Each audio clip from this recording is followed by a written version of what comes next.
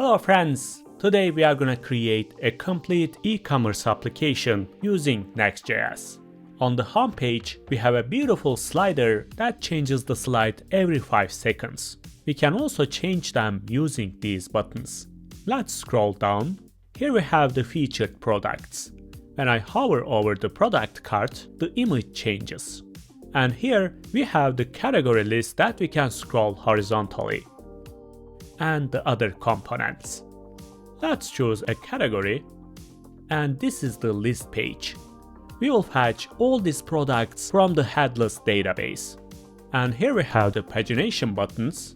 I can change the page. I can filter my items. And I can sort them by price or the updated add date. And when we filter items, we will update the search query of the URL so you can save or share this link to get the same result. Let's search for any product. And again, we are on the list page and we can see all the items with this name in the title. When I click on any product, the single page will show up. On the left hand side, we have the product images. I can select any image here. And on the right side, we have the product information. And here, there is the options component. As you can see, this color is out of stock, so we cannot choose it. If I select this color, as you realize, we can select only large or small size. And if I select large, this time black is disabled. So for each combination, we'll check the product stock and disable our options. And if the stock number is under 10 items, we'll show it here. We can increase the quantity, and after 3 items, the button will be disabled. And here, we have other details and user reviews. If a user buys a product, 2 days after the delivery, we'll send them an email. So they can give a star, leave a comment, and add a picture. After that, the system is gonna send the verification mail to the admin, so we can approve or reject that review. Let's add this product to the cart, and this number has increased immediately. I can see my items, and I can remove them. Let's add it back. And I'm gonna add one more product.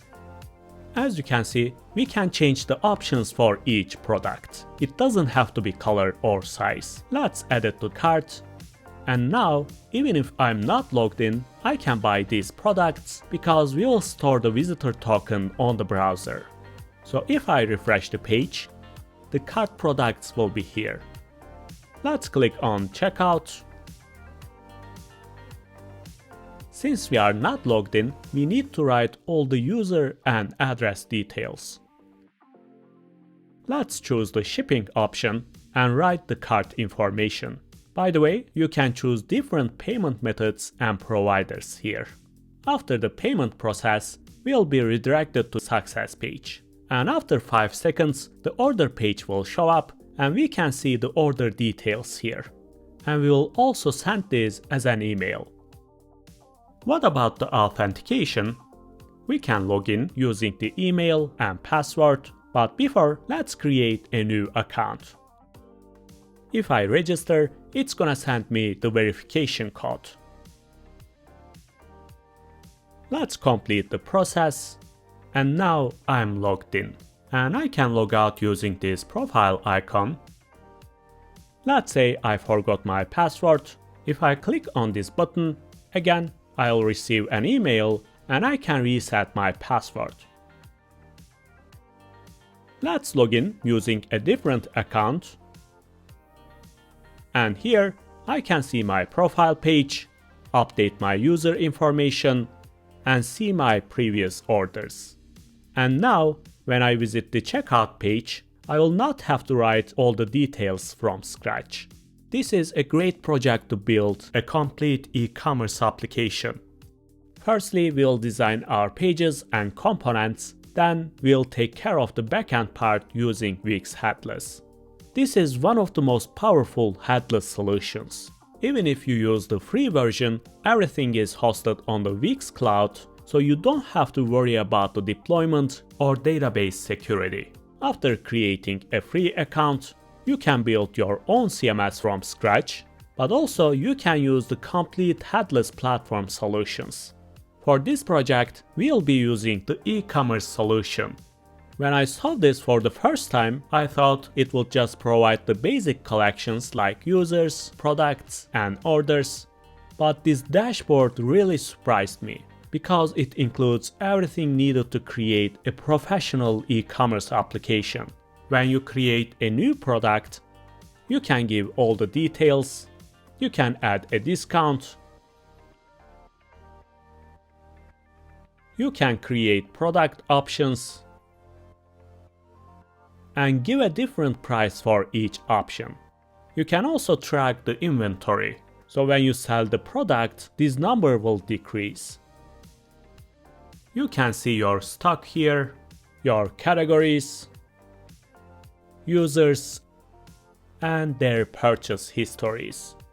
And we will fetch and filter all this data on our Next.js application using Wix SDK.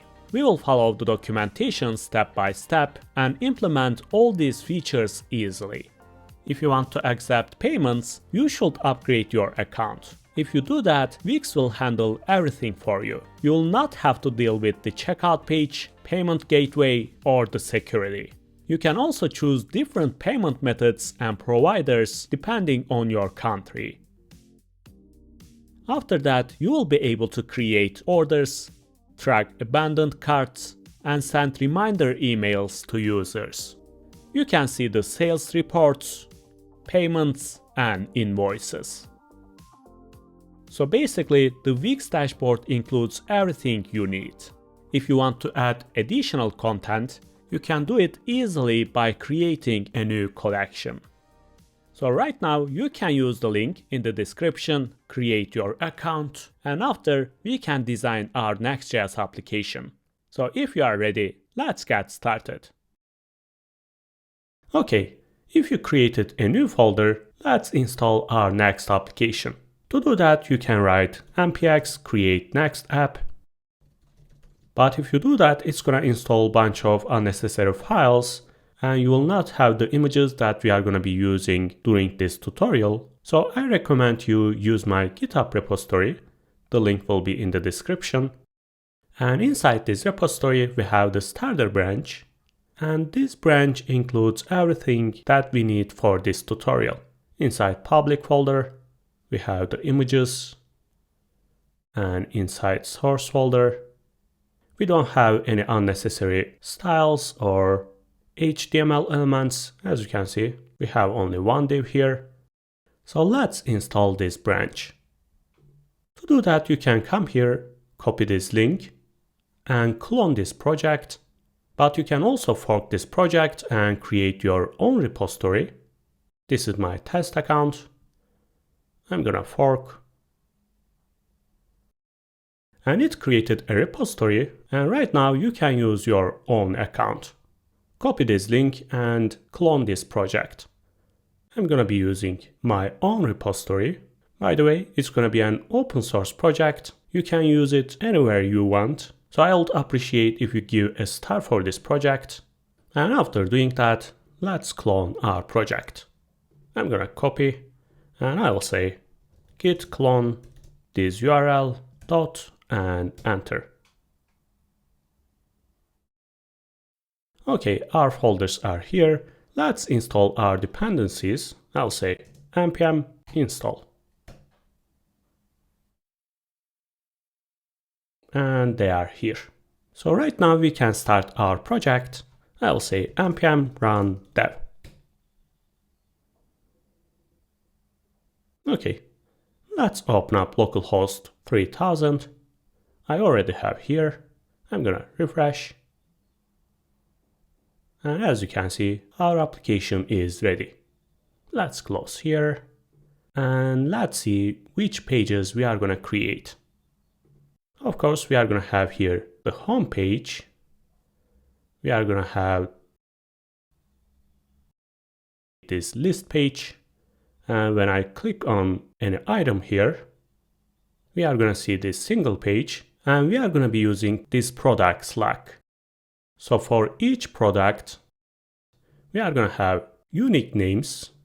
And what else? We are going to have the login page. By the way, there is a problem here. This component should be over this text. We are going to fix it. But before, let's create our pages. I'm going to open my application and create my pages here. Inside app folder, I'm going to create a new folder, and it's going to be our list page. Remember how we are creating pages? There is a page file here, and it represents our home page because it's inside our app directory. If I do the same thing for the list page, let's say page.tsx, and I'm going to create my component list page. And when I visit localhost and list, it's gonna run this page file. Let's try. I'll say list, and it's here. So I can do the same thing for the single page. Remember, we are gonna be using dynamic Slack names. To do that, inside app folder, I'm gonna create a new folder, and it's gonna be dynamic Slack page.tsx. And I'm going to create my component. And let's do the same thing for the login page. Login folder and page.tsx.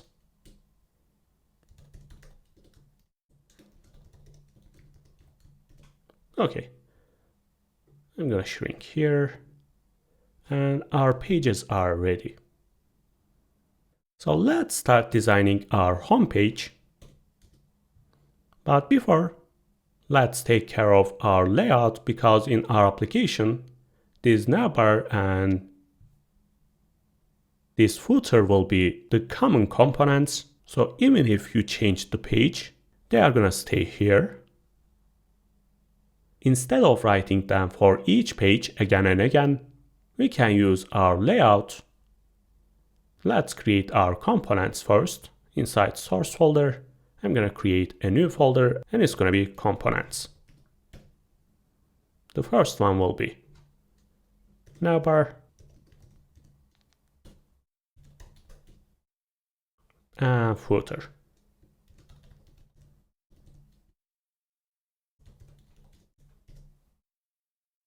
Inside app folder, as you can see, there is a layout file, and I can use my components here. This children basically represents our pages. I will say for each page, show the navbar and the footer. Let's see. For the home page, they are here, list page, and single page. You can write here anything you want. It's going to be our product name, and our single page is here.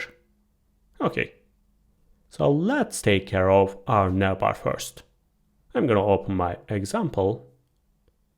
And for big screens, we are going to have two sections, this left side and the right side. Inside the left side, we have the logo, some links, and here we have the search component and some icons here. But since we are using Tailwind, we should design our applications for the mobile screens first. So I'm going to open my console. And as you can see, for small screens, we have two items, this logo and this button. And for the larger screens, instead of that button, we are going to show our search component and those icons, but we are not going to have any link here. And for larger screens, we are going to add our links. So firstly, let's create our components for the mobile screen. To do that, I'm going to create a container, and as you can see, there is a space here. And when I extend this page, we are going to increase this size. It's bigger right now, and for bigger screen and the biggest screen. Let's do that. I'm going to close them. Open up Navbar. Let's close this menu. And I'm gonna give my height first. And it's gonna be 20. And that means 80 pixels. And for small screens, I'm gonna give horizontal padding.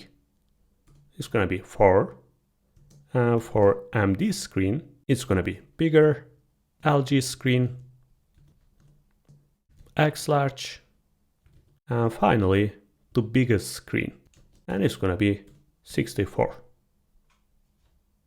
Let's see. I'm gonna open my console, shrink my page. Okay, we have the space, and it's getting bigger. This is what we want. So I'm gonna create my logo and the menu button.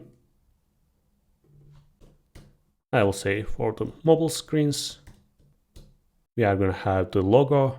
Let's create a link, because when we click on this link, we are gonna open the home page. I will write my website name, and href will be the home page. And after that, I can create my menu component. Because in our application, when I click on this button, it's gonna show this menu component.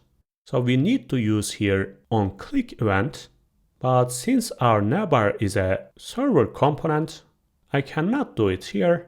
Let's create a new component. I will say menu.tsx, and I'm gonna use it here.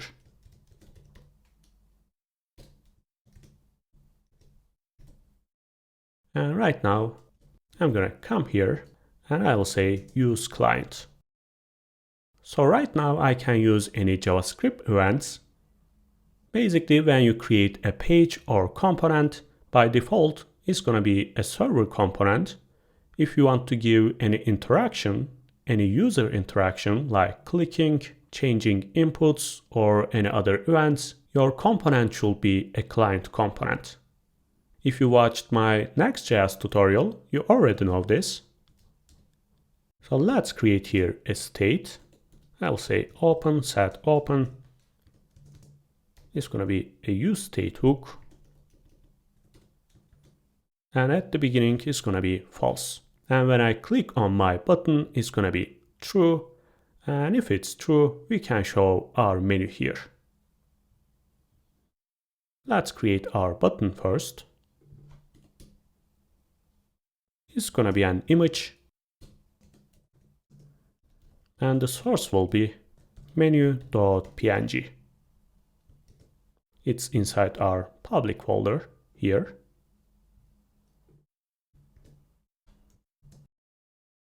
I'm gonna give my sizes 28. And let's give our class name. And it's gonna be cursor pointer. It's here. And when I click on this button, I'm gonna update my state. Let's say onClick event. And I will say take the previous value and write here the opposite. It was false and it's gonna be true. And if it's true, it's gonna be false.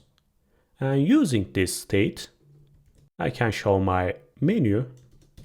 I will say if it's open, show a div here, and it's gonna have all our links. I'm gonna call Next.js link. The first one will be the home page.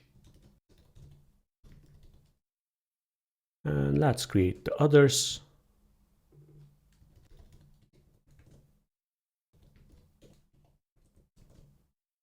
About page. Of course, we are not going to create any about page or contact page. But we can create our links for the design purpose. I will say logout. If there's a user, we are going to show this logout link and cart. Let's say 1. Just like that. Before giving any style here, let's take care of our logo and this button. they are gonna be horizontal. So I'm gonna open up my Navbar and wrap my items with a container. And I will say flexbox. I'm gonna center them vertically and separate them using justify content space between. I will save. Okay, this is what we want, but our container height is not 100%. So I will say height full. In the parent div, the height is 20. Okay, perfect.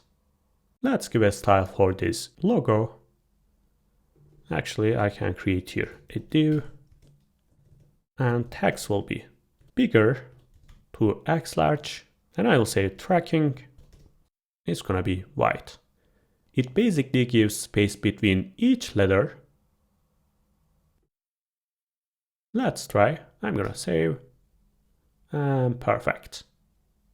When I click here, as you can see, our items are here, but I'm gonna change its position. It's gonna be absolute, and it's gonna start from here. And remember, if we are using absolute positioning, the parent should be relative.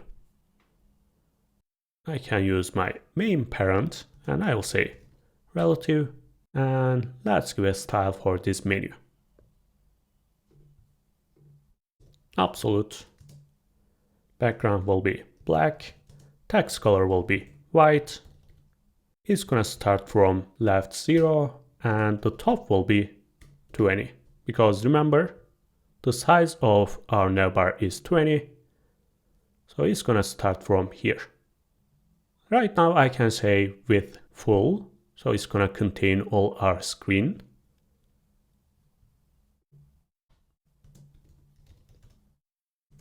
And the height will be the rest of the screen. To do that, we can use here the calculate method. And I will say 100 VH minus 80 pixels. Because remember, 20 means 80 pixels. So it's gonna contain the rest of the screen like this. Let's center those items. They are gonna be vertical. Firstly, I will say flex. Flex will be column. Item center, justify center, and I'm gonna give a gap between each item, and it's gonna be 8. Like that. I'm gonna increase the font size, text X large, and this container will be over everything. So I can give Z index, and it's gonna be 10. Okay, perfect. This is our mobile menu. But when I extend this page, we are not going to see this component anymore. Instead, we are going to see our icons. So for the bigger screens, let's move this here. And I will say bigger screens. I'll create my div. And at the beginning, it's going to be hidden. But if the screen is bigger, it's gonna be flex. Hidden basically means display none. And if it's empty screen, it's gonna be display flex. Again, I'm gonna center my items, and H will be full. And I'm gonna separate my items, justify between. But in any case, I'm gonna give here a gap. And inside this div, let's create our left and right sections. I'll say left, one more div, and it's gonna be right. Let me actually close here. And for the MD screens, the size of right div will be twice bigger than the left side. So I will say width 2 out of 3, and this is gonna be 1. Basically, we are going to split our parent component into 3 pieces, and 2 units will be for the right side, and 1 unit will be for this left side. Inside this, I'm going to create my logo again. Link href is going to be the home page. And again, I'm going to create my logo. It's going to be exactly the same. But also I'm going to add my image here, Next.js image, and the source will be logo.png. Let's give our sizes. It's going to be 24. Just like that. And for the right side, we are going to have the search div and those icons. But again, they are going to be client-side components because we will change this input value. And also, when we click here, we are going to open this component or this card component. So instead of writing them inside the navbar, I'm going to create new components. The first one will be search bar. And the second one will be navbar icons.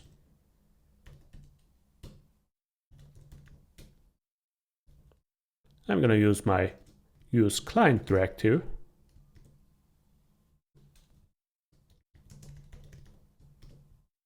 And let's use them here. Search bar and icons. So let's separate those items. I'll say flex, item center, and justify between. And for any case, I'm going to give a gap between them, because if our screen is smaller, they are going to be too close to each other. To prevent this, I'm going to give a space between them. And let's see. Of course, the mobile screen is still here. To prevent this, I'll say for the MD screen, it's going to be hidden. Just like that. Let's take care of this div. I'm going to give quickly here a class name. It's going to be flex, item center, and gap between the logo and image will be 3. Just like that. What about this search bar? Let's open up our component and create here a form. And inside this form, we are going to have our search input. I'm going to give placeholder, and it's going to be search. And after that, we are going to have a button. It's going to be cursor pointer. So we can click here, and I'll say image. The source will be search PNG. I'm going to give my sizes 16 pixels.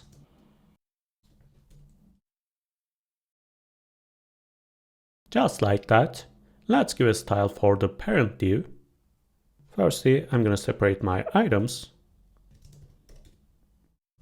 and gap between them. And I will change my background. It's going to be gray, 100. Let's give some padding. And I'm going to change my border radius. So I can use rounded and let's say empty. And it's going to give 6 pixels radius. Just like that. But it's too small. It should contain all our right parent here. So I can use flex 1. Just like that. And I can do the same thing for this input. There is a huge space here. To prevent this, I will say class name and flex will be 1. Okay. Let's remove this white background. It's going to be transparent. I'm going to delete the outline. And perfect. So when I write here anything and click on this button or press on enter, it's going to open our list page and send our value as a query. So basically we are going to write here question mark and the product name will be whatever we write inside this input. So let's create an onSubmit event. OnSubmit, handle search. I'm going to create this function here. is going to take the event, and its type will be React.form event, and it's going to be HTML form element. If you are not familiar with TypeScript, you can watch my TypeScript video. You don't have to memorize anything. You can basically hover over here and you can see that it's an HTML form element. So firstly, I will say prevent default, because the default behavior is refreshing the page. And let's take our input value here. To do that, you can create a useState hook and write here onChange method, but also you can directly use your form. Let's write here a name. It's going to be name, and I can take my value using this name. To do that, I'm going to create here a form data, new form data. Let's pass here event target, and I will say const name form data dot get, and it's going to be name here. And I'll say it's going to be a string, and I can write here a condition. And I will say if it's not empty, if we have any text inside our input, we direct our user to the list page. To do that, we can use Next.js useRouter hook. I'll say const router useRouter, and make sure that you import this from Next navigation. And using this router, I can redirect my users. I'll say push method. It's going to be the list page. The name will be this name. So we are going to be using a JavaScript here. So I can use backtick and our name here. Let's save and try. I will say test, enter, and as you can see, list page, and we have this query. Later, using this name, this product name, we are going to search for our products. What about our icons? Let's come here. I'm going to create here 3 images. The first one will be profile.png. Let's give the sizes. And I'm going to give cursor pointer. And 2 more is going to be notification. And this is going to be cart.png. Just like that. Let's give space between them. Flex, item center, gap 4. And for the big screen, it's going to be 6. Just like that. And when I click on this button, we are going to show here a component that we can see our profile and logout buttons. So we need here a state. I'll say const is profile open.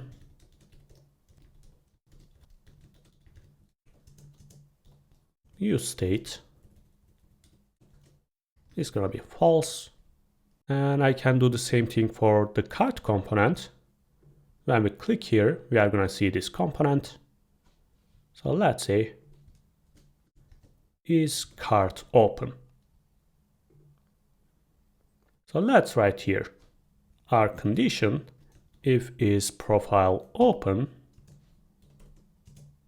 write here a div,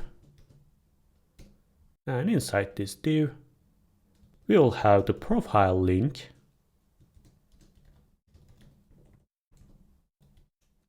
We don't have yet. Let's leave it like that. And after, I'm going to create here a div, and let's say logout. I'm going to give space between this link and this button, so I can say margin top 2, and the cursor will be pointer. Let's write our onClick event. When I click here, I'm going to change my state. OnClick event. But I'm not going to directly change it here. Instead, let's create a function handle profile. Because if we are not logged in, we shouldn't see this component here. Instead, we are going to be redirected to the login page. Const handle profile. Of course, we don't have any authentication yet. So I will just say const is logged in. Let's say false. It's going to be temporary. And I'll say if we are not logged in, use the router and push the login page. So again, I'll say const router, use router hook,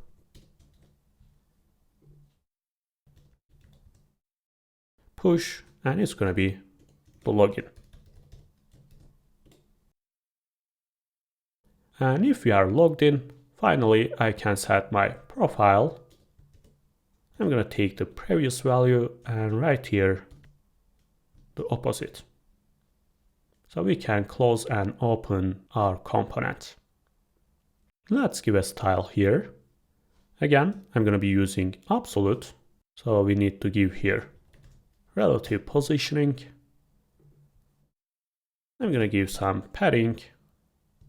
It's going to be rounded. Let's say medium, top, left, and the text will be small. Just like that. You can give any background color. I can directly paste my shadow here. Let's try. And perfect. And I'm going to give z index because we have a problem here, as you can see. Let's say 20. And I will do the same thing for the cart component. I will say onClick. Right now I can directly set my state here is cart open, previous, and the opposite of that value. And using that cart open state is cart open, we can show our div here. But again, I'm going to create a new component here because inside that component we will have many items. Of course, we don't have yet, but if I choose an item here, we can see our product. Let's create this component.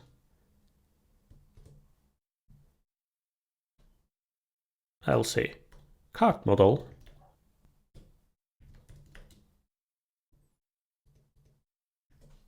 Again, it's going to be a client component. And I'm going to call it here, cart model. But there is one more thing here. In our example, as you can see, there is a number. If we have an item inside this cart, we are going to increase this number. So I'm going to wrap my image with a container.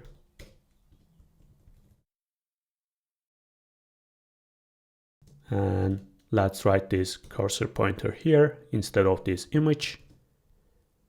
And after this image, I'm going to create a new div. And let's write here any number. And its position will be absolute. Let's give our position. It's going to be -4. And for the right side, I'm going to give some size. And the background color will be this color. But we are going to be using this color everywhere. So instead of writing this code again and again, I can save it to my Tailwind file. Let's open up Tailwind config. And I'm going to extend my theme. I'll say colors. You can give here any name you want. Let's say Lama. And I'm going to paste my code here. Right now I can use it like that. BG and Lama. I'm gonna close this menu. Let's save. Okay. I'm gonna give border radius and center my item here. Rounded will be full. It's gonna be a circle. Text will be white and small. Let's center this item. Item center and justify center. Just like that. But where is our color? Text white. Oh, it's not coming. Let's open up our Tailwind config. Oh, it's not inside extent. If you don't write it inside, we are gonna have only one color. We are basically saying here, use all the colors, but also add this color. Right now, as you can see, it's here and perfect. When I click, cart model is here. We are gonna take care of this, but before, I want to add here my links. For the bigger screens, the size of the left and the right will be equal, and we are gonna see our links here. I'm gonna come back and I'll say if it's X large, it's gonna be the half of the parent div. And here it's gonna be exactly the same. And if it's X large, we are gonna see our links here. At the beginning, it's gonna be hidden. And if it's X large, it's gonna be flex, and gap between each item will be 4. Let's write our links here. Actually, I can directly copy and paste. We have already created them. Let's see. Okay. Let's make this horizontal. Flex, align item center, and gap between each item. This logo and those links. Just like that.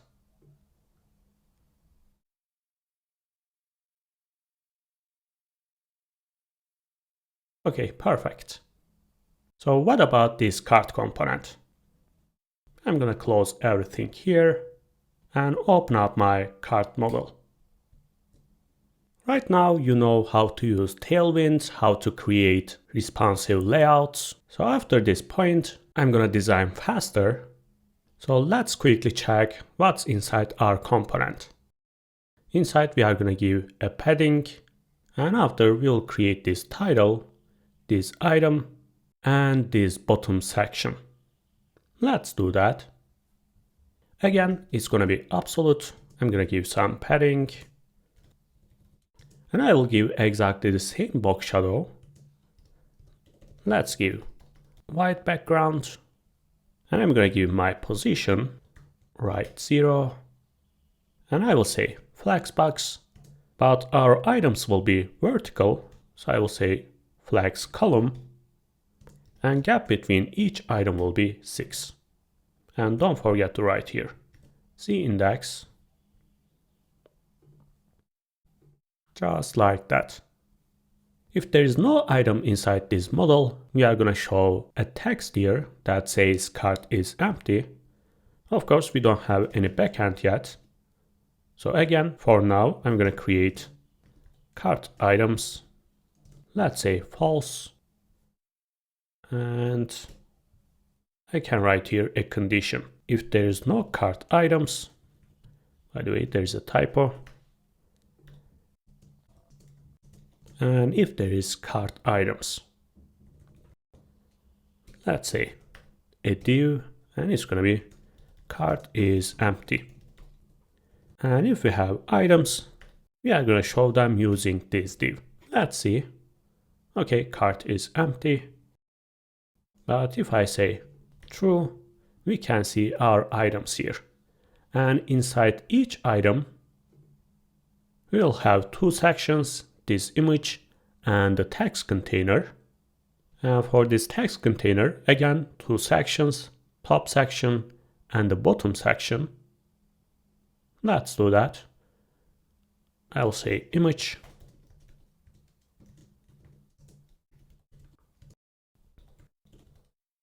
Let's import. I'm gonna give my sizes.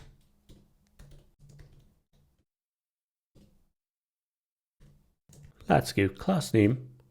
I will say object with cover, and it's gonna be rounded.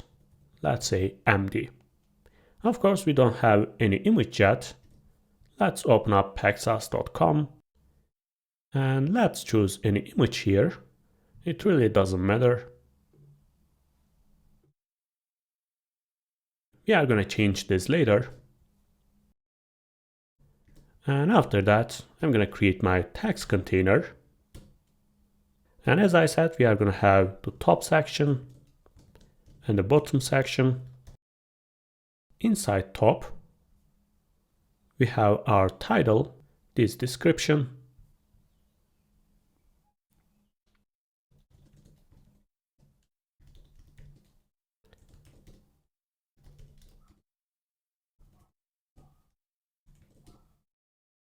Let's say H3 is gonna be the product name. And I'm gonna write here the price of this product. And after that, we are gonna have a description. Let's write something here. And let's give a style. If I open my app and cart component, we are gonna have this error that because Next.js doesn't allow to use any external image URL. To prevent this, we have to add this image URL inside Next.js configuration. Let's open up our menu, find Next.js configuration here. And inside this object, I will say images, remove patterns, and you can write here any connection protocol. It's gonna be only HTTPS URLs. And I'm gonna write here my URL using hostname, just like that. So if we have any other image URLs, you can write them just like that inside this array. For now, we are gonna have only pagsas.com. I'm gonna save and close here. Let's refresh. I will click, and as you can see, it's here. Let's make them horizontal. Where is our parent here? Flags, and gap between items will be 4. Let's change this size. For the parent, I'll say width will be the maximum content. Just like that. It's gonna be vertical. I'll say flags, flags column, justify between, and width will be full. So it's gonna separate our top section and the bottom section. By the way, let's create here a div. And it's gonna have the quantity and this button. I'll say span, quantity, let's say 2. Another span, and it's gonna be remove. Just like that. Let's separate this title. Item center, justify between, and in any case, I'm gonna give a gap between them. And for this product name, I'm gonna increase the font weight. It's gonna be semi-bold. And for this price div, I'm gonna give some padding. Background color will be gray. Let's give rounded. It's gonna be small. Just like that. And description will be gray again. But first, let's say text small. 500. And for the bottom, again, flags, justify between. And I will say text will be small. For this span, it's gonna be gray. And for the second span, it's gonna be blue. just like that. Let's create another item here. To do that, firstly, I can create a wrapper.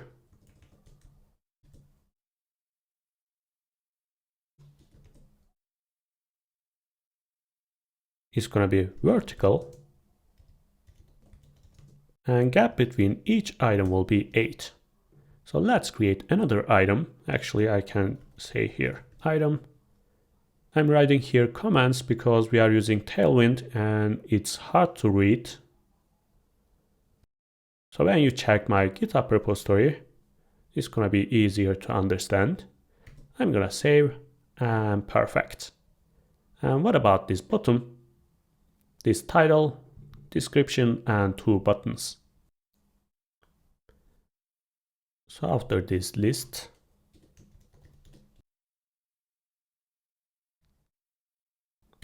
let's say bottom.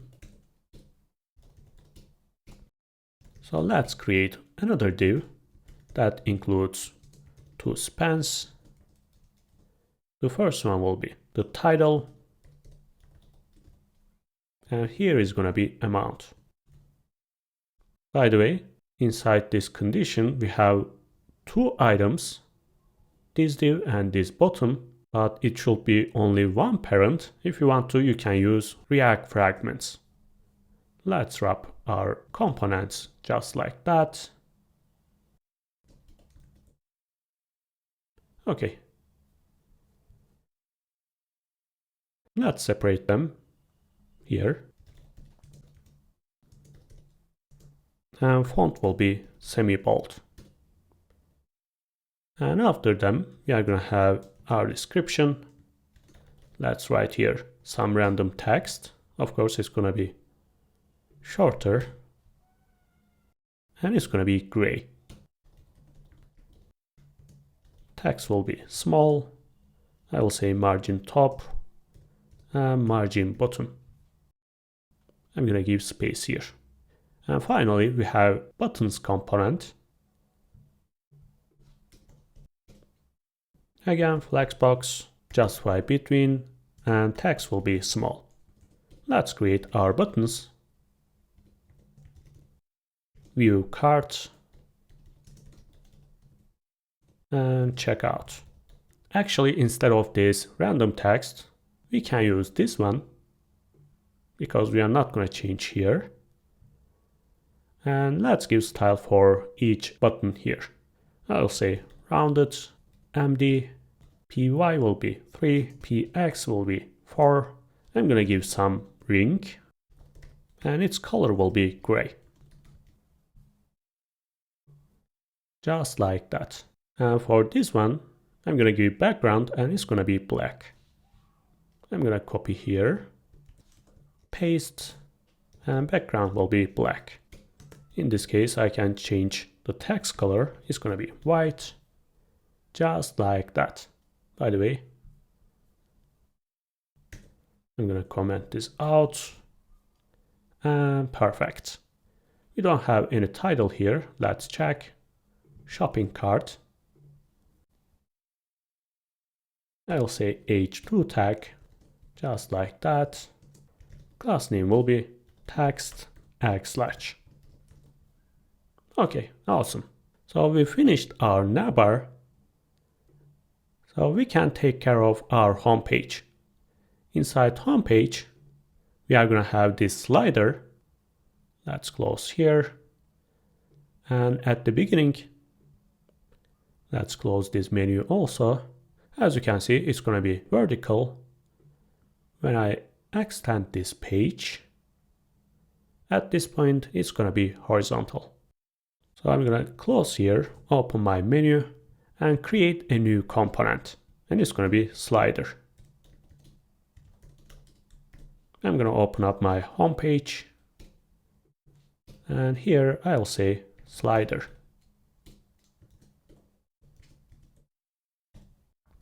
Let's close here.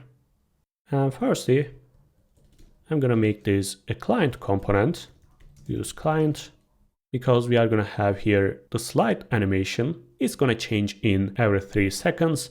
And also when we click here, again, we'll be able to change our slides. After that, let's paste our slides here. Each slide has different title, description, image, the image URL, and also the background.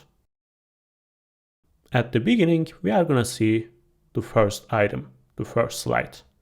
To do that, we can create here a useState hook. I'll say current, set current, useState. And at the beginning, the index number will be 0. So we are going to see the first item of this array. Okay. Firstly, I'm going to give my height. Again, I can use calculate method. 100 ph and remember 80 pixels. And I will say overflow hidden. And after that, I'm going to create here a wrapper. Width will be maximum, age will be full. I will say flexbox, and I'm going to give my animation using transition. Transition all. I can give here my timing function, easy in out, and the duration will be 1 second.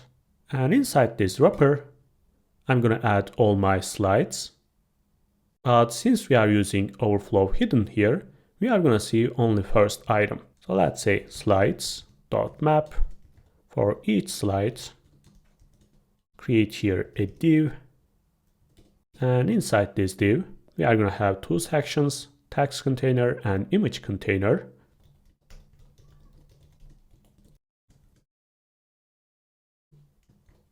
Just like that.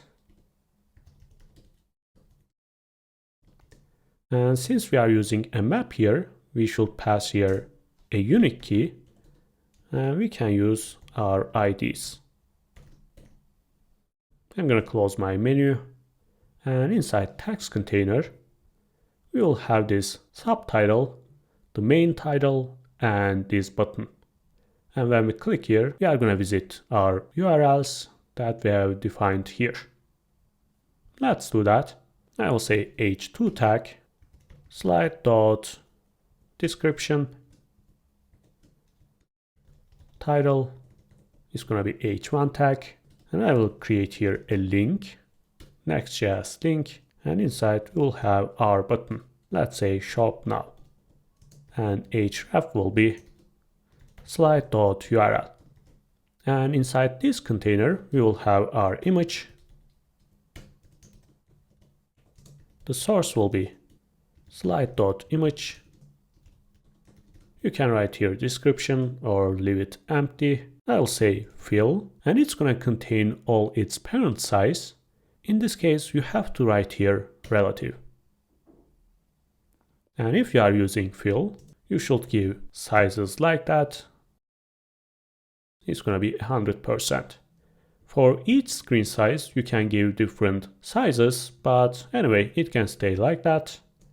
And the class name will be object with cover.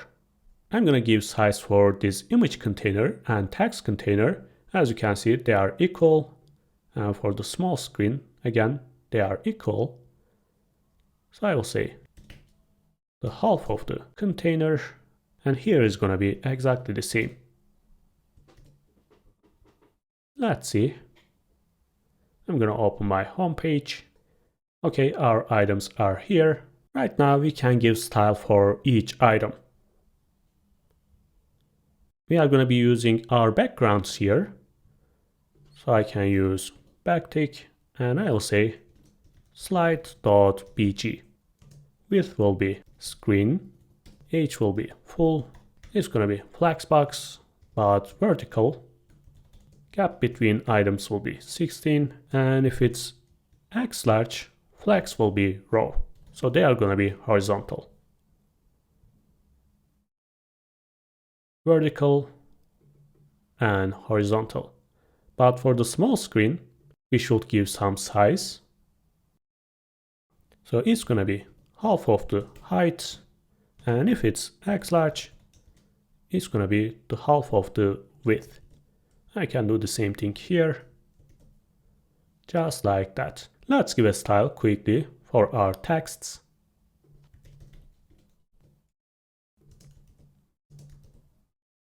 it's gonna be 5x large, and for bigger screen it's gonna be even bigger, and for 2x large it's gonna be the biggest. And I will say font semi-bold. Sorry, it's gonna be for h1 tag. For this description, it's gonna be just x large. For LG, it's gonna be 3x large. And for the biggest screen, it's gonna be 5x large. What about this button? Rounded will be empty. I'm gonna give background, it's gonna be black. Text will be white. Let's give our paddings. Just like that. Let's center them and give space between them. Flags, item center, justify center, and gap between each item will be 8. Of course, it's gonna be vertical. Flags column. And for the biggest screen, I'm gonna increase the gap. Let's center this title. I will say text center. Okay, let's extend. And if it's horizontal, I will give height full.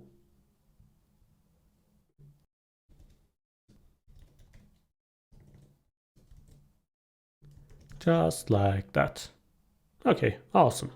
What about those dots? Let's close here. We are gonna have 3 dots here. And when I click on them, I'm gonna add this circle. So let's come here and create a new div.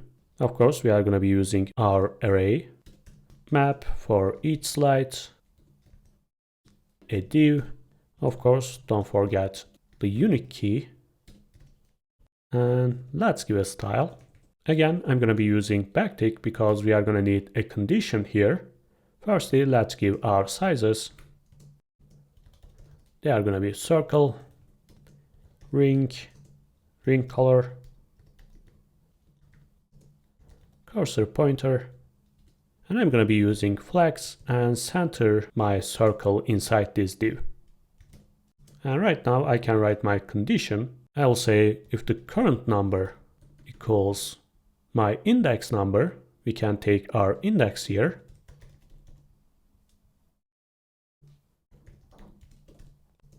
I will say scale 150. So it's going to be bigger. And again, if they are equal, we can create here a circle.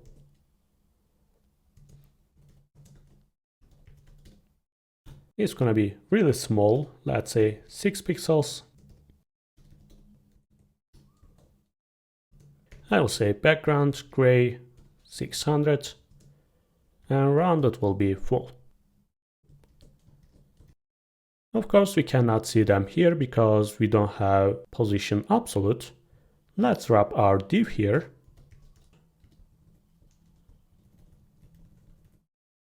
Just like that. And the position will be absolute. Margin will be auto. And if I say left half, it's gonna center my item. I will give bottom 8 and gap between each item will be 4. Just like that. So when I click on any item here, I'm going to change my state. So let's say on click event, set current is going to be my index number. Just like that. So using this index number, we can move our wrapper because remember, it's horizontal and includes all our items here.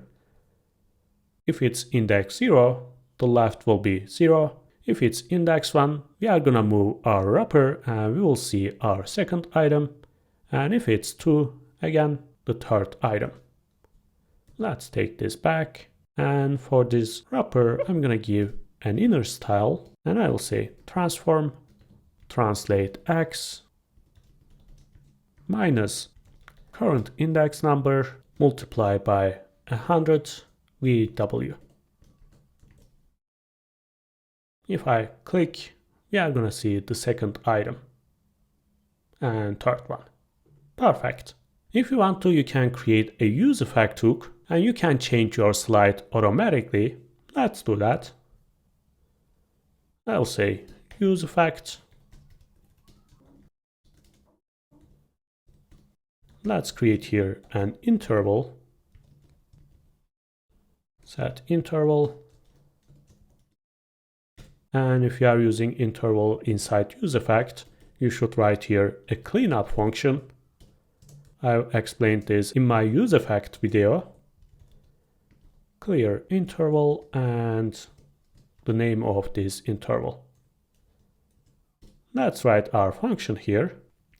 Firstly, I will say in every 3 seconds, set my state, take the previous value, and I'm gonna write here a condition.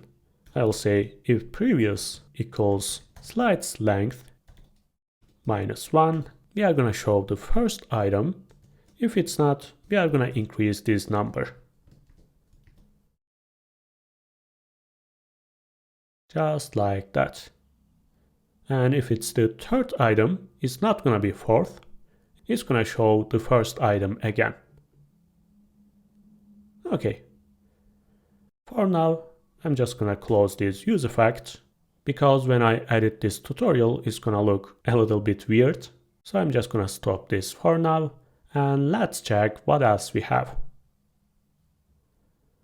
As you can see, we have the product list and it's an horizontal list, but for the small screen, as you can see, we have 2 items, and if it's even smaller, we are gonna have here only 1 item. Let's come back, and after this slider, we are gonna have 1 more component. I'm gonna close here, open up my menu, and create my product list component.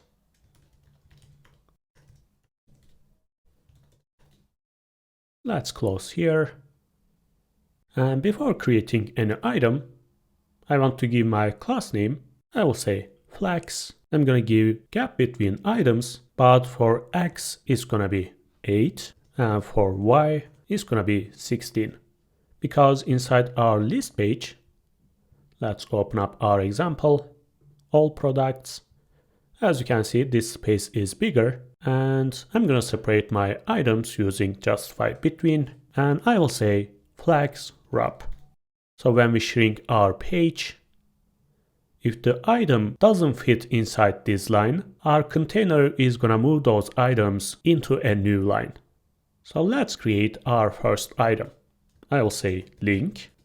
When we click our items, it's gonna open up the single page, and here is gonna be the product name. Of course, we don't have yet. Let's say test, and let's see what we have. We have our image, product title, and this price, and this button. And also, if we have any description, we are gonna show it here. So I will say image. Again, I will say fill. And remember, if you are using fill, the parent should be relative. And you should use here sizes, and I will say 25 VW. Let's import our image from next image. And again, I can use exactly the same image here. Just like that. And for the parent, let's say width full, and the height will be 80, which is 320 pixels. Let's see. Of course, we didn't use our component inside the home page. Let's open up our page, and here I'm going to create a new container and inside product list. Just like that. And here I'm going to give margin top. And again, I'll give my padding is going to be exactly the same padding that we gave for this navbar. Let's open up navbar. Copy here. And paste. I'm not using this padding in the layout because, as you can see, our slider is full screen. And I'll say a title and featured products. and text will be 2x large. Right now, I'm going to create one more image because when we hover over, we are going to see our second image. Just like that. I'm going to paste another image here. And let's wrap them. I will create a container. Just like that. Right now, I can paste this here. And I'm going to give here a class name. It's going to be absolute. Object will be cover, and I will say rounded empty. I used absolute positioning because this image will be under this one.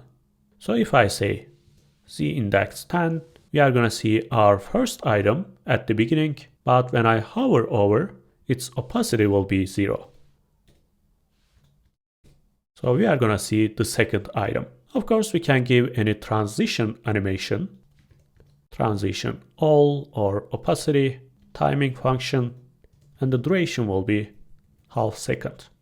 So what about our parent? Firstly, I'll say with full, flags column, and gap between each item will be 4. Just like that. Let's give a space here.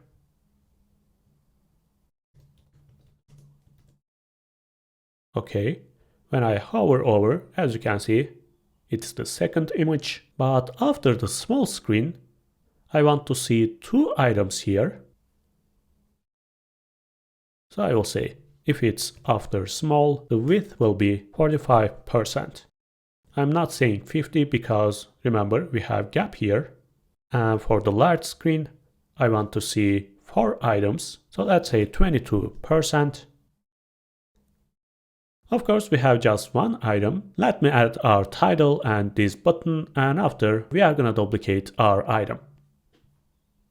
After this image, I'll say another div is going to be flex justify between, and inside this div we have 2 spans. The first one will be product name, and the second one will be our price. It's going to be semi-bold, and this is going to be medium. Okay, and after that I'll create my description, and it's going to be small and gray. 500. And finally I'll create my button. Let's say add to cart. Rounded will be 2x large. I'll give a ring, and its color will be our main color. Text will be the same. Let's give some padding. It's gonna be small. And when we hover over, I'm gonna change the background color. And my text color is gonna be white. But it's too big, so I will say with maximum content. Just like that.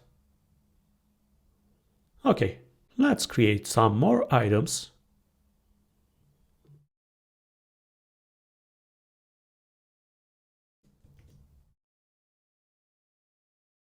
At the beginning, we are gonna see 1 item, 2 items. We should see 4, but oh, I forgot width here. I'm gonna choose all my items. Just like that.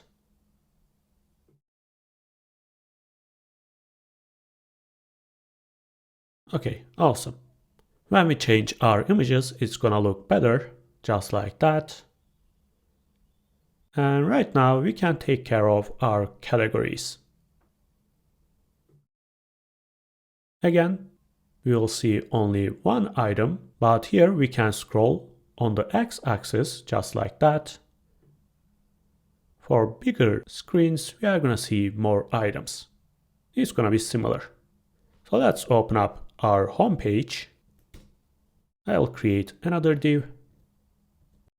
Here is gonna be categories. And here is gonna be new products. And instead of this list, I'm gonna create a new one. And let's say category list. And I'm gonna call this here. Just like that.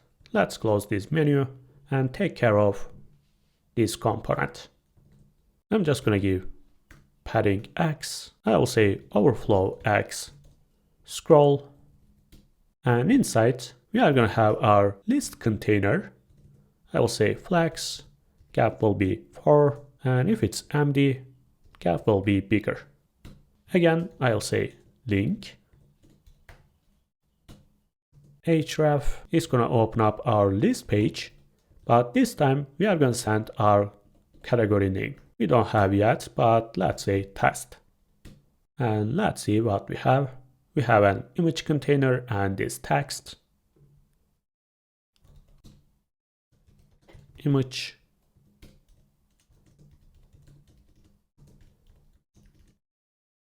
Again, I'll say fill. Let's give sizes here. And the class name will be object fit cover. And if you are using fill, it should be relative. If we don't have any image, we can show this color as a background. Let's give width and height. Height will be 96. And again, I will use one of those images. And after this div, I will create my title. Let's give margin top. Font will be light. Text will be bigger. And again, I'll say tracking and white. Of course, for the featured products, we will have only 4 items. Let's delete the others.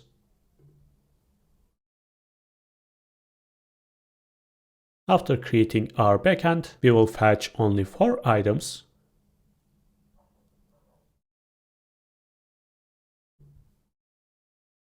But for now, we will write them one by one. Okay, our category starts here. Let's open up our page. And I'm gonna delete those paddings. Just like that. So let's give size.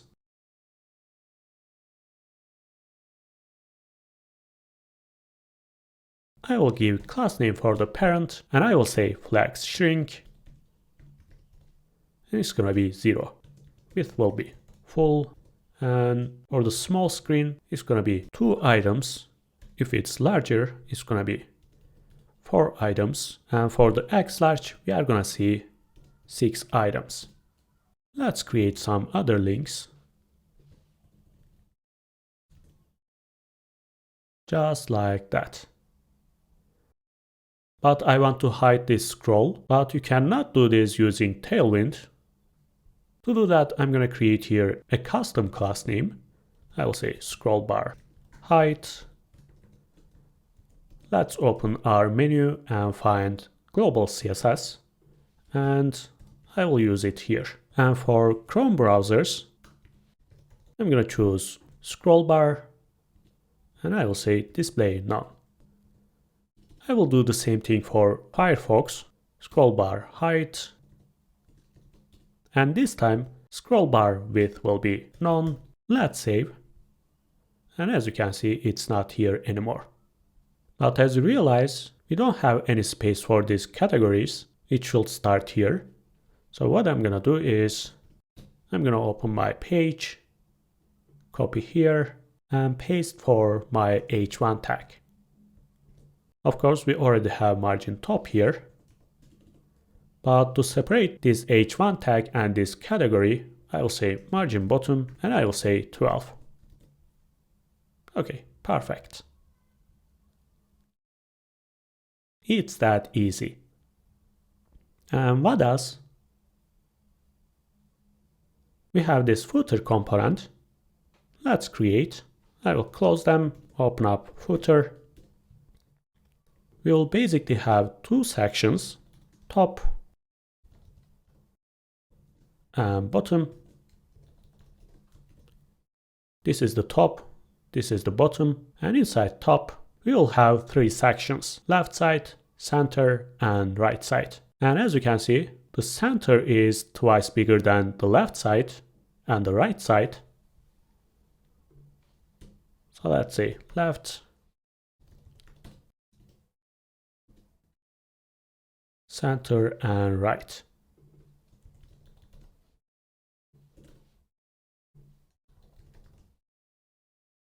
Just like that. And inside left, we have our logo, address, some other information, and we are going to create here a div and our icons. Let's do that quickly. I will say link. I will use exactly the same logo. Let's copy this and paste. After that, we are going to have our address. I will just copy and paste. Our mail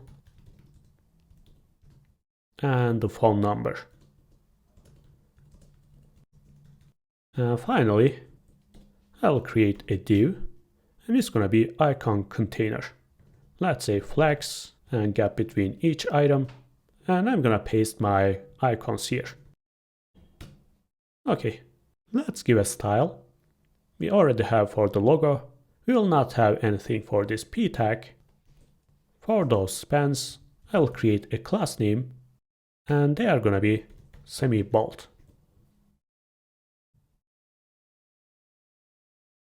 Okay, of course they are going to be vertical. I'll say flex column, gap will be 8. And for this top section, again, flex justify will be between, and gap between each item will be 24. But of course, we should design the modal first. Let's shrink here. And let's check our example. As you can see, we don't have the center section at the beginning, and for the large screen, it's going to be visible. Before doing that, let's give our padding. It's going to be exactly the same padding. So again, I'm going to open my Navbar, copy here, and paste. Of course, we don't need this. I'm going to give a background color. It's going to be 100. Text will be small, and also I will say margin top 24. Okay, and also I can give padding here. I will say 24, and after that I'm gonna hide this center. And if it's LG, it's gonna be flex and justify between. Just like that. And for the small screen, its size will be bigger. It's gonna be full. And for the medium screen, let's say half. And if it's LG, it's gonna be smaller. Okay. Let's create this component. We will have title, description, this input div, and this image div. Again, I'm going to change its size. Just like that. Let's create a title. Font will be medium, and the text will be large. After that, let's create a p tag, and I'll paste this description here. After that, I will say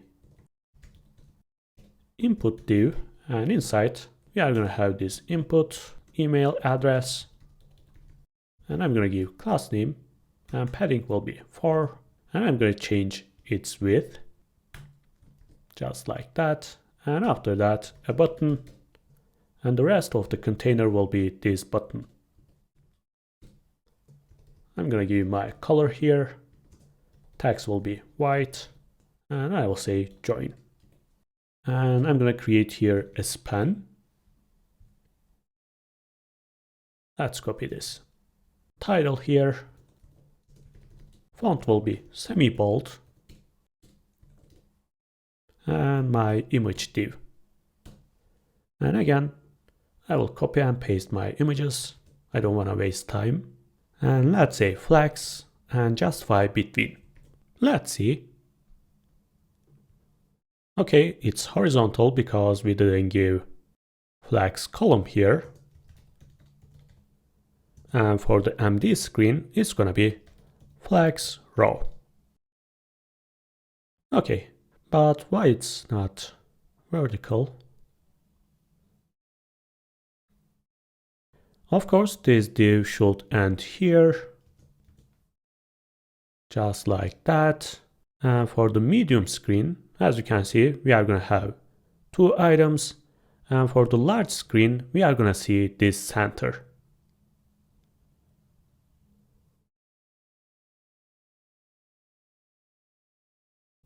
Let's create our links. We are gonna have 3 sections. And each section has this title and this link container.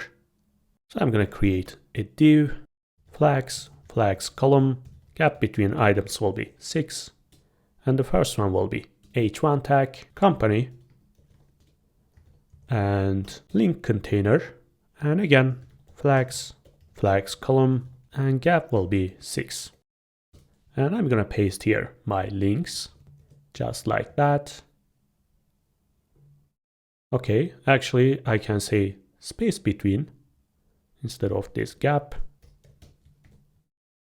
Let's change this text size. Font will be medium and text will be LG. So I can do the same thing for other links. I will just copy and paste. It's gonna be exactly the same.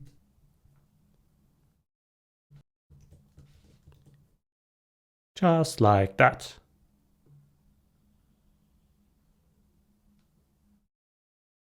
Okay, what about this bottom? We have 2 items, left and right side. We are gonna have this text here and those items. Let me shrink my page. As you can see, it's gonna be vertical at the beginning and text will be center. Firstly, I will say flex will be column, but for the MD screen, it's gonna be row. Item center, justify between, and gap between each item will be 8. Let's say margin top. And I'm gonna create here 2 divs. First one will include our text. And inside second one, we'll have 2 items, this one and this one. And each item has a span. The first one will be language. And the second one will be the country and the language option. And font will be medium. And here is gonna be text gray 500. And I will give margin right. I'm gonna create one more. Just like that.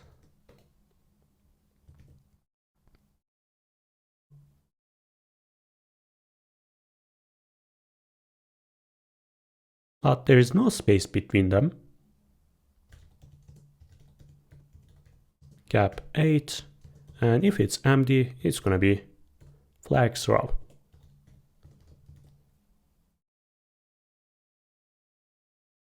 Just like that. Okay, awesome. So we finished our home page. Let's take care of the list page. It's gonna be really easy. Let's choose this category here. We are gonna have 3 sections. This div, this filter, and after we are gonna have our product list. We are gonna be using exactly the same component here, so it's gonna be easier.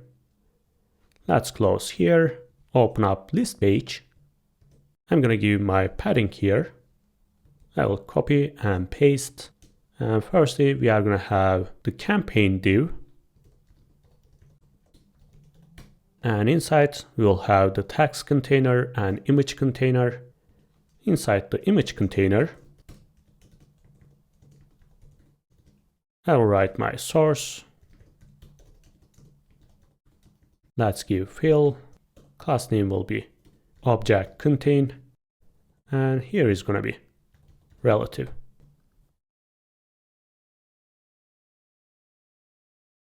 And as you can see, this text container is bigger.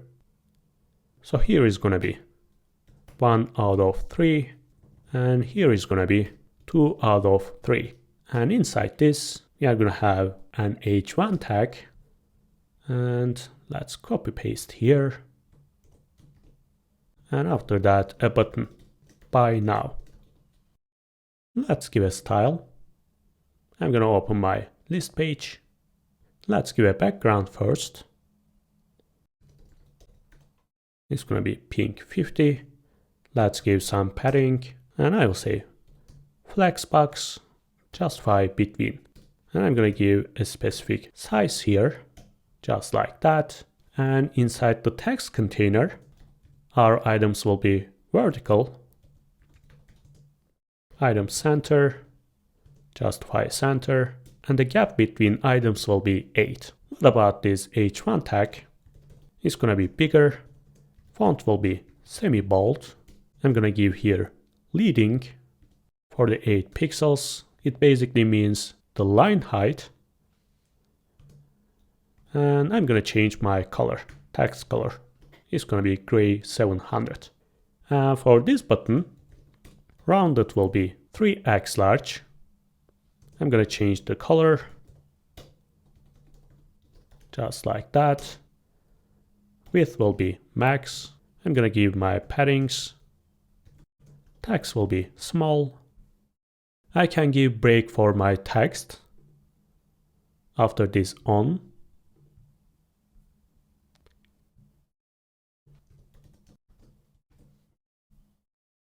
And perfect. Actually, I'm not going to give padding because it doesn't make sense for this image.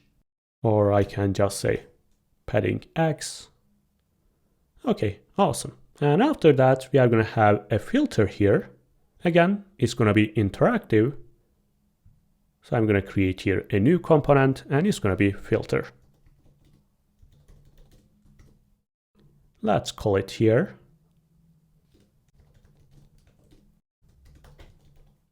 Filter component. And finally, we are going to have our product list. But before, I'm going to give a title, shoes for you. This category will be dynamic.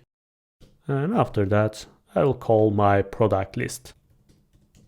I will close this menu, give a class name for this title. Text will be X large, and the font will be semi-bold. Okay, perfect. And for the small screen, we can remove this item. So I will say at the beginning it's going to be hidden. And if it's small, it's going to be flex. Just like that. What about filter? We will have two sections, this left side and the right side. Let's come here. Firstly, I'm going to give margin top here, flex, and justify between. We are going to have two divs. The first one will be flexbox and gap between items will be 6. And the first one will be a select element. And after we will have two inputs and after 4 more select elements. Name will be type. Class name, I'm going to give some padding.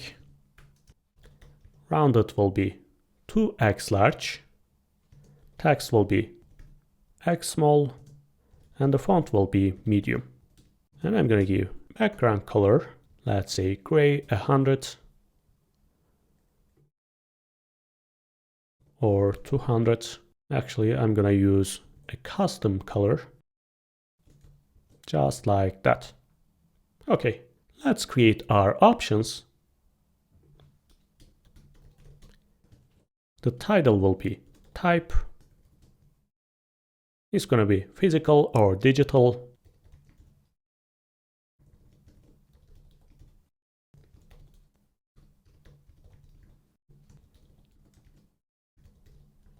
And I will create 4 more.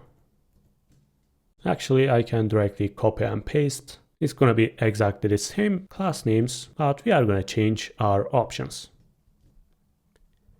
And after this first select, I'm going to create 2 inputs.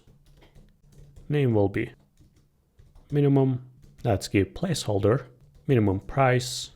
And the class name will be text x small. Rounded will be to x large again. I'm going to give padding left. Width will be 24. And I will give a ring. Just like that. And one more input, and it's going to be maximum price. Okay. And for the right side, again, I'm going to create a select. It's going to be exactly the same, but its title will be sort by, and we will have low to high, high to low, newest and oldest items, just like that. But as you can see, it's overflowing. To prevent this, we can use flag swap.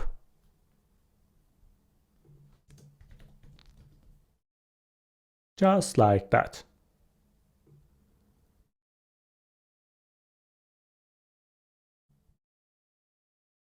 And right now we can design the single page.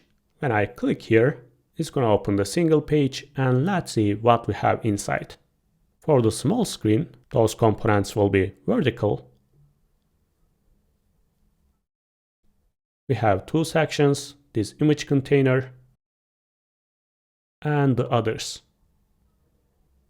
And for the large screen, it's going to be horizontal, and when I scroll down, as you can see, this container stays here. So we are going to be using position sticky.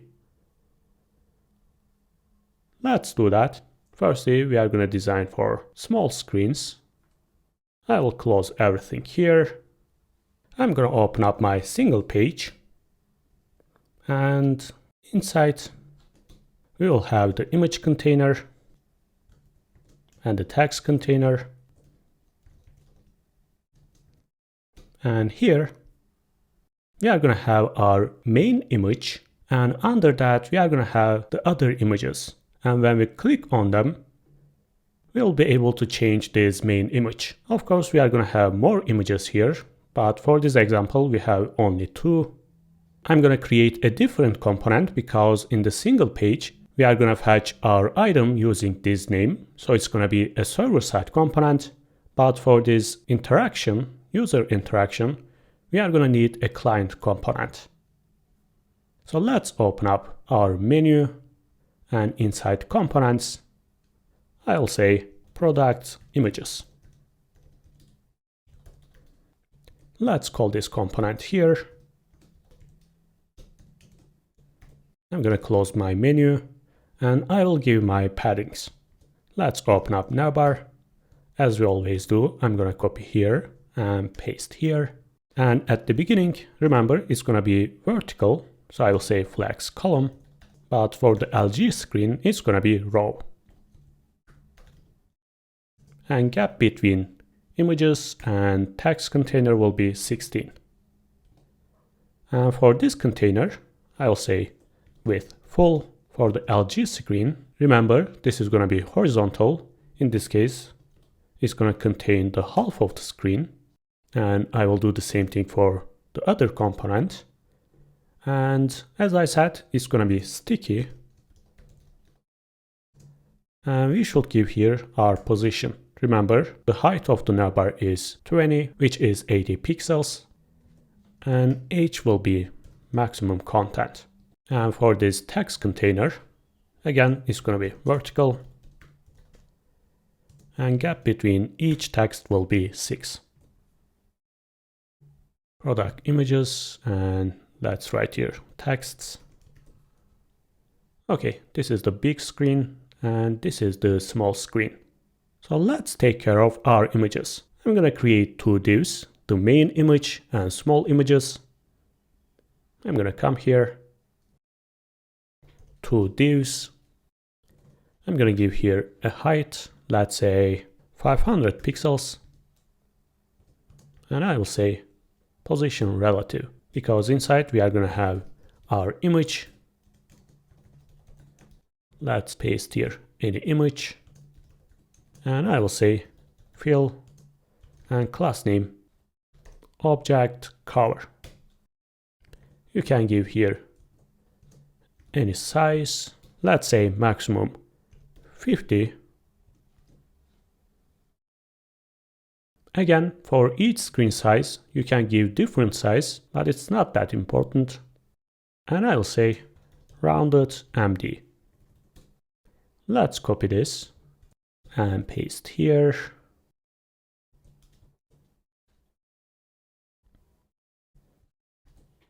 Let's say 30. And of course, for each image, we are going to have a container.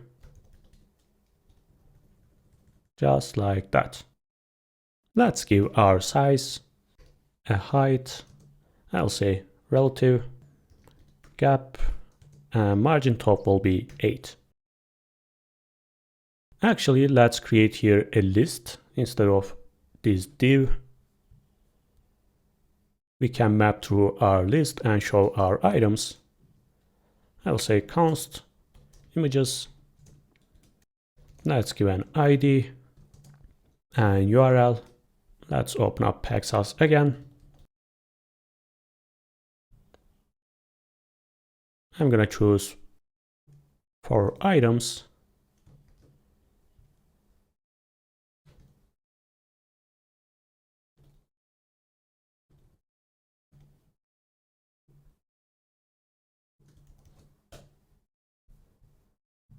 Let's choose this one.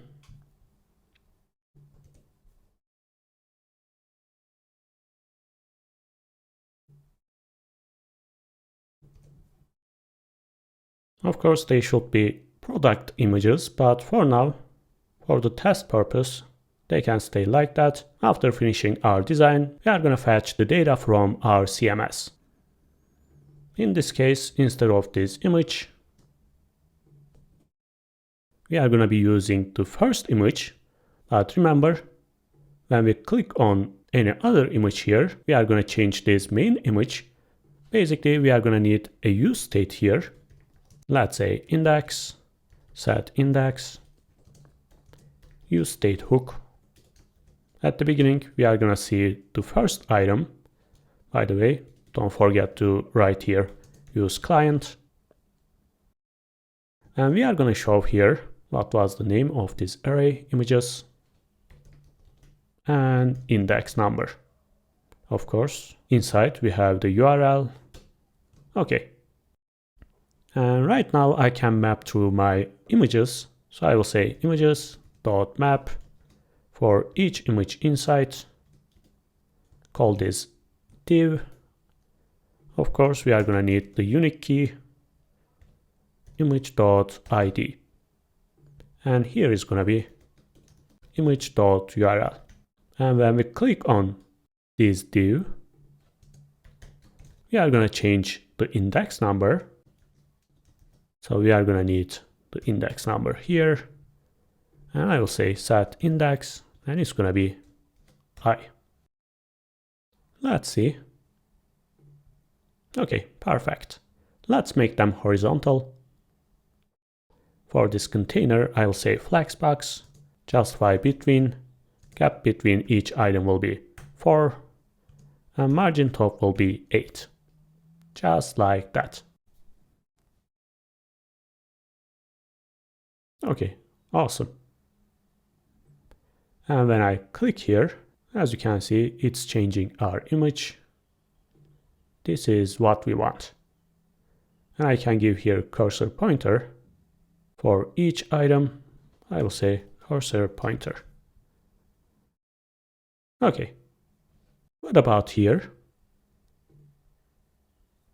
We are going to have the product name, description, price, and again, we are going to need interaction here.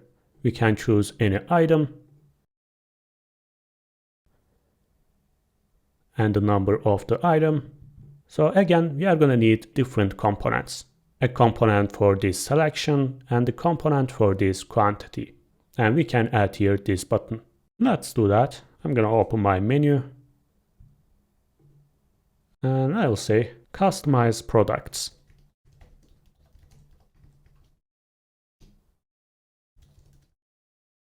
And one more. And I will say add.tsx. I will save, close my menu, and let's use them here. But before, I'm going to add my title. Let's say product name. Text will be 4x large, and the font weight will be medium. After that, we are going to have the description. Let's write here a random text, and its color will be gray, 500. And after that, we are going to have this line. So I'm going to create a div. It's going to be self-closed. And I'm going to give a really small height, let's say 2 pixels, and background color will be gray. Just like that. And I'm going to create one more, and between them, we are going to have our price. As you can see, we are going to have a normal price and the price with the discount. So let's say age 3 and age 2.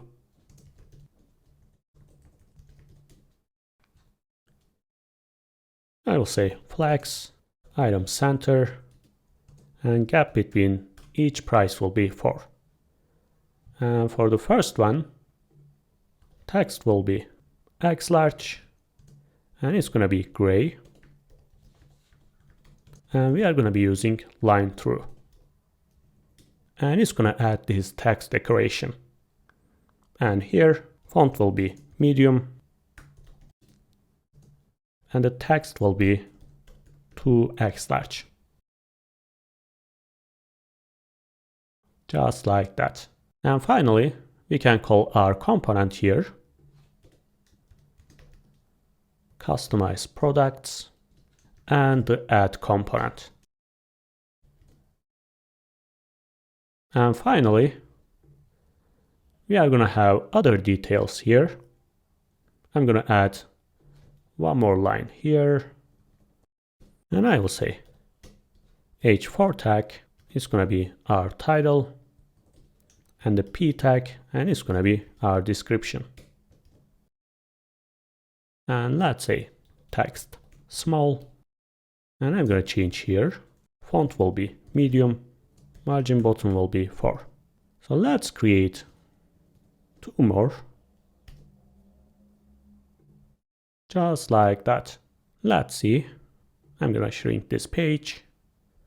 Perfect. Okay, awesome. So what about this component?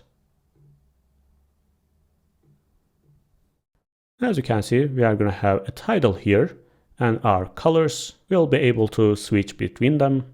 And if it's disabled, we cannot click. And here, it's going to be exactly the same.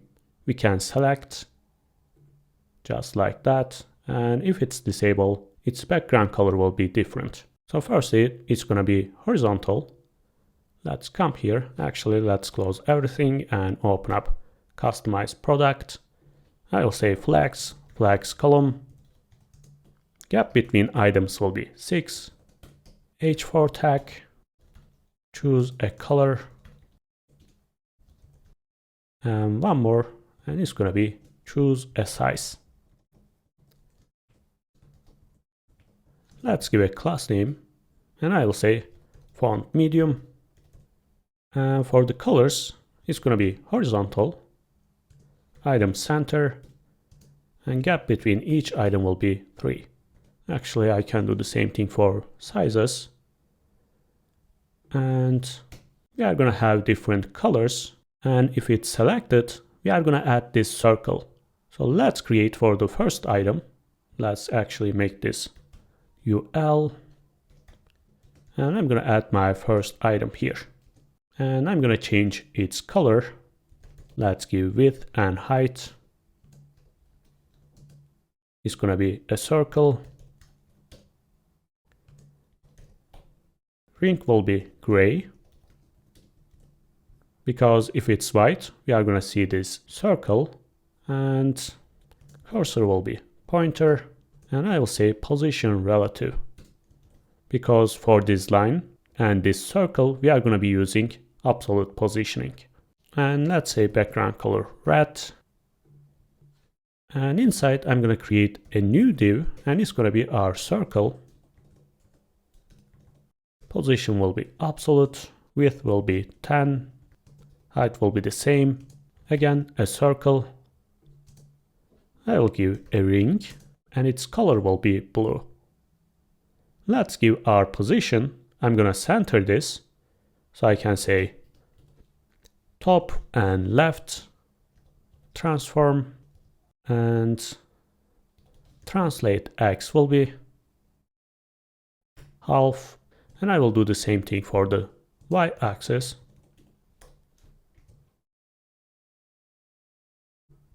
Just like that. Let's create one more, but this time we are not going to have this circle, and its color will be, let's say, blue. Just like that. And one more. And this is going to be green. But this time we are going to have this line. It's going to be disabled. So again, I'm going to add this div. But this time the height will be 2 pixels. I'm going to give background color, let's say 400. And I'm going to rotate this 45 degrees. Just like that. And I'm going to change its cursor. And it's going to be not allowed. Just like that. And what about size? If it's selected, it's going to be pink. If it's not, we are going to have here a ring. The background will be white. And if it's disabled, the background color will be this light pink. I'm going to come here, and first item will be small. I'll say ring. Ring color will be our main color. Text color will be the same. I'll say rounded MD. Let's give some padding. Text will be small and cursor pointer. Let's create 2 more. I will say medium and large. And if it's selected, the text color will be white and the background color will be our color. And here, if it's disabled, it's going to be not allowed. And the background color will be pink, but let's say 200. And again, it's going to be white. Let's change this ring color. Okay, perfect. And finally, this add button. Again, we will have this title, and after 2 sections, this quantity and add to cart button. Let's open up. Firstly, I will say flags column, and gap between items will be 4. And I'm going to add here my title. Choose a quantity. And again, font will be medium. After that, we are going to have the quantity div and a button. And I will say add to cart. I'm gonna give some size here. Text will be small, rounded. Let's give ring. We have already created this button before. Text will be Lama, padding Y, padding X. And when we hover over, I'm gonna change its background color and its text color. And if it's disabled, the cursor will be not allowed. And again, I'm gonna change its background color. If it's disabled, BG will be pink, 200, and the text color.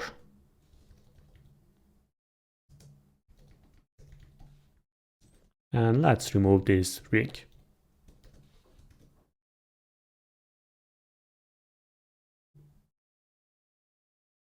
Okay, where is our text color? It's here right now, and perfect. Let's take care of this button. We can increase and decrease this number. In this case, we are going to have a state. Let's create here.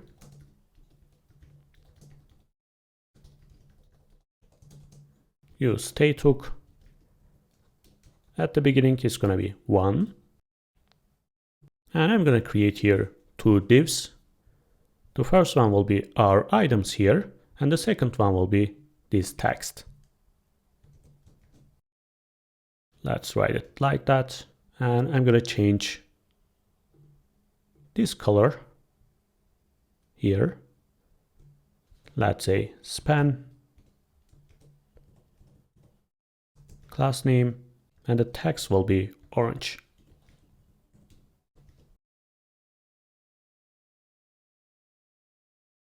Okay, I forgot adding my directive.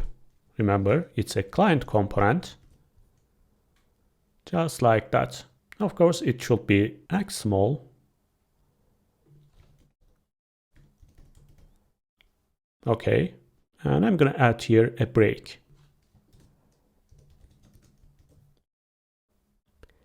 And let's create our buttons here.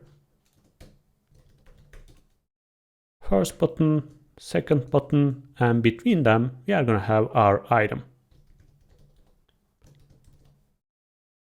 Just like that. Let's make this horizontal. This is our main div that includes quantity and this button. In this case, I will say justify between. And here we are going to have one more div. It's going to contain our button and this text. And this is going to be flex, align item center, and gap between my items will be 4. And here I'm going to change the background color. I'll give some padding. Rounded will be 3x large. Flex, item center, justify between. And I'm going to give a specific size here.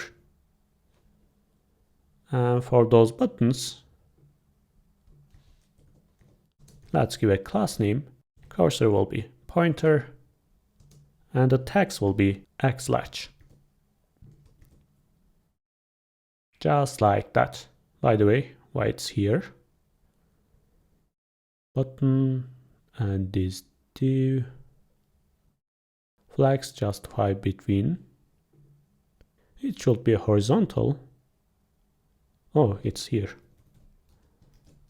Okay. Okay, perfect.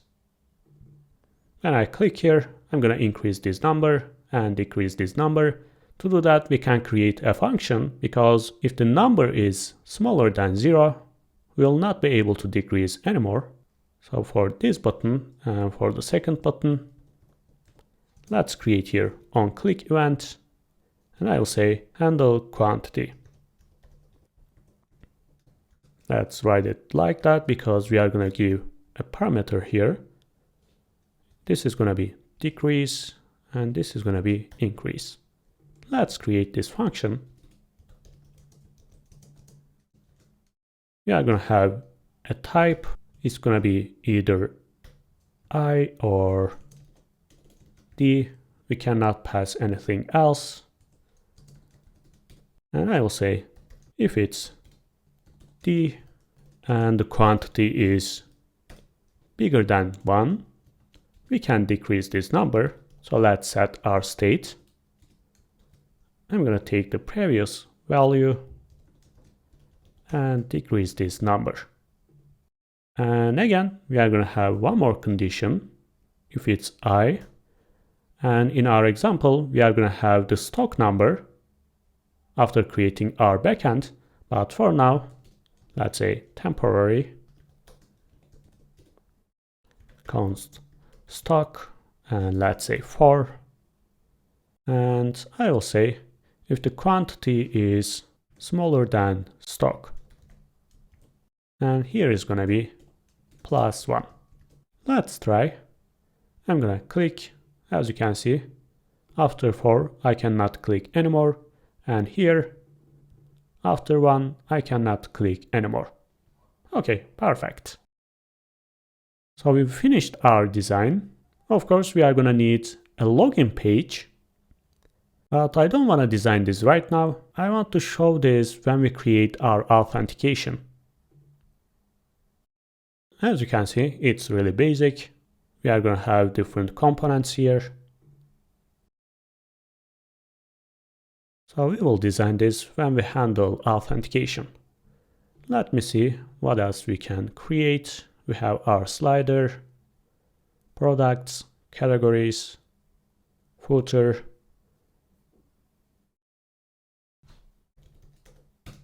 We can search for any item. We have our filters here. And when we click on any item, it's going to show up this single page. As you can see, our image container is sticky. It looks awesome. And we have the cart component here. By the way, I cannot click here. Let's change this.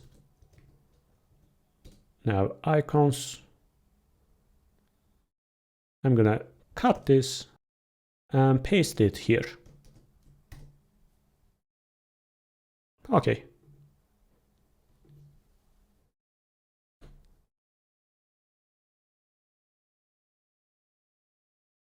So let's create our backend.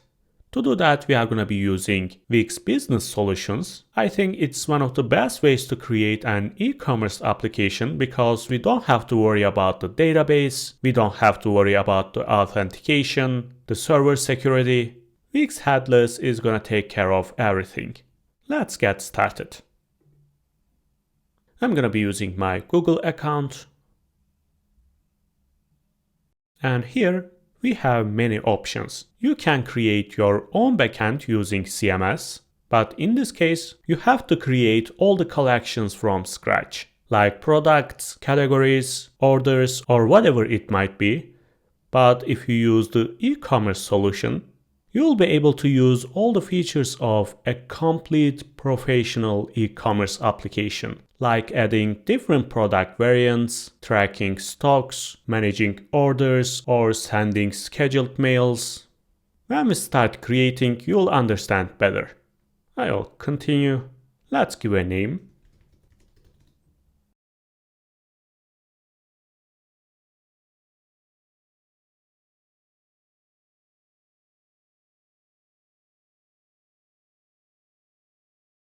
And as you can see, our dashboard is ready.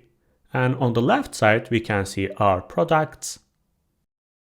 Of course, these are the examples. We will create our own products, but let's see what's inside this example. As you can see, we can add any image here. You can choose from your device, or you can choose from Wix, Shutterstock, or Unsplash. Let's write here, back. I will add this image. And this one. We can add here any category. And We have the product information. We can add any title and description. Let's write here, new arrival. We can add any brand name, additional information. Let's write short description. So we can use this description on our cart here.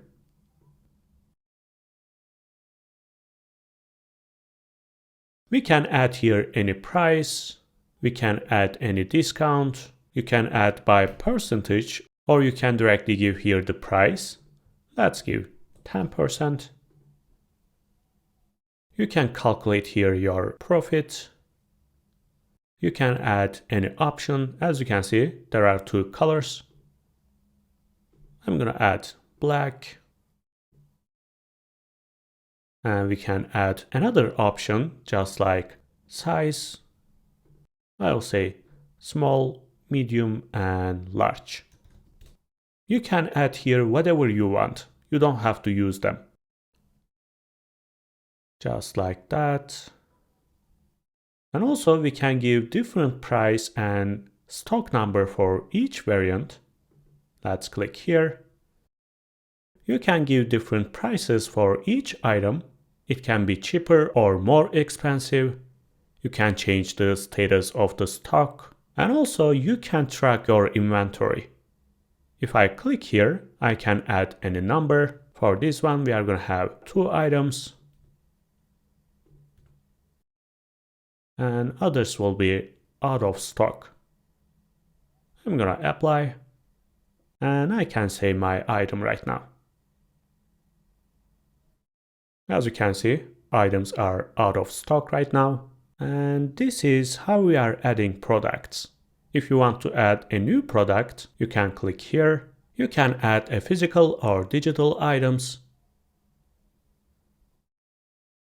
And here, you can do exactly the same thing.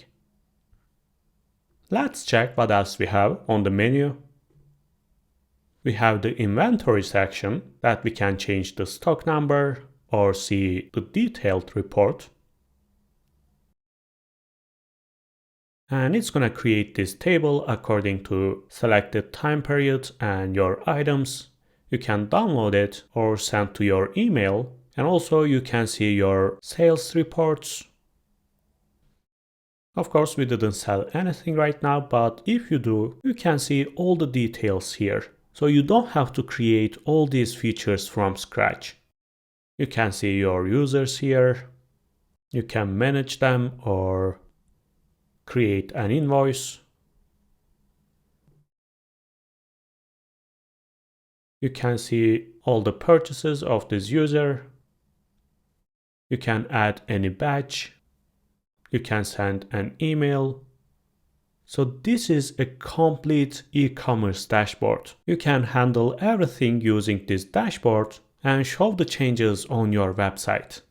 So let's create some categories and products and fetch them using Next.js. I'm gonna come here. Let's choose categories. This is the main category. You can change its image. Let's add some images. I'll say fashion. Let's choose this one. I'm gonna save. And let's change for this one.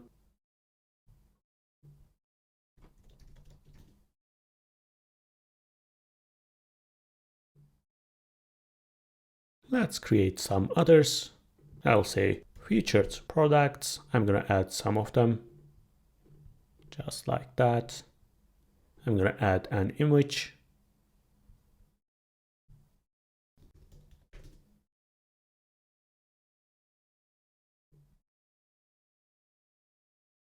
I'll save.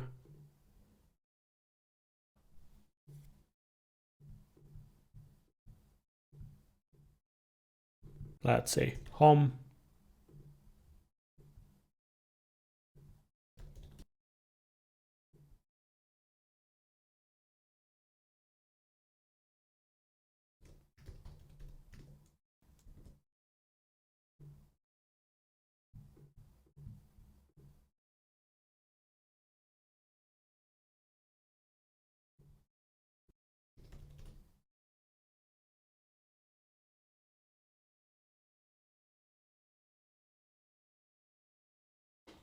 And let's add one more, and I will say shoes.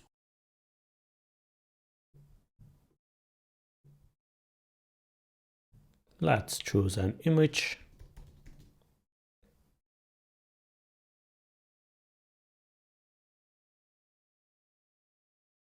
And that's all for now. We already have our products. We created our categories, and let's see how to fetch them using Next.js. To do that, I'm going to open up the Wix Headless documentation. And here we have two options. We can use the JavaScript SDK or the REST API. I prefer using JavaScript SDK because it's much easier to take care of the authentication. So let's see how to use it. Firstly, we are going to create a Wix client. Of course, to do that, we are going to need the Wix SDK, and also we are going to be using Wix stores. So we'll be able to fetch all the products and categories using this library. Let's do that. I'm going to open my console, npm install Wix stores and Wix SDK. And after that, we are going to import the create client function. Let's copy here. I'm going to open up my menu and create here a new folder. And it's going to be context. We are going to create a React context because I want to use this client all around my application in any page or component. So let's create our context and after create our Wix client. I'll say Wix context. Since we are using a use context hook, it's going to be a client component. I'm going to import create client and after let's see what we have. Firstly, we are going to add here our modules. We are going to be using our products, our collections, and also we are going to be using the cart module. So users can add a new product to their cart here. I'm going to copy here and paste. Let's import them. Import products and also collections from Wix stores. And as I said, we are going to need the current cart. But to do that, we are going to need one more library. I'm going to explain this later, but for now, I'm going to comment this out.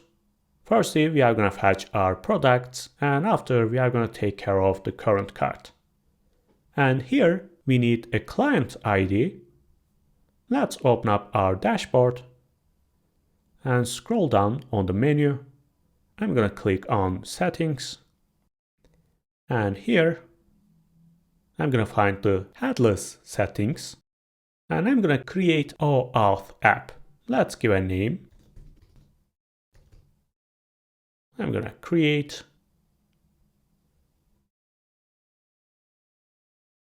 And this is our client ID. Let's copy this and paste it here. But of course, I want to paste it inside an env file. So when you push your applications into GitHub, nobody will be able to see your client ID. I will say next public Wix client ID. Just like that. I'm going to save. And if you are using env file, don't forget to add it into git ignore. Just like that. And let's use it. I'll say process env and the name of our client ID. And what about here? It basically represents our cookie tokens. When a user visits our website, we are going to automatically create a refresh token. So even if that user is not logged in, they will be able to add a new product inside their cart. And when they refresh the page, those products will stay on the cart. That's because we are going to be using exactly the same token. And for the user requests, we are going to be using this access token. So what I'm going to do here is I'm going to check my cookies. If the user never visited this page, there will be no cookie. In this case, the refresh token will be an empty object. So I'm going to check my refresh token first. Refresh token. I'm going to check my cookies, but since we are using a client component, we cannot reach to our cookie directly. So I'm going to install a library called JS cookie. npm install JS cookie. Let's import this, just like that. And as you can see, there's a warning because we don't have the types. Let's install. And right now, I'm going to use my cookies. I'll say get, and I'm going to check for the refresh token inside my cookies. And if it doesn't exist, it's going to be an empty object. Of course, everything inside our cookies will be string. To transform them into a JSON object, we are going to be using json.parse. In this case, I'm going to write my condition here, just like that. So I'm going to come here and remove my token. And I will add here my refresh token. And the access token will be value and empty string. And the expires at will be 0. It might be a little bit confusing here, but don't worry. Just check the documentation and you can get the more information if you have any problem. And after that, we are going to export our Wix client, and using that client, we will be able to fetch our products. Let's complete our context API first. I'm going to close here. And I'm going to create my Wix client context first. Export const Wix client context. Create context. And I'm going to pass here my Wix client. Let's say Wix client. And I can add here my type. And it's going to be exactly the same type that we created here. So let's write our type here. I will also say export. Wix client will be the type of Wix client. And I'm going to use it here. And finally, I can export my provider. Export const Wix client context provider. And I will say children. So basically it represents our entire application. That means if we wrap our application with this provider, we will be able to use this Wix client everywhere. Let's write its type. It's going to be React Node. Let's import this, by the way. And I'm going to return Wix client context dot provider. By the way, after React 19, we are not going to need this provider, but for now, we are going to use it. And we are going to wrap our entire children with this provider. And we can pass here our value, which is Wix client. Okay, there's a problem here. Oh, what's that? Create context from React. Okay. By the way, I'm going to add my collections here. So we will be able to fetch our categories. And let's wrap our application using this provider. To do that, I'm going to open up my layout. And I'm going to come here and I will say Wix client context provider. Just like that. So let's use it on our home page, for example. I'm going to copy this, close everything here, and open up my home page. Let's fetch our data. Remember how we are doing this. We are going to be using our Wix client, products, query products, and the find method. I'm going to explain them later, and you are going to learn the advanced filtering, but for now, for the test purpose, let's see what's inside items. Actually, let's say response, and I'm going to use it inside a function, const get products, async function, just like that. And I'm going to call my Wix client. And remember, it's inside our Wix client context. So let's call it here, const Wix context, use context hook.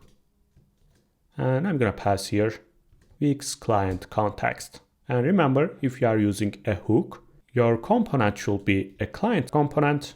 Of course, we are going to change this later. It's not going to be a client-side component, but for now, let's see what's inside. By the way, it's going to be Wix client. And let's call this function once. So I'm going to be using use effect. When we call this page, it's going to run once. And it's going to call get products. Let's pass here our dependency. And of course, I will say console log response, and let's see. I'm gonna refresh my page and open up my console, and as you can see, we have the response, and it includes our items. All those items are here, and all the features, product variants, stock information, price, and images. And also it returns us the page information like offset and limit. So using this information, we can create a custom pagination. So this is how we are using Wix client on the client server. So instead of calling this use context again and again, I can create a custom hook. Let's say hooks use Wix client. It's gonna be use client, and I'm gonna fetch my Wix client just like that. Of course, it's gonna be inside our hook. Let's say export const use Wix client. And finally, I'm gonna return this client, or I can directly say return. So I can use this hook.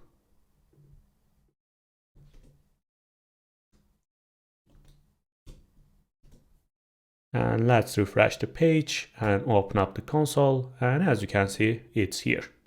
So it's exactly the same thing. But what about the server components? I want to fetch my items using server-side components because it's important for the SEO, or when we fetch a single product, again, it should be a server component. So I'm going to create another Wix client, but this time we are not going to be using a context API. So basically, when we fetch any data from the backend, we are going to be using the server-side Wix client. When we manage our cart, the user information, the authentication, we are going to be using the client side.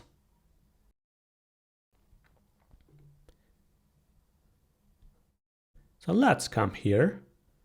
I'm going to copy this, and inside the source folder, I'm going to create a new file, and it's going to be inside the library folder and Wix client server. Let's paste this. I will say Wix client server, and I'm going to export this. Let's import here products and collections. This time we don't need the current cart because, as I said, it's related to user, but we are going to use this for fetching our data. And again, we are going to need this refresh token. But this time, instead of these JS cookies, we can reach cookies using Next.js headers. Import cookies from Next headers. Let's create our cookie here. Const, let's say cookie store, or cookies, whatever you say, and cookies.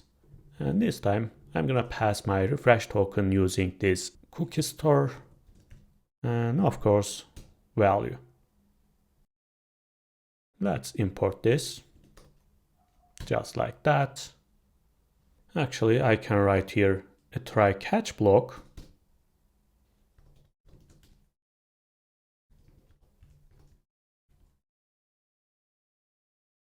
And to use this refresh token here, let's say that refresh token,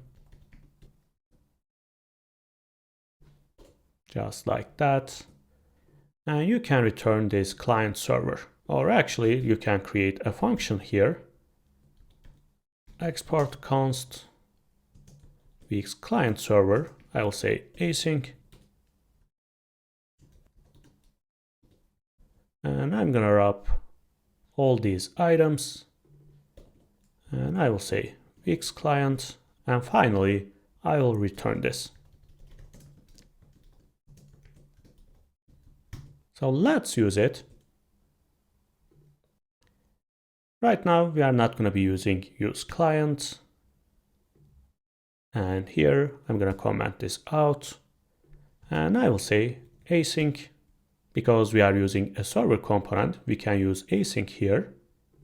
And I will say const Wix client await Wix client server. And right now I can directly get my response here.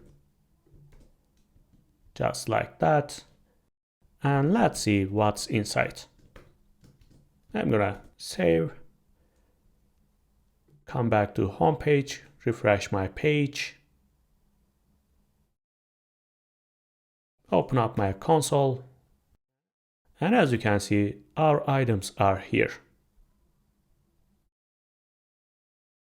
So using response.items, we can show all our products here. Firstly, I want to fetch my featured products. Remember, inside our collections, we have the featured products. Let's add one more item here. This one, for example. I'm gonna save, but before saving, let's get this category ID. I'm gonna save, and using that ID, we are gonna fetch all our featured items. I'm gonna close here, and I'm gonna pass this ID to my env file. So let's say next public featured products category ID. And since we are gonna use it on our server, we don't need to write here next public. I'm gonna save. And right now I can fetch my products, but I'm not gonna do this here because I want to use a suspense block. Basically, when we visit our website,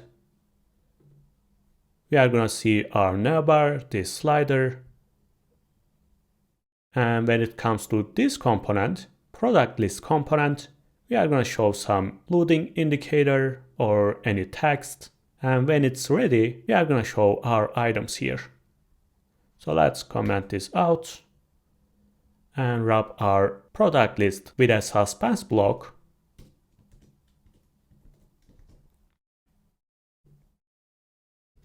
And I'm gonna add here a fallback. You can create a new component that shows a skeleton, but for now, I will just say loading. And I'm gonna pass here the category ID. And it's inside our process.env. And what was the name? Let's copy here and paste. And also I'm gonna add here a limit because we can see here only 4 items. just like that. Let's open up our product list and add our types here. ID and limit.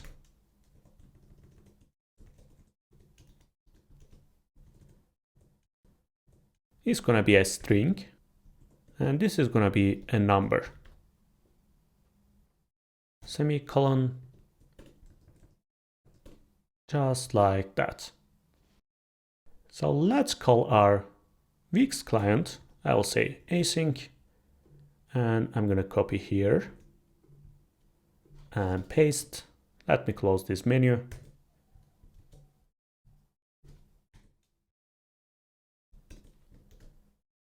I'm going to import this, and after that, I'm going to write my condition. Firstly, we are going to add here a limit, and it's going to be the limit comes from our parent div. But remember, we are using exactly the same component for the list page. And here, our limit will be different. So what I'm going to do is, I'm going to make this optional, and I will say, if there is no limit, show me 20 products. If you want to, you can create a variable here, const product per page, let's say 20, and I'm gonna use it here. And what else we can use? Let's open up our documentation. I'm gonna come here and I'm gonna search for SDK. And remember how we are fetching data, we are using Wix client products. And these products comes from Wix stores. We have products here, and inside we have many methods. But for now, we are using query products. And as you can see, we can filter our items using those items. Let's open up Query Builder. And here you can see all the filter options. For the categories, we are going to be using equal, and we will basically say the category ID should be our ID. We can also use the product ID, product name, or whatever it might be. Let's try. I will say dot equals. As you can see, we can use those options, but this time we are going to be using collection IDs, and it's going to be this category ID. Let's see right now. I will say console log. Actually, I can directly use it here. I'm gonna leave here just one item, and I'm gonna remove the rest. Just like that. Let's map through our products. Response.items.map. For each product, by the way, its type will be products.product. I'm gonna return this link. Just like that. It's gonna be products, comes from Wix stores. And let's add here our unique key. And this is gonna be product.id. Let's come back. Okay, there is something wrong. Maybe there is something wrong with this category ID. Okay, we will say that it exists. And right now our items are here. So let's change our information. Firstly, here is gonna be our product slack, product.slack, and I'm gonna change the product name, product. Let's see what we have here. As you can see, name. I'm gonna change this price, product.price. But as you can see, this is not a text. Let's see what's inside. Response items. I'm gonna choose the first item and I will say price. Let's open up our console. And as you can see, this is an object And that includes our currency price, discounted price, and it adds here the currency sign. So we are going to be using this price.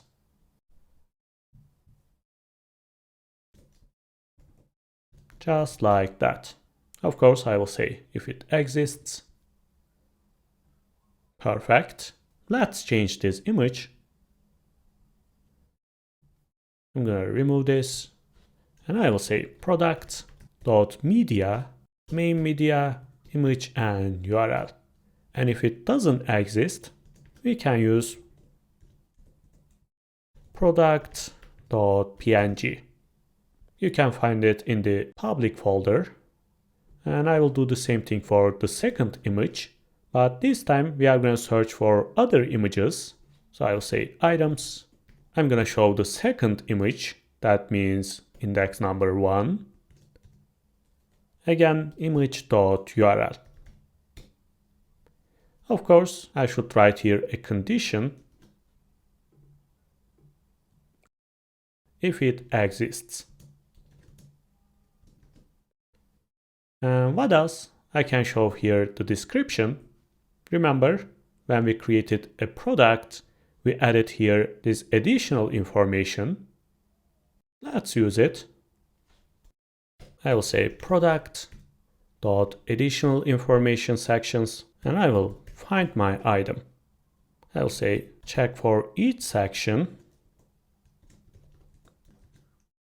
And if the section dot title equals short description. And after finding, write its description here. And if it doesn't exist, empty string. Again, I'm going to write here my condition.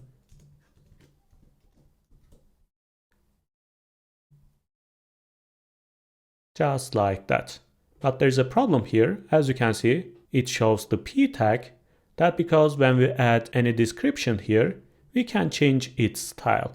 We can make it bold, we can give underline, we can add any link. So basically, instead of writing them inside this div, I'm going to be using dangerously inner HTML. But when you do this, you have to be careful. Somebody might add there something dangerous. To prevent this, we are going to be using a library called isomorphic DOM profile. Let's open up our console, npm install, and our library. It basically allows to add here only safe items like p tag, bold tag, or whatever it might be. I'm going to close. Let's import. I'm going to copy this. And I will say sanitize, and I'm going to pass my item here. Just like that. We don't need here anymore.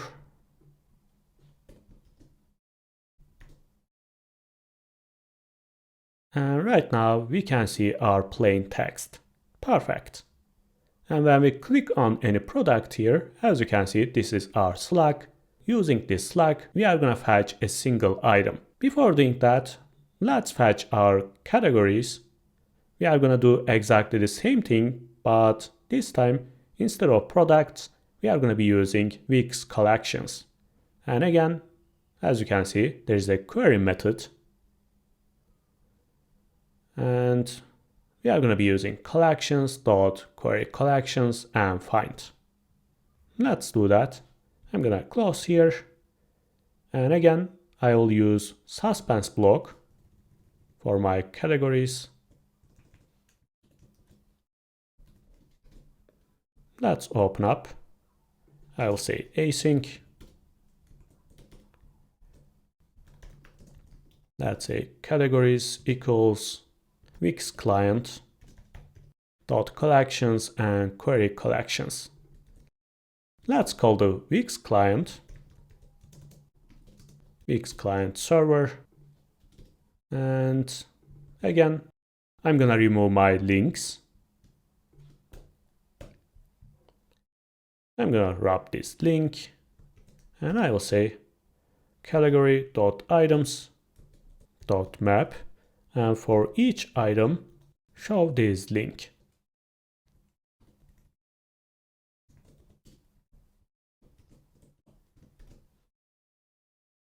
I'm gonna add here my unique key item.id. By the way, let's say categories. And this is gonna be a promise. So I will say await. And again, let's change here. I will say list category. And I'm gonna pass here my category Slack. Item.Slack. And again, let's do the same thing here. Item.media, main media, image, and URL.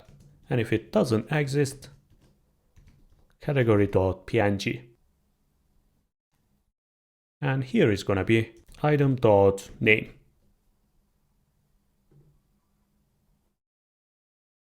And perfect. When I click, it shows the category Slack. Of course, there's a problem because in the product list, we are using a category ID, but we don't have here yet. So what I'm gonna do is I'm gonna take this search param, and if there is a category, we are gonna get this category Slack, and using this Slack, we are gonna fetch our category, take its ID, and fetch our products. How we are gonna do that? I'm gonna save here, open up my product list. If you are using Next.js, you can directly reach your search params using the Next.js page. So let's open up our list page. And I will call my search params. And let's see what's inside. Firstly, I'm gonna comment this out. And as you can see, it shows our category. And its value is all products. So using this Slack, firstly, I'm gonna find my category ID. Let's check our documentation. As you can see, there is a method here.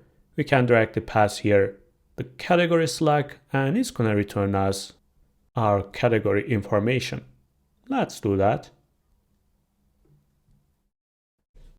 Firstly, I'm gonna make this async. I'm gonna call my Wix client. Don't forget to add here await. And I'm gonna pass search params dot cat, or if it doesn't exist, it's gonna be all products. Let's see.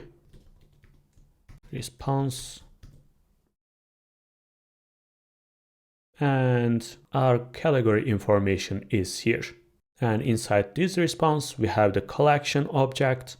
And inside this object, we have underscore ID. So we can pass this to our product list here. Firstly, again, I'm going to be using Suspense.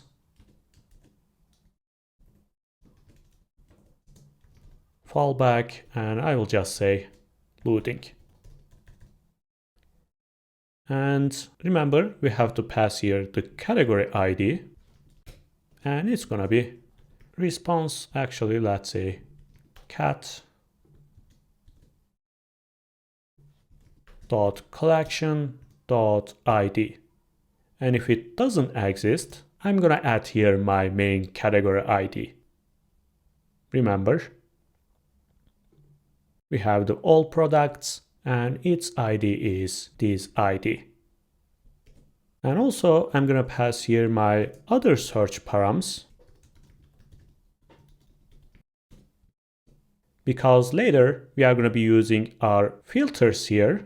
We can pass here any type, any price range like minimum or maximum. So using those items, we are gonna refetch our products. So we are gonna need these search params. Let's add it here. Just like that. Let's see right now. Those are all our products, but if I choose different category, like this one, it's gonna show only one product. Perfect. Before taking care of those items, those filters, let's fetch this single item. So I will come back, copy here, and close everything. Let's open up our Slack page. This is our single page. Quickly, I will say async, and I'm gonna fetch my data. Let's import. This time, we don't need any collection. We are gonna change here, and we don't need any limit, but we are gonna need our product Slack here. And we can reach this data using params. And if you are using Next.js, again, you can reach this data quickly. I'm just gonna say params. And inside these params, we have our Slack. Remember, it's dynamic. And I will say string. Let's see.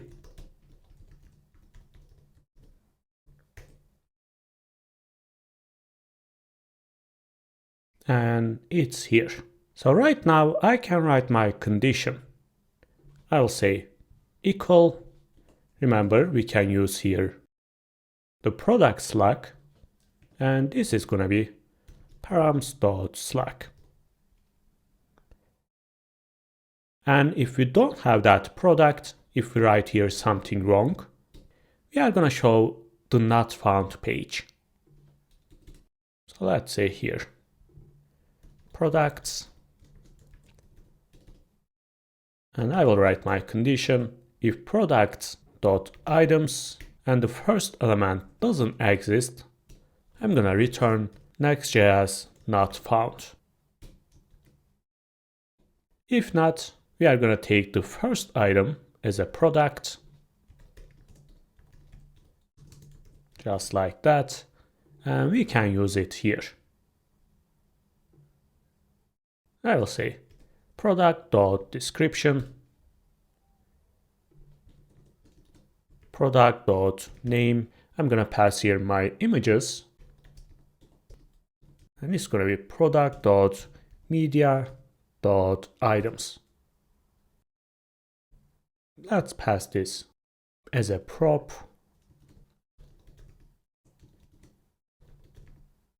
And I'll say any. And right now we don't need those images anymore. I will comment this out. And I will say items index image.url. And again, items. And for each item, let's say any, and number. Here is gonna be item.id, and here is gonna be item.image.url. Okay. And what else? We have the price here, but remember, inside price, we have the normal price and also discounted price. But I'm gonna write here a condition. I will say if product price dot price equals product price dot discounted price, that means there is no discount. In this case, we are just gonna show the normal price. If not, we are gonna show our discounted price like that. Actually, let's move this div here. And if we don't have discounted price, we are gonna call the normal price. Okay, and here we have additional information section. So I can remove the others. And I'm gonna map through my additional information. So I will say product.additional information section dot map. I'm gonna check each section, and I'm gonna return this div.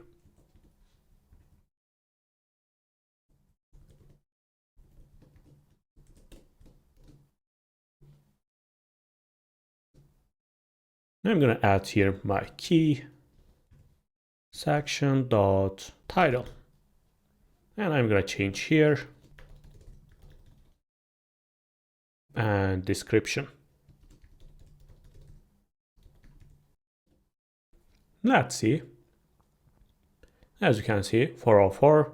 But if I open up the correct page, we are going to see our item here and all those images. Okay, perfect. Our information is here, and right now we can take care of our options. To do that, we are going to be using our product variants. Let's see what's inside.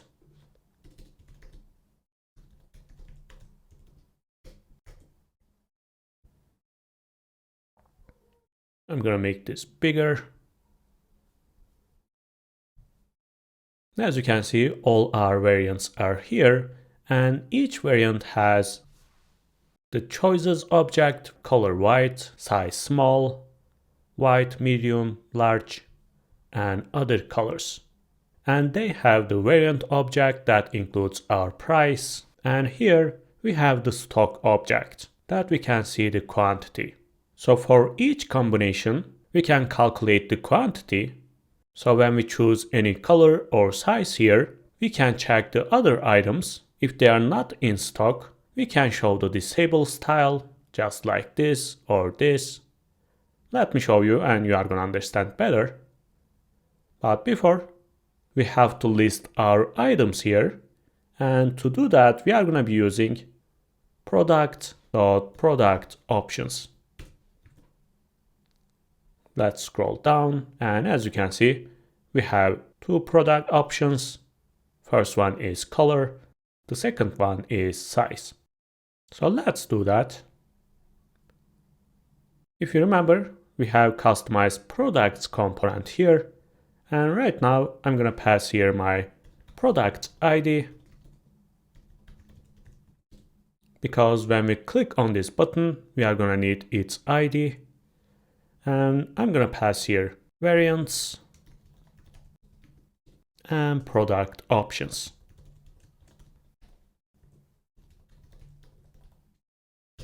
Just like that. Let's add them. I'm going to open up my component, product ID, variants, and product options. Its type will be a string. Variants will be products, Wix products dot variant, but we are going to have multiple items, so it's going to be an array. And here is going to be products dot product option. And again, it's going to be an array. Firstly, I'm going to add here use client directive, because we are going to have the user interaction. And firstly, I'm going to list my items using product option. So let's wrap here. I'm going to add here a div. Let's say flex column, gap 4. And I'm going to wrap my entire list here. And I'm going to comment this out for now. We are going to take care of our colors. And right now I can map through my product option. Dot map for each option. We are going to call this div. And the unique key will be option.name. And I can do the same thing here. It's going to be option name. Let's see. There is something wrong here. So I'm going to need here a condition if product.variants and the options are exist.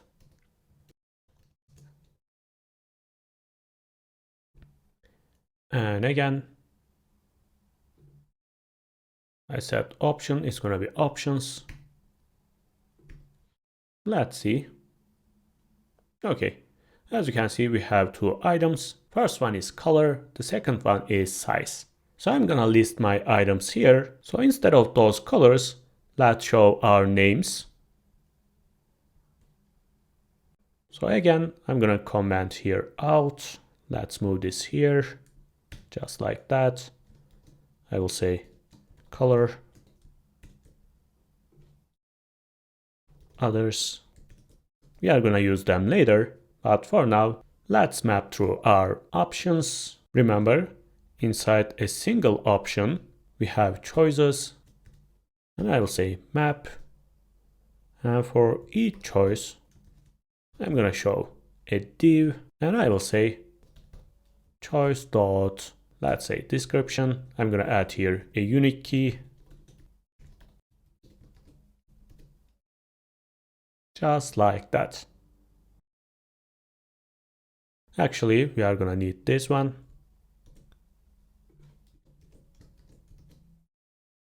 Okay. Those are our colors, those are our sizes. So what I'm gonna do is, when I click on any item, I'm gonna store that item using useState. For example, if I click on this white, I'm gonna store an object that says color white. Or if I click here, it's gonna say size medium. Let's do that. I'm gonna come here and create a useState const selected options.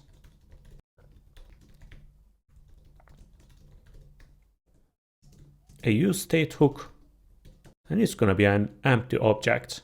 And let's write here our type. It should be an object, and inside this object, we are gonna have a key, which is a string, and its value, again, string. So let's create here a function, const handle option select. We are gonna pass here our option type and the choice. And I'm gonna set my state here. I'm gonna take the previous value and I'm gonna return an object. And the option type will be our choice. So inside this object, basically we are gonna have two items, color something and size something. And using those items, we are gonna check if the combination of those items are available or not. To do that, I'm gonna create here another function. Let's say const is variant in stock. Let's check first. Remember what's inside. Open up console. And as you can see, white small, white medium, large, and others. So using this object, we can check its stock here. Because remember, we have the selected options. We can check if they are equal or not. If they are equal, we are gonna return this value. So we are gonna pass here choices. And again, I'll say key string. And value will be string. And we are gonna return variants dot sum, and I'm gonna check each variant inside this array, and I'm gonna check my choices. Let's say const variant choices variant dot choices. If it doesn't exist, we are not gonna do anything. I will just say return false. So it's not gonna be in stock. I'm gonna return object dot entries, and I'm gonna pass here my object, and I will say check every item inside. And for each key and value, we are gonna check our variant choices. If the key equals the value, we are gonna return the variant.stock.inStock. It can be a little bit confusing, but if you know how to deal with arrays and objects, it's really easy. Basically, we are gonna pass here our selected options. Remember, it includes keys and values like color white, size medium, and we are gonna check each variant choices. And we are gonna return here in stock value. Let's try and you are gonna understand better.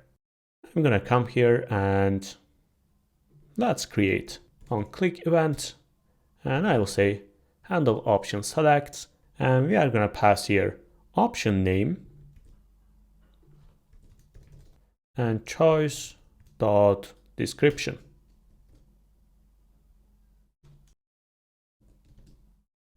Of course, we should write it like that. We are passing parameters here, and let's see. Console log, selected options. I'm gonna open my console. As you can see, it's empty. When I click here, it's gonna be color white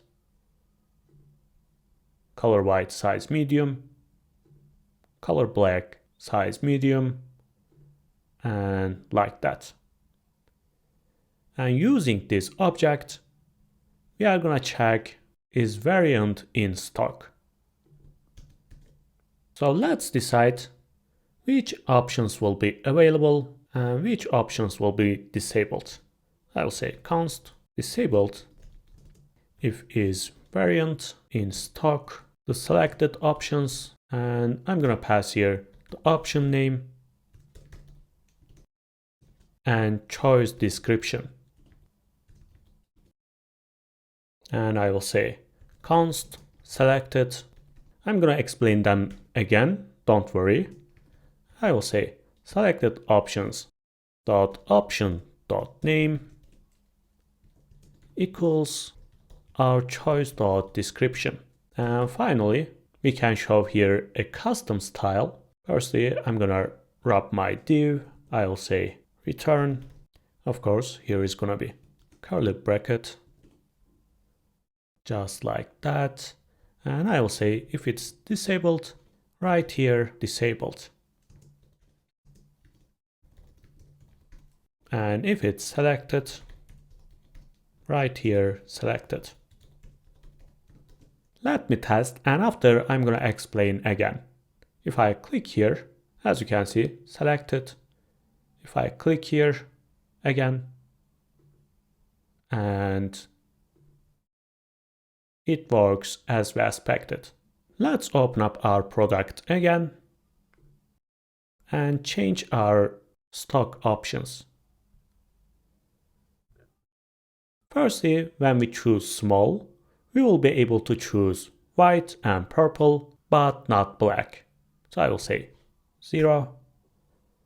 And when we choose medium, this time we will be able to choose black and purple, but not white. So I will say something like that. And for the large, we will be able to choose white and black, but not purple. I'm gonna apply and I will save. Let's come back. I'm gonna refresh. If I choose small, as you can see, black is disabled. When I choose medium, okay, there is something wrong. Let's check our products. By the way, I'm gonna change this name. Let's say back. And let's see our variants. Okay, white and medium is 0, so we should see here white disabled, but let's save the name.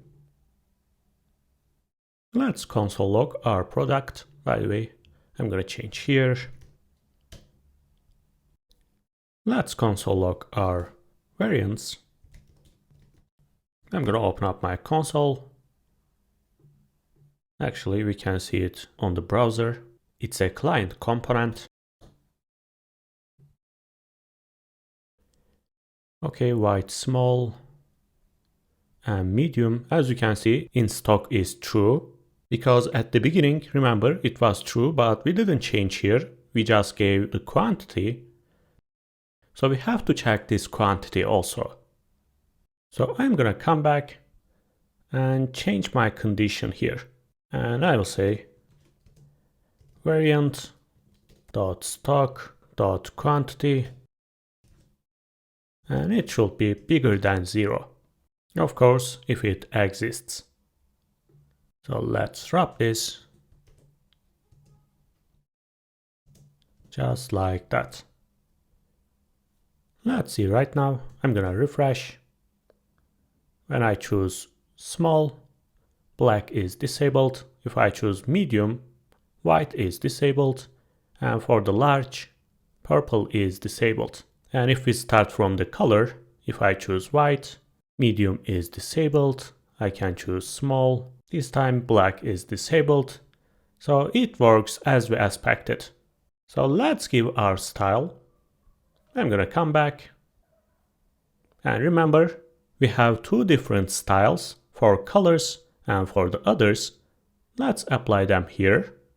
Firstly, I'm gonna write here a condition. I will say if the option.name equals color, we are gonna write our list. If not, we are gonna write the other list. Let's remove here. I'm gonna copy this and paste here. And if it's the other, it's gonna be this li. Let's change our style and those values. Here is gonna be choice.description. I'm gonna remove this background and I'm gonna give an inner style, background color, choice.value, and also I'm gonna change my cursor. If it's disabled, it's gonna be not allowed. If not, it's gonna be pointer. Just like that. So we don't need this here anymore. And remember, we are using this div if it's selected. So I'm gonna write my condition here. And also, if it's disabled, we are using this div. So I'm gonna write one more condition. If it's disabled, show this div. By the way, they are not horizontal because we don't have our UL here. Let's copy this, paste here, and wrap our condition here. Okay, let's write here our onClick event, click handler, and let's see. Okay, they are horizontal right now. If I choose white, as you can see, it's selected. So let's do the same thing for the size. I'm gonna remove here and write my inner style. Firstly, I'll say cursor. If it's disabled, not allowed. If it's not, it's gonna be pointer. And after that, I'm gonna give my background color. Remember, we have three different colors. Disabled, if it's selected. So let's write them here. I'll say if it's selected, I'm gonna be using my main color. I'm gonna paste its code.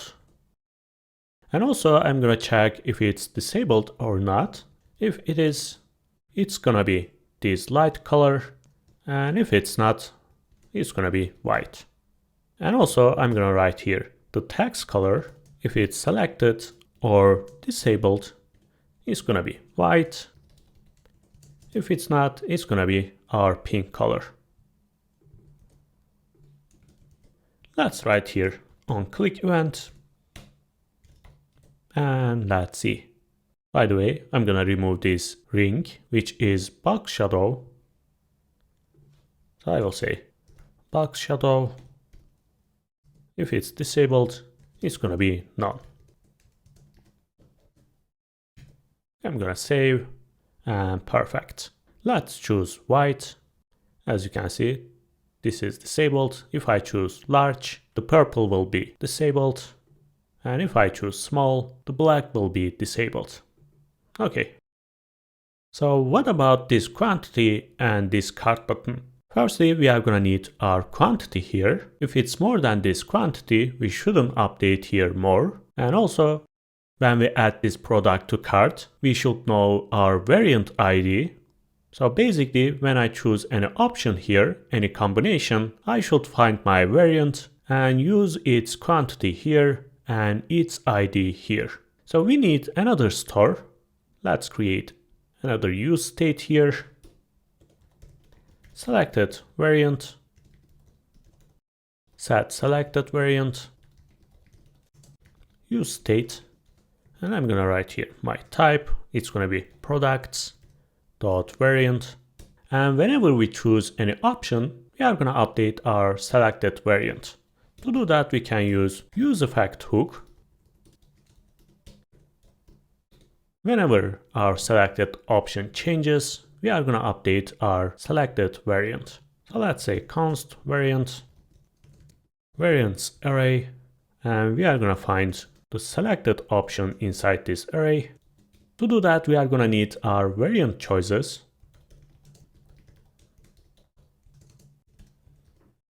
And if it doesn't exist, we are not gonna return anything.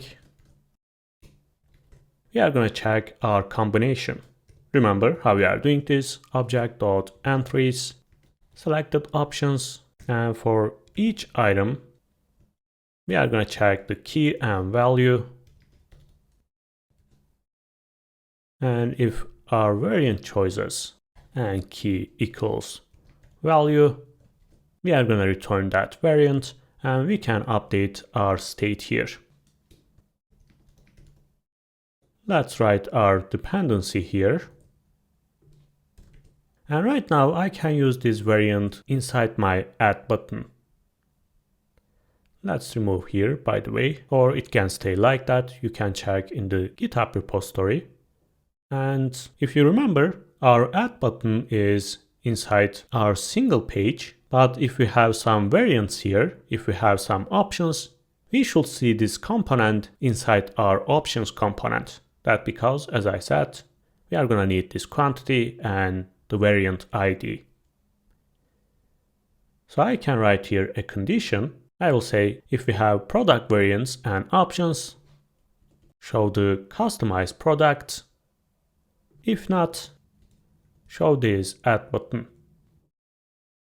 Right now I can use it here. And what we are going to pass here, we are going to pass our product ID. And we will not have any variant ID.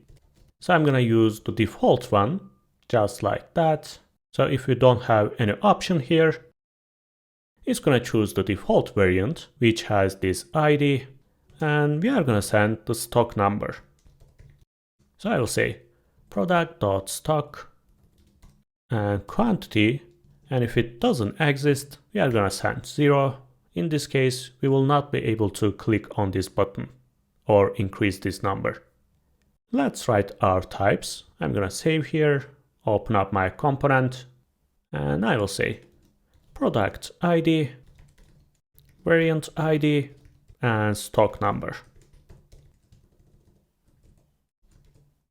It's going to be a string, again string, and the stock number will be a number. Right now we can comment this out. We can directly use our stock number, just like that. And I'm going to change this number here, and we are going to handle this button later. So let's do the same thing for our options component here. We are going to pass our product ID. The variant ID will be selected variant.id.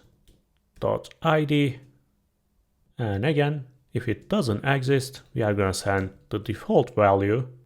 And I'm going to send my stock number, which is selected variant.stock.quantity. And if it doesn't exist, it's going to be 0. Okay. Let's see. I'm going to choose my color and let's say small. We have 2 items, large. For the items, if I choose black, 1, 4, and it works as we expected. So we have completed the most confusing part. We had to work with nested objects and arrays, but if you completed this part, don't worry, everything will be much easier right now. So let's open up our list page and let's take care of our filters. Firstly, we are going to choose if it's a physical or digital product. We are going to add here our minimum and maximum price. Actually, we can remove this size and color. That because we are going to have different kind of products like shoes or clothes or this home stuff. So basically we are going to have different kind of sizes and colors. If you want to, of course, you can collect all the sizes and colors of these products, but the calculation of this will be really expensive because let's say we have thousands of products. By the way, we forgot adding pagination here. Anyway, we are going to handle this. If we have thousands of products, this calculation will be too expensive. So I'm going to remove them. Let's do that. I'm going to close them, open up my list page. And those filters. Let's remove here and here. And firstly, whenever I change our inputs, I'm going to update my URL. And we are going to add here different queries like type, minimum price, maximum price, or whatever it might be. To do that, we are going to be using Next navigation hooks. Of course, firstly, I'm going to write my directive, use client. Firstly, we are going to need our path name.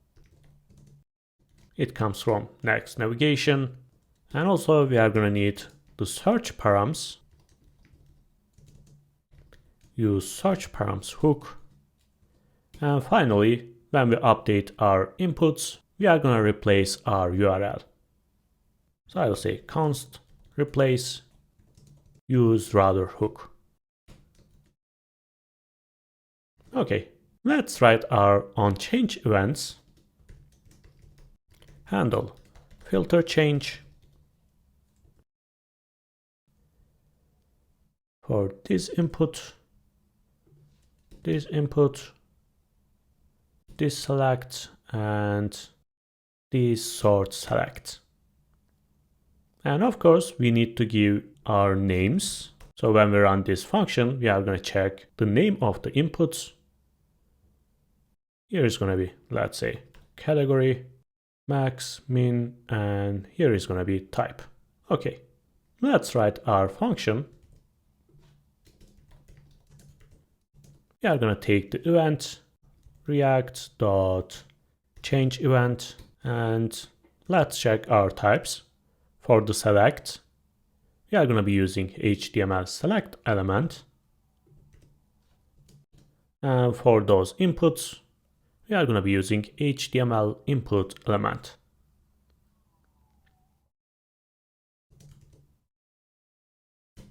Of course, it should be single or. And I'm going to take my names and values using the event target.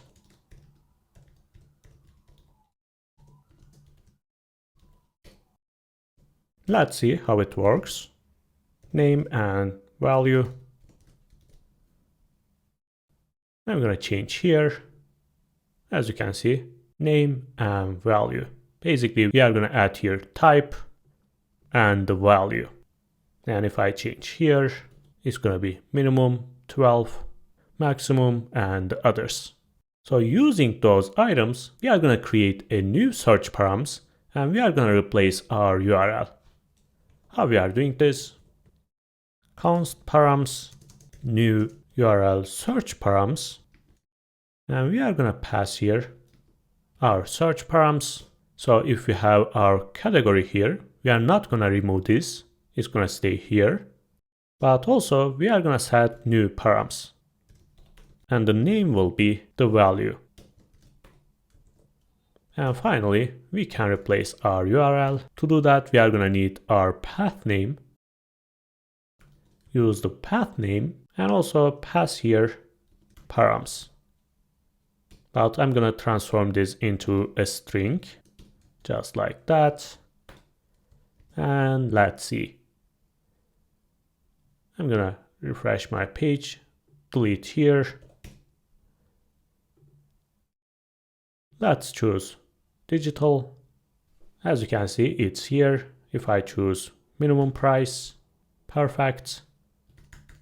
Okay, we don't have our categories yet. We are gonna update, but before, let's take care of this sort by. We have 4 options, remember, and for each option, I'm gonna give different values. For this one, it's gonna be price. And for this one, we are gonna check for the last updated at date.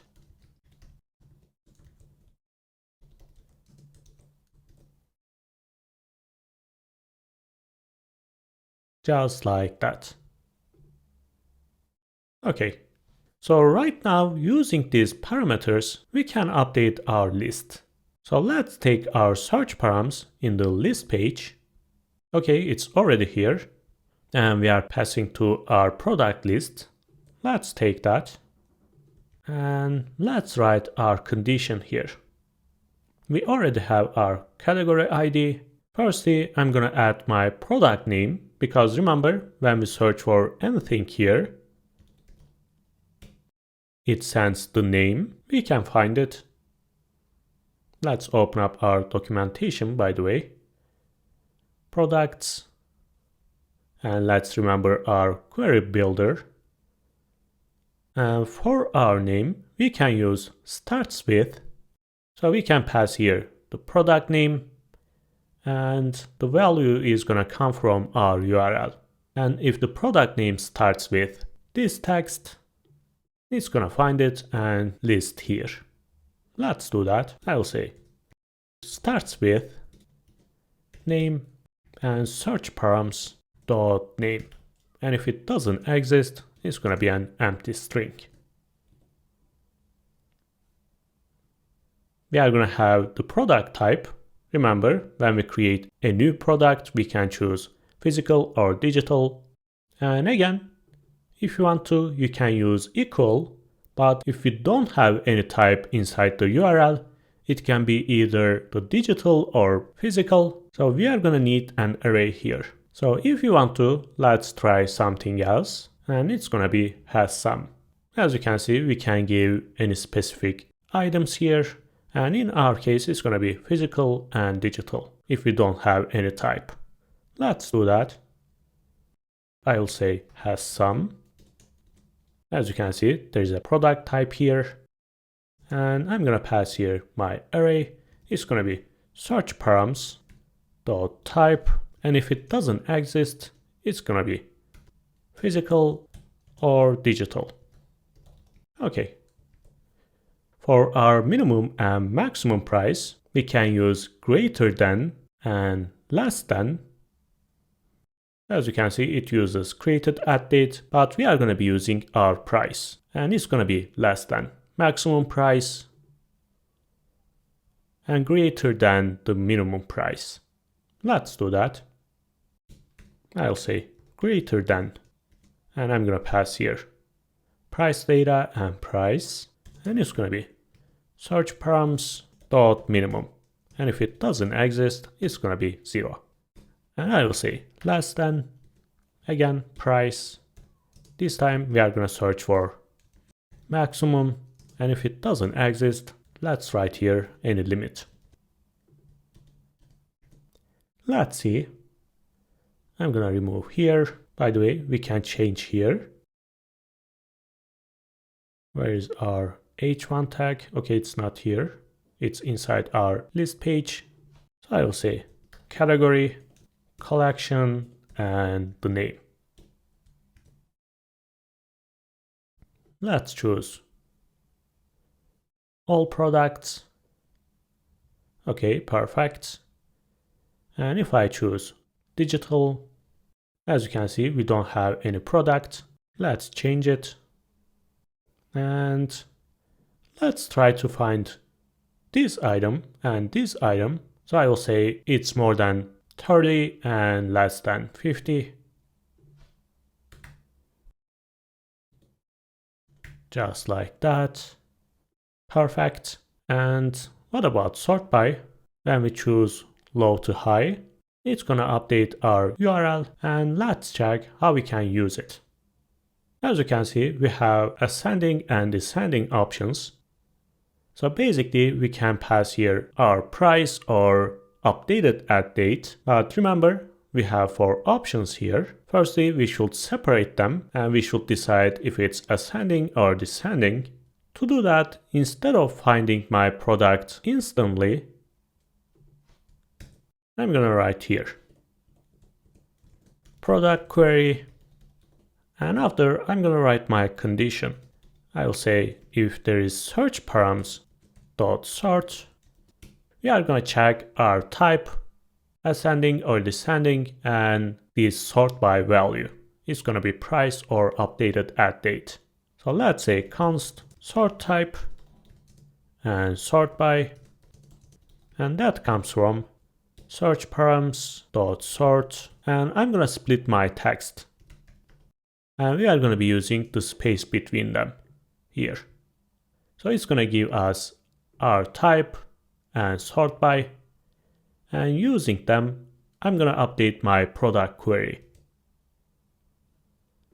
So I will say if sort type equals ascending, product query dot ascending, and as you can see, we can choose slug ID, product type, price, and last updated. So we are gonna be using this value, and I will do the same thing for the other one.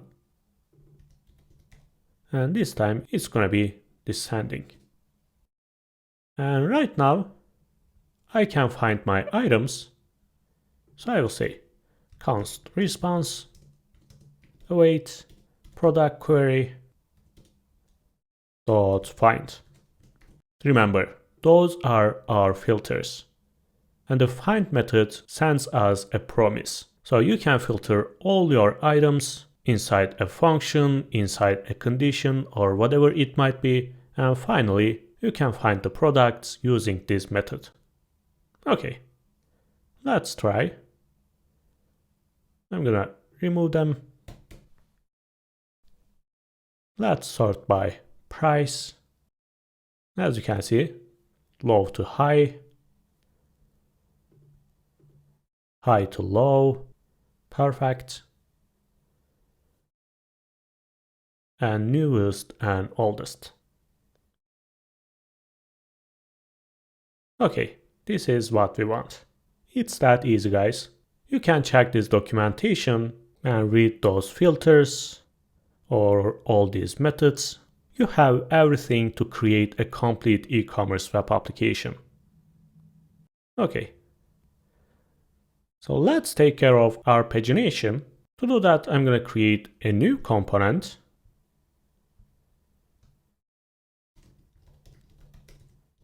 tsx, my function here. And again, we are going to need the user interaction. So it's going to be use client. Inside this div, we are going to have 2 buttons, class name, rounded, bg will be Lama, text will be white. I'm going to give some padding, text will be small. Let's give some width, cursor will be pointer, and if it's disabled, the cursor will be not allowed. And I'm gonna change the background.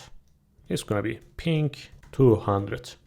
And here is gonna be previous. And one more, and this is gonna be next. So let's use them here. After our products, pagination, and they are here.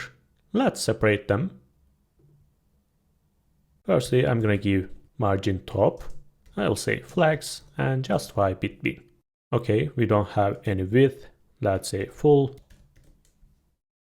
Okay, if you remember, in our product list, we have product per page. let's say 1. So it's gonna fetch only one item. And let's remember what's inside our response.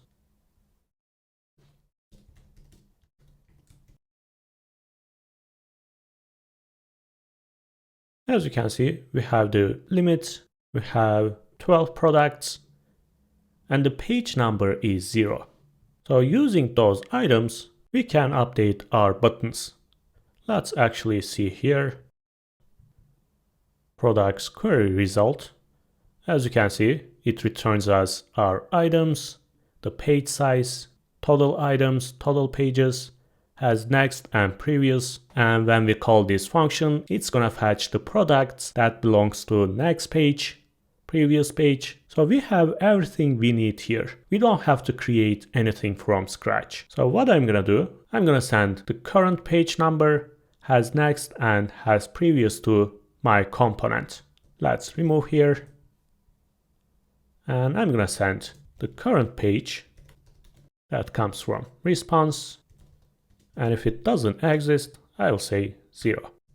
Has previous, it's gonna be response.hasPrevious. That is a function. And finally, has next. Just like that.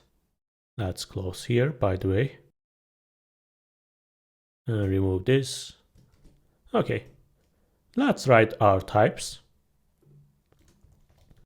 Current page, has previous, has next. This is gonna be a number. This is gonna be a boolean. And here. Okay. So right now, using those values, I can disable my buttons. I'll say disabled if we don't have the previous page. And I can do the same thing here. It's gonna be disabled if we don't have any next page. And when we click on those buttons, firstly, let's see our page. As you can see, we don't have the previous page. And when I click on this button, I'm gonna change my URL again. And I'm gonna increase the page number. So let's create here a function, const, create page URL. We are going to take the page number, it's going to be a number, and we are going to update our URL. So again, we are going to need exactly the same thing here. Let's import them. We are going to update our URL.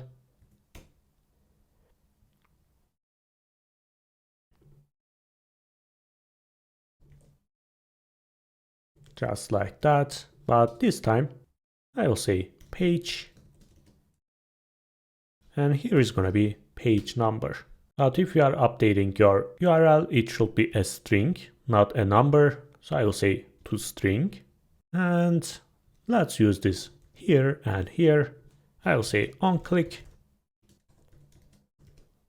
We are going to update our page URL, and remember we have the current page, and it's going to be -1.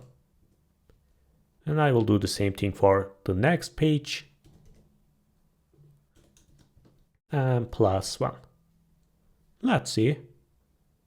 I'm gonna click. As you can see, it was page 0, right now page 1. And in this case, I'm gonna update my product list. As you can see, there's a skip function here. If we write here 10, it's gonna skip first 10 items, and it's gonna start from 11. So if it's 1, we are gonna ignore the first item, and it's gonna show us the second item. So let's open up our product list and write here one more condition. I'll say skip search params dot page, and if it exists, we are gonna take this number, but remember it's a string. So I will say parse integer search params dot page and multiply by our limit. Remember, we can have limit, but it's optional. If we don't have, we are going to be using product per page. And if it doesn't exist, it's gonna show the first page. It's not gonna skip anything. Let's see. As you can see, it shows the second item. Right now, I can turn back. Page 0, 1, 2, and 3. It's that easy, guys. Right now, I can increase my limit. I want to see, let's say, 8 products. Of course, we don't have page 3. Let's remove our filters.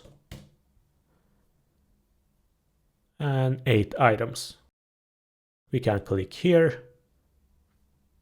And 4 more items. Okay, perfect. So we finished our fetching process. We can fetch our list, we can filter, we can see our single product. As you can see, we don't have any items. We can actually update here. And I will say, if stock number is smaller than 1, and if it's bigger than 0. And again, I'm gonna write this div here. And inside, let's say, product is out of stock. And in this case, we will not be able to add this to cart. But before handling our cart, let's see how to create an account. If you remember, we have the login page and we don't have anything here. Let's open up our login page. I'm gonna close everything here. Login page. And let's see how to sign up and sign in. Let's open up our example.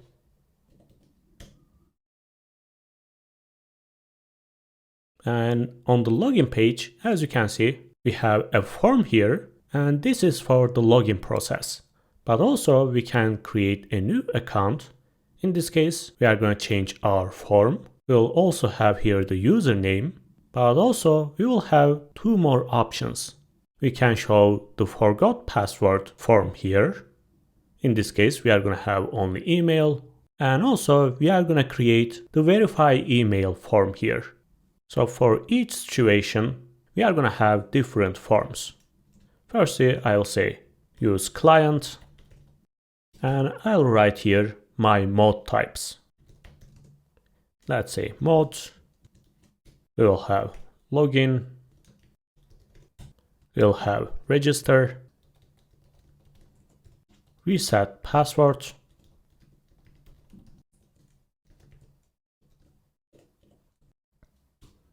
and email verification.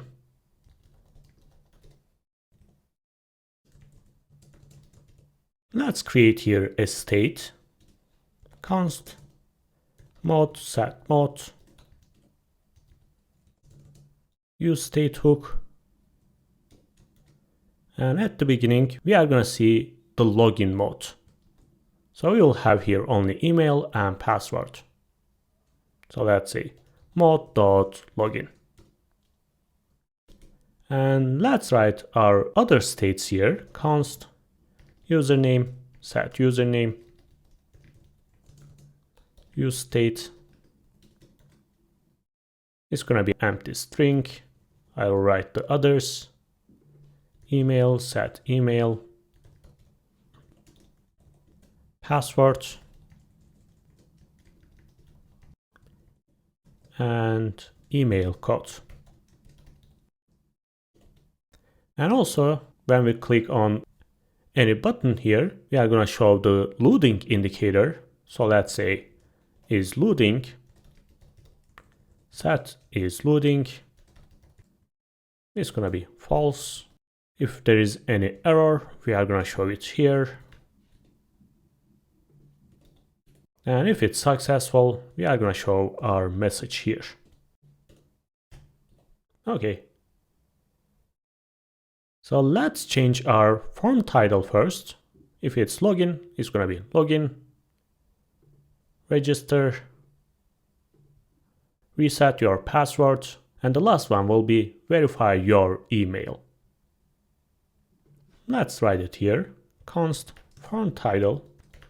I will say if the mode is mode.login, we are gonna write login. Let's write the other conditions. If it's register, we are gonna write register. If it's reset password, we are gonna write reset your password. And if it's not, finally, verify your email. Okay. And also, I'm gonna change this button title. It's gonna be login, register, reset, or verify. So let's copy here. And I will say button title, login, register, reset, and verify. Okay, let's call our Wix client. Use Wix client, and let's create our forms. Firstly, I'm gonna give my headings. Let's copy this and paste. It's gonna be full screen. So let's say h calculate 100 VH minus 80 pixels. Remember, this is our navbar size. And after that, I'll say flex, item center, justify center. So everything will be on the middle of the screen. So let's create our form. I will give a class name. Everything will be vertical. And gap between each item will be 8. Let's write our title. Form title. Text 2x large. And the font will be semi-bold. Okay, as you can see, login. So let's write our condition, and for each mode we are going to show different items here. So let's say if the mode is register, show here something. If not, let's say no. I'm going to create a div here. And for the register mode, we are going to have a username, and that includes this label and this input. Let's say username. It's going to be a text. Name will be username. Let's give placeholder. I will say John. I will give class name. Let's give a ring. And the ring color will be gray 300. Rounded will be MD. And I'm going to give a padding inside.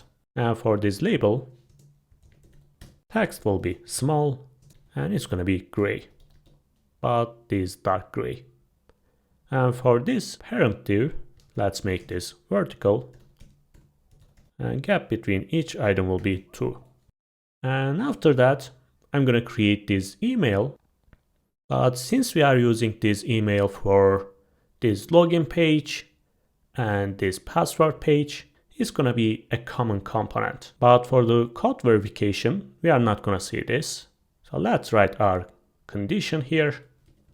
I will say if the mode is not email verification, we are going to show here our email in any case. I'm going to copy this, paste. Its type will be email, name will be email, and the placeholder will be john@gmail.com.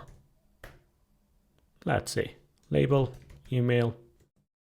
And I will say if it's email verification, we are going to show our code input. So let's say verification code is going to be text. Let's say email code. And the placeholder will be code.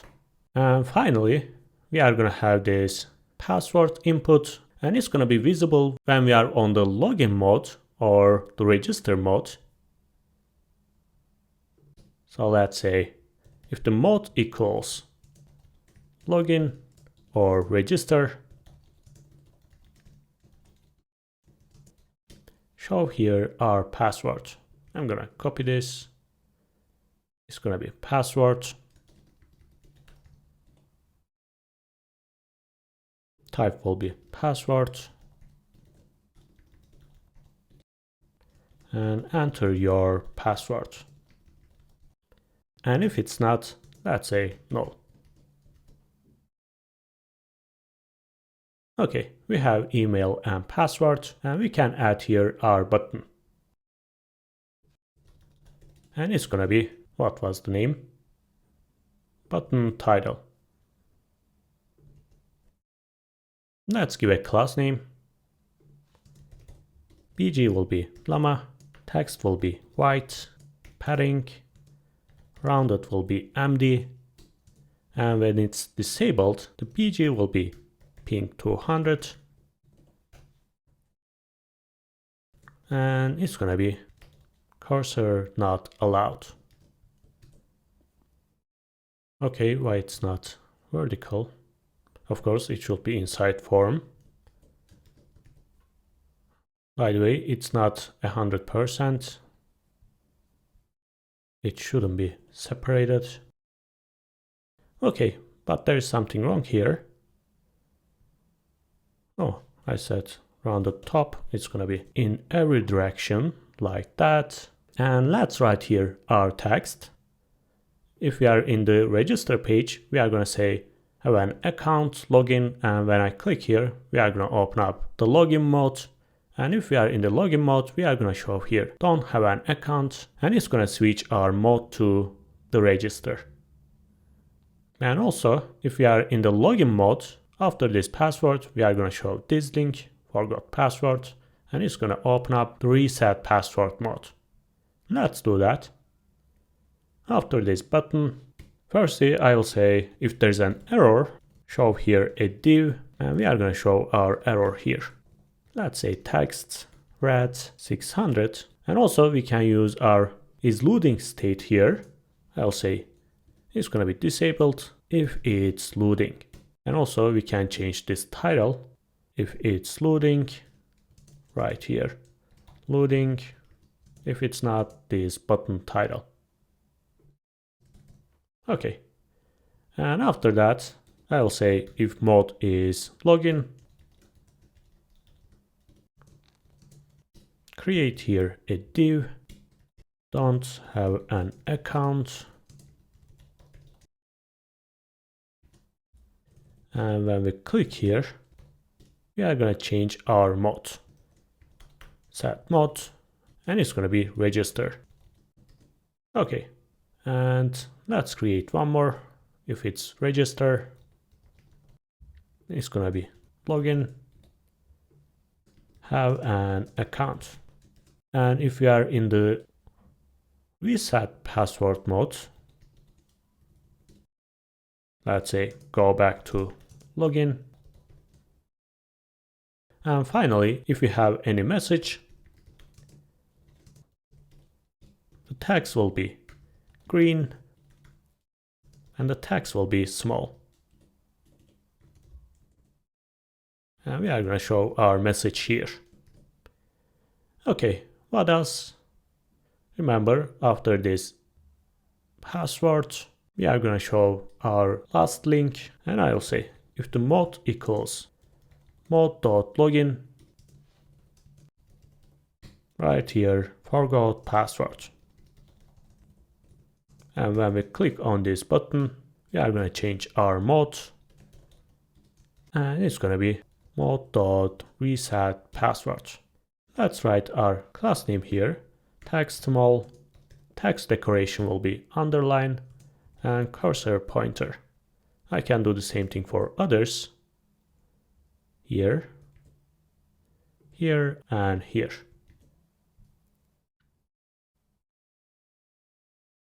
Okay. This text is bigger. Let's change it. Okay, there is a typo here. Okay, let's test. Perfect. Forgot password. And we are going to have verify email. So let's see how to log in. I'm going to open up the documentation, choose the JavaScript SDK, and handle members with custom login. By the way, if you don't want to handle on your website, you can also use Wix managed login. It's like using a social media authentication. When we click on this button, we can directly open up the Wix page and we can create a new user, we can sign in, reset our password on the Wix website instead of creating everything here. Let me show you actually. I'm gonna come here. I'm gonna choose Wix Managed Login. As you can see, when we click on our button, we are gonna generate auth data and we are gonna pass here our callback URL. To do that, I'm gonna open up my settings, Headless settings, and this is our client. Let's come here. And here, I'm gonna write my redirect URL. Localhost 3000. Let's write it here also. I'm gonna save. And right now we can use this function. Let's do that. I'm gonna open up my Navbar icons. Let's create here a function. I'll say auth with Wix managed auth. And I will say const plugin. Let's copy this, paste here. Firstly, I'm gonna need my Wix client.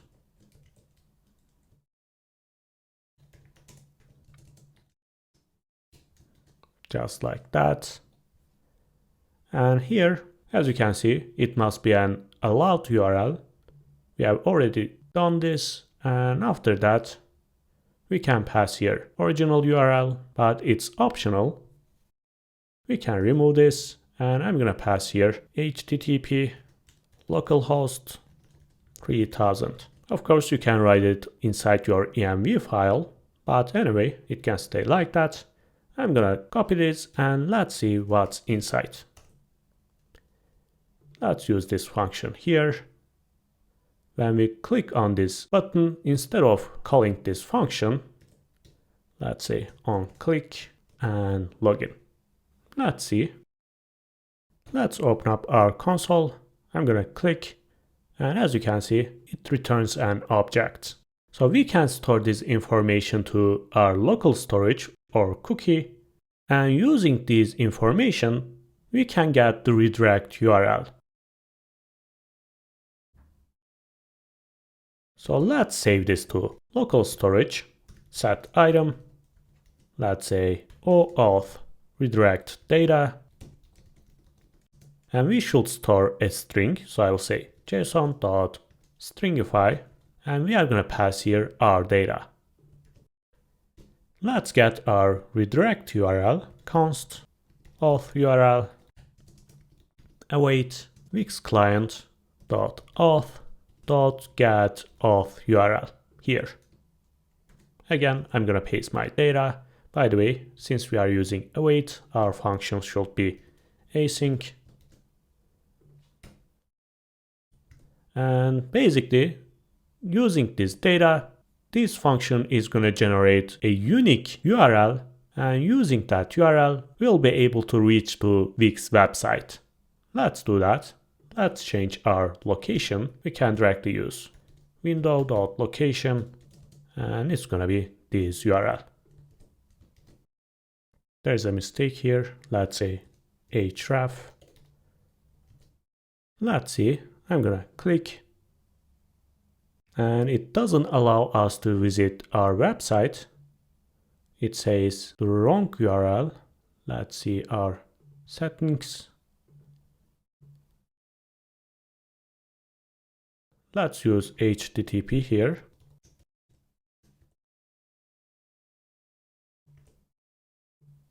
Because it should be exactly the same link here. Let's try again.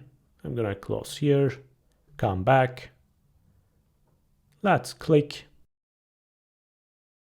And as you can see, we are on the Wix website. Of course, you can use a custom domain here. And here you can log in with Google, Facebook, or your email. Let's log in with Google. I'm gonna choose my account. As you can see, it redirects us to our website. And here we have the state. And if you remember,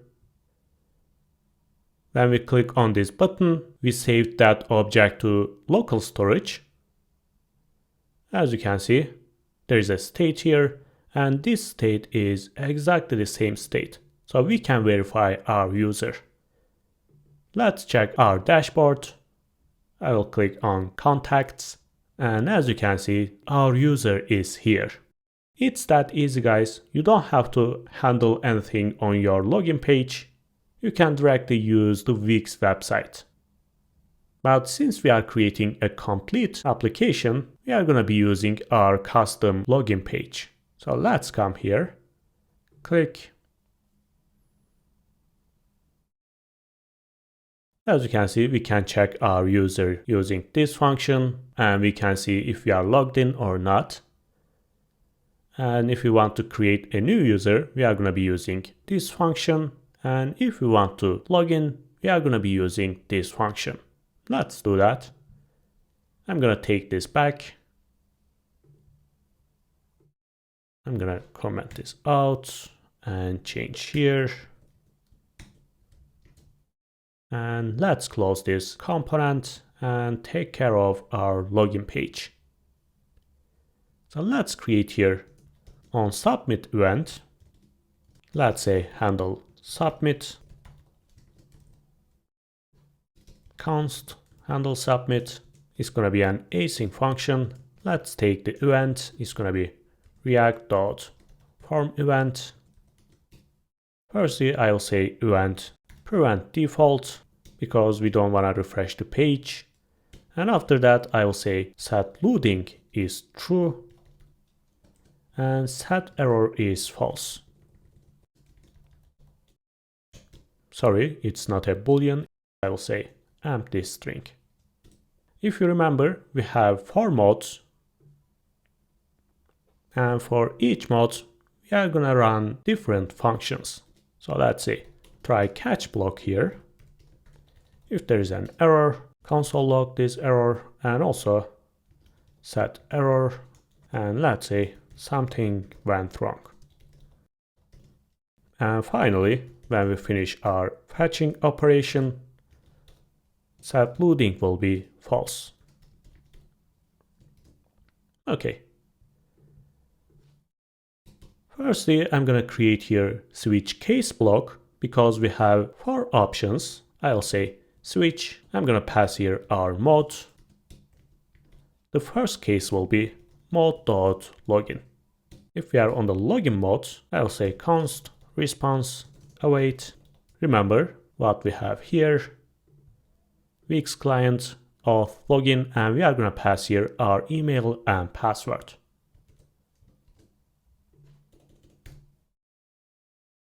Here is going to be email and here is going to be password.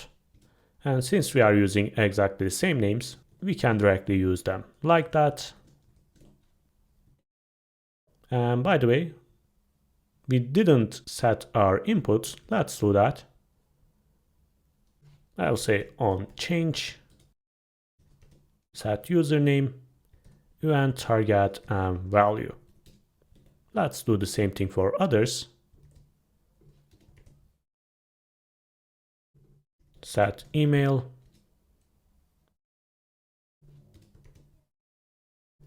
set email code, and password.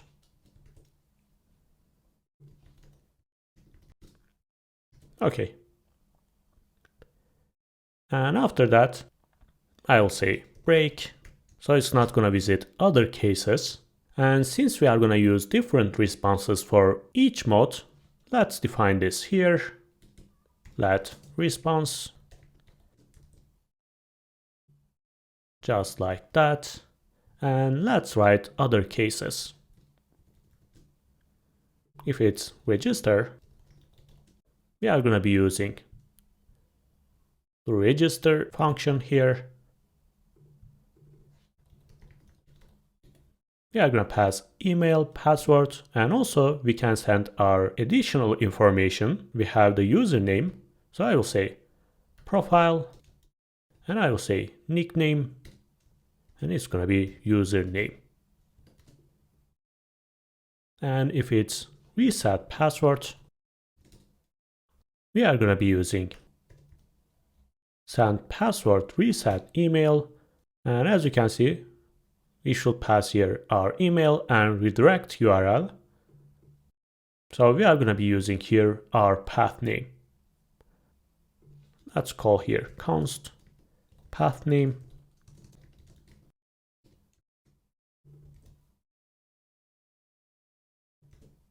By the way, it's not going to be an object. And if it's email verification, we are going to call process verification. You can find all this information in the documentation. Let's come back. And we are going to pass here our verification code. And it's going to be our state.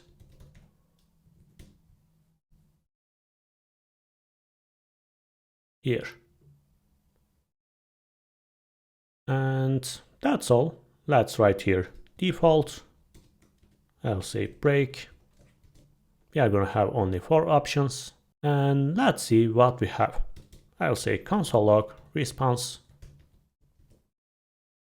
I'm going to come here, open up my login page and my console. Let's write anything here. john@gmail.com. Any password here. I'm going to log in. Nothing happened. Oh, where is our catch?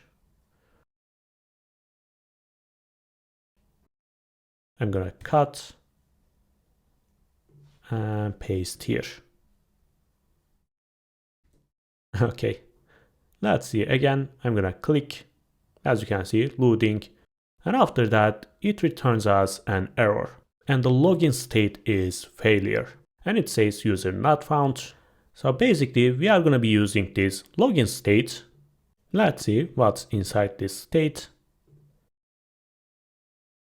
And as you can see, we have login state here. And we have 4 options. It can be failure. It can be success. If we already have an account but our email is not verified, it's going to return this state. If the approval is required, it's going to return this state. So again, I'm going to be using switch case. After this response, I'll say switch. I'm going to pass here response.login state. I'll say if it's success. Or if you don't want to make any mistake, you can import login state from Wix SDK and you can directly use here your options. Success. We are going to set our message. Let's say successful.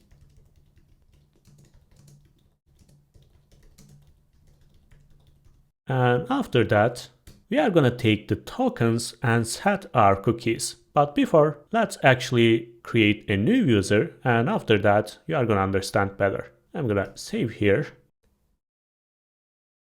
So let's say register john@gmail.com, and a password here.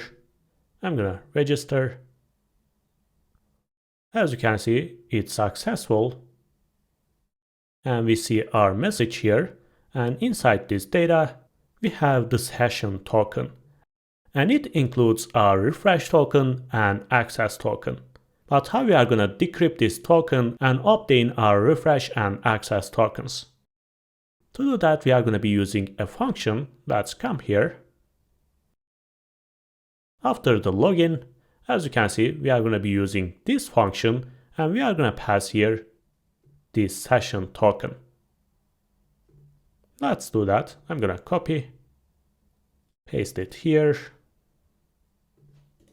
Wix client, and here is gonna be response data.session token. Let's see right now, console log, tokens. I'm gonna come back, login, and as you can see, it's a promise, so I have to say await. Let's do this again, and it returns our access and refresh token. If you remember, when we created our Wix client, we have passed here our tokens. Right now, I'm gonna update them. To do that, we are gonna be using Wix client, auth, and set tokens. Tokens here. But also remember, we are saving our refresh token inside the cookies. So I will say cookies.set refresh token and JSON stringify tokens.refresh token. Let's give here expires at, and it's gonna be 2. Let's call our cookies. Remember, we are using JS cookie. And after that, we are gonna be redirected to home page. Let's call here const use router hook. It comes from navigation, remember.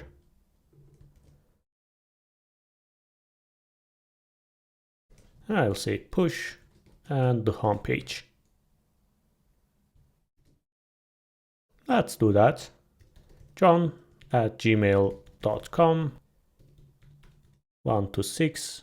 I will log in. Successful, and we are on the login page.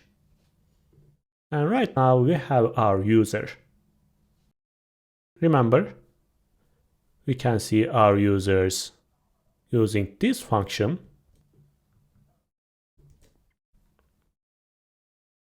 I will come here. Of course, we need our Wix client here on the top of the component. And I will say const is logged in. And let's see.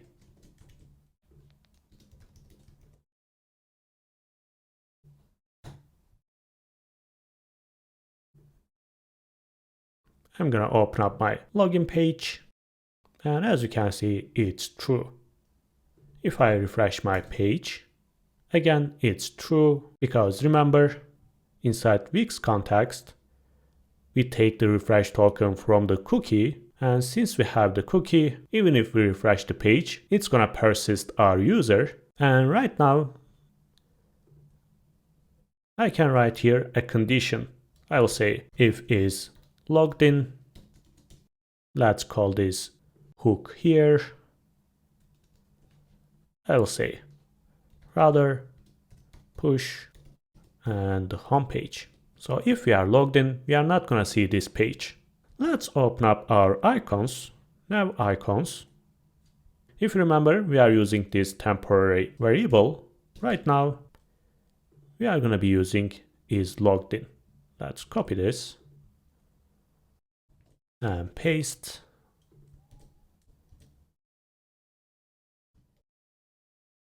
And if we are not logged in, it's gonna push us to login page. And if we are logged in, we are gonna see our profile. Just like that. Let's make this background white, by the way. Okay. Perfect. And when I click on this button, we are gonna log out. It's really easy. Let's come here. And I will say const handle logout. It's gonna be an async function. Again, we can create here a use state that shows our loading process is loading or is pending, whatever you say. And I'm gonna set my state here. And I'm gonna remove my cookie. I'll say cookies dot remove, and it's gonna remove our refresh token. Let's import again cookies from JS cookie.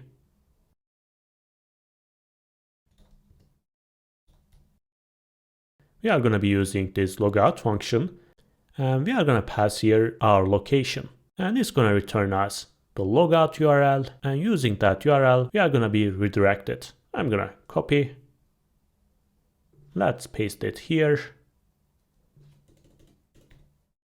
Wix client, and we can use const path name, use path name,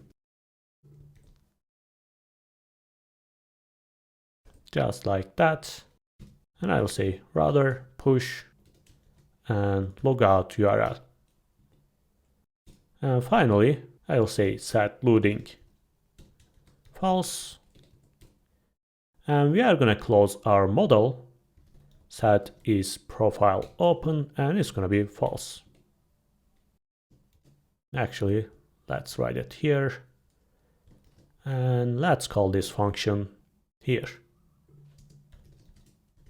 And I will say if is loading right here, logging out.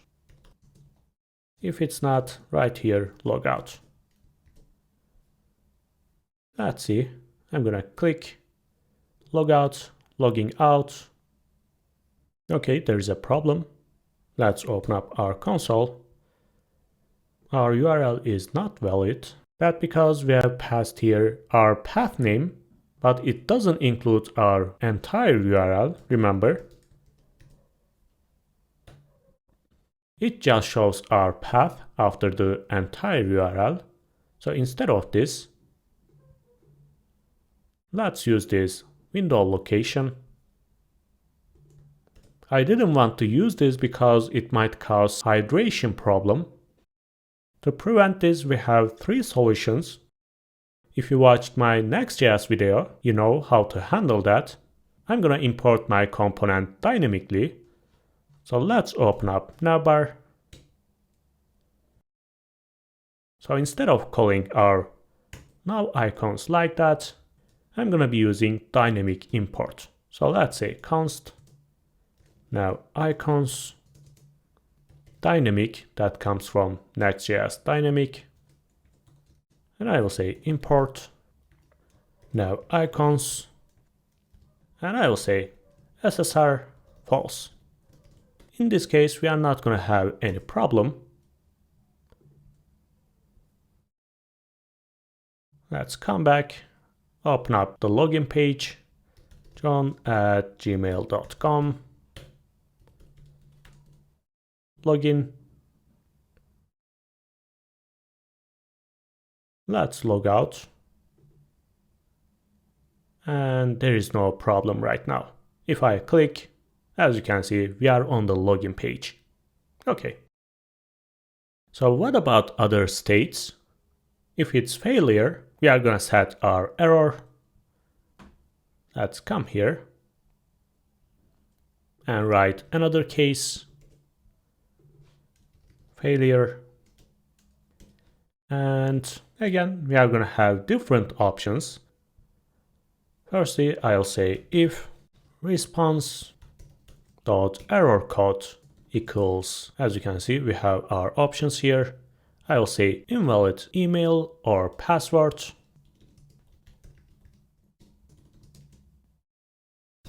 I'm gonna set my error state, and I will say invalid email or password. And I'll say else if you want to, again, you can use here switch case block, but anyway, we can continue like that. Response.error code equals email already exists.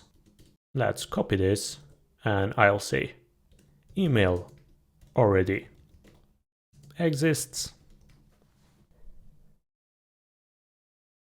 Else if it's reset password, I'll say you need to reset your password. And finally, if it's something else, I will say something went wrong. Let's see.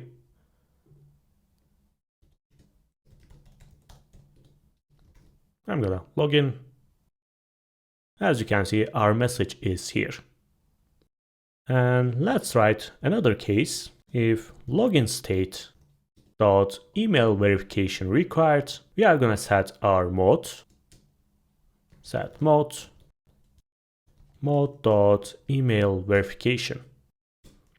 And if it's login state dot owner approval required, again I'm gonna set my message and I'll say your account is pending approval. Okay. What about our modes here? If we log in or register, we are going to be redirected to homepage. But if we send our reset email, we are going to write a message. And I'll say password reset email sent. Please check your email.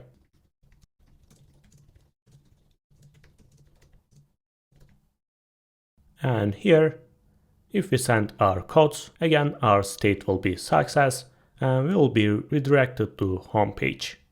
Okay, we have completed our custom login page. If you want to, you can show here a verification code like CAPTCHA. Let's open up the documentation. As you can see, it's here. You can basically install this library and you can verify each request here. But we don't need that. We are going to take care of our cart. So when we add any product to our cart, we are going to see it here. But be careful, even if we are not logged in, we should be able to add it to our cart. To do that, we are going to create a visitor token. So even if we are not logged in, we are going to have a cookie and refresh token. To do that, we can use Next.js middleware. Let's close here, open up our menu. And inside the source folder, I'm going to create my middleware.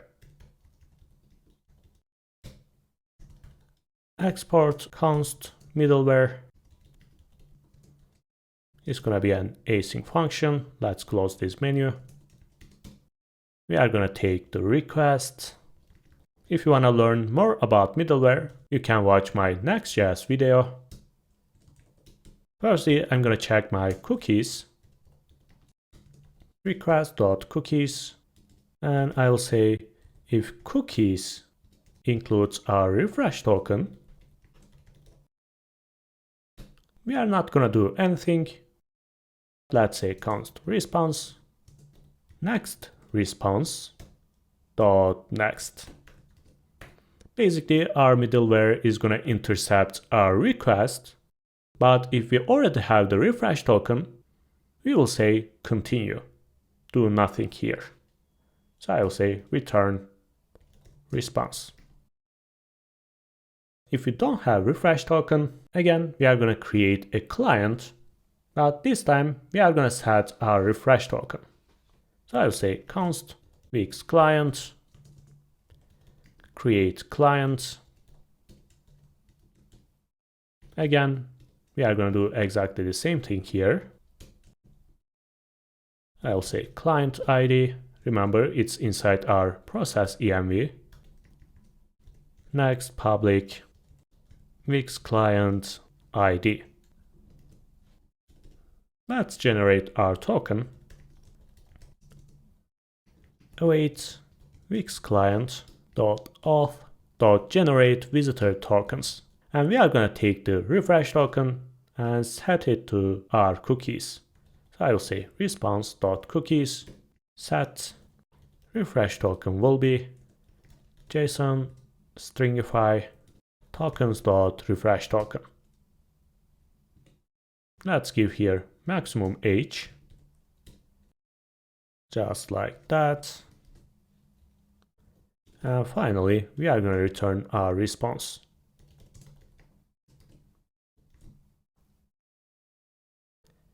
Okay.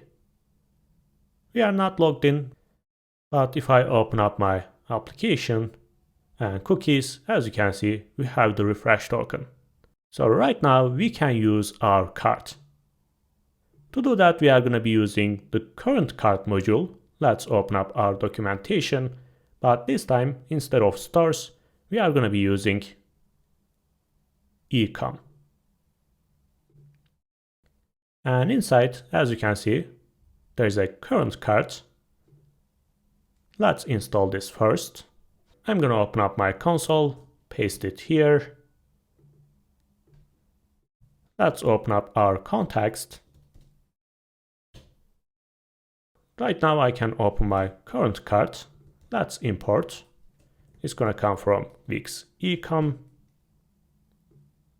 Just like that.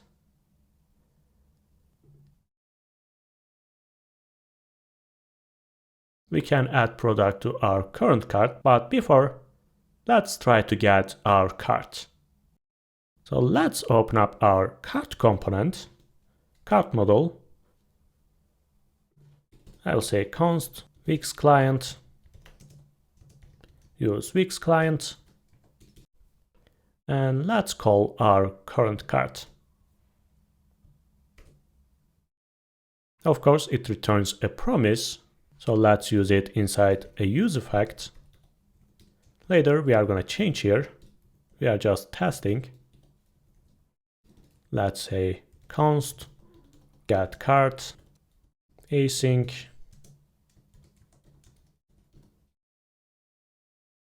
and our function here, and I'll say console log response. Let's call this here. Let's write our dependency. By the way, it's a function.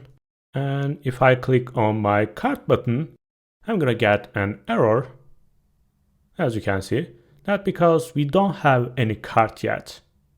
If we don't add any product inside this cart, it's not gonna create a current cart. So firstly, let's see how to add a product. I'm gonna click here. We are gonna be using this function and we are gonna pass our options inside. Let's see what's inside these options. We are gonna have the line items, and inside these items, we are gonna have our product information and its quantity. We are not using membership, we don't need that. Let's do this. I'm gonna open up my add component and let's write here on click event. Let's say add item and let's see what we are gonna need here. We are gonna need the app ID, and since we are using Wix stores, the ID will be this ID. I'm gonna copy this, open up my env file, and let's say next public Wix app ID. And we are gonna need our product ID, and there are options here. If we have any variant, we can add it here. So basically, we are gonna need our product ID and the variant ID. So let's create this function.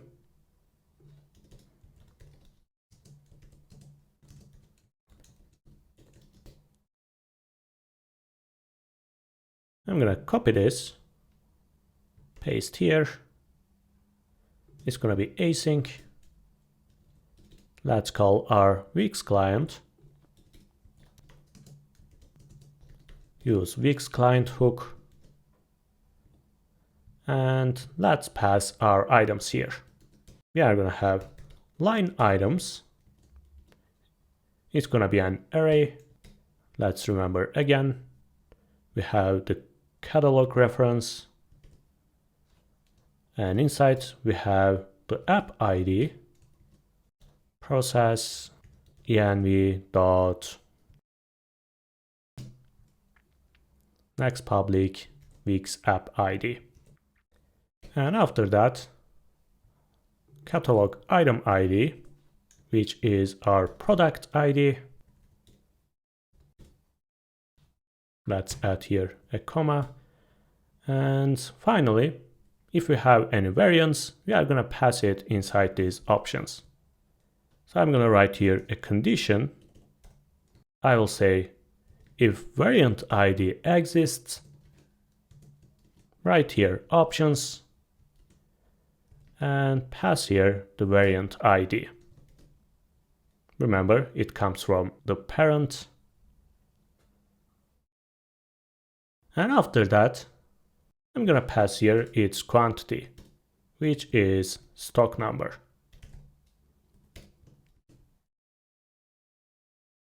That's all. Let's see right now. I'm going to come here. Let's say back. I'm going to choose white and small. I'm going to add it to cart. If I open my cart component, as you can see, there is no error anymore. And inside cart model, we have our item. Okay. But what about this number? When we add a product, we are going to increase this number. Or when we remove any product, again, we are going to need this number. So this icon, this model, and these components are related. So instead of using the same thing again and again, let's use a state management tool. I'm going to open up my terminal and I will say npm install Zustand. You can use Redux, you can use React Query, but I prefer using Zustand. It's my favorite, it's really easy to use, it's really lightweight. Let's open its documentation and see how to use it. Let's click here. And as you can see, we are going to define our state here first. In this case, it's going to be our cart and the length of the cart. And we are going to create our actions here, like get current cart, add new item, delete an item, or whatever it might be. And also we can write here is loading state. When we add a new product, we can show here the loading process. In this case, we can disable this button. And after adding that product, we are going to increase this number. So let's copy this. Come back. I'm going to open up my menu and find my hooks. And inside, let's say use cart store. Let's paste it. And I'm going to define my state type. Let's say cart state. We are going to have the current cart. Let's import from Wix ecom.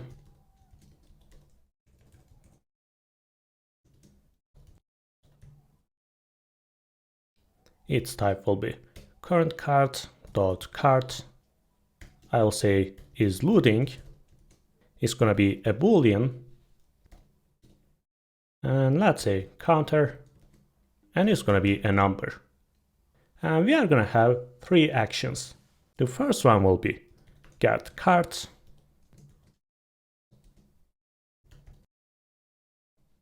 The second one will be add item. And the third one will be remove item. And remember how we are adding item. We are going to need our product ID. It's going to be a string. We are going to need the variant ID. Again, string. And the quantity. And it's going to be a number.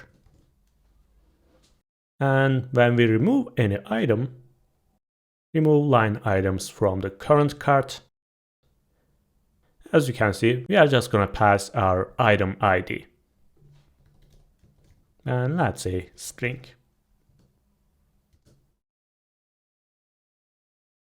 Let's write our state here. we are going to have a cart, empty array, is loading will be false, and the counter will be 0 at the beginning.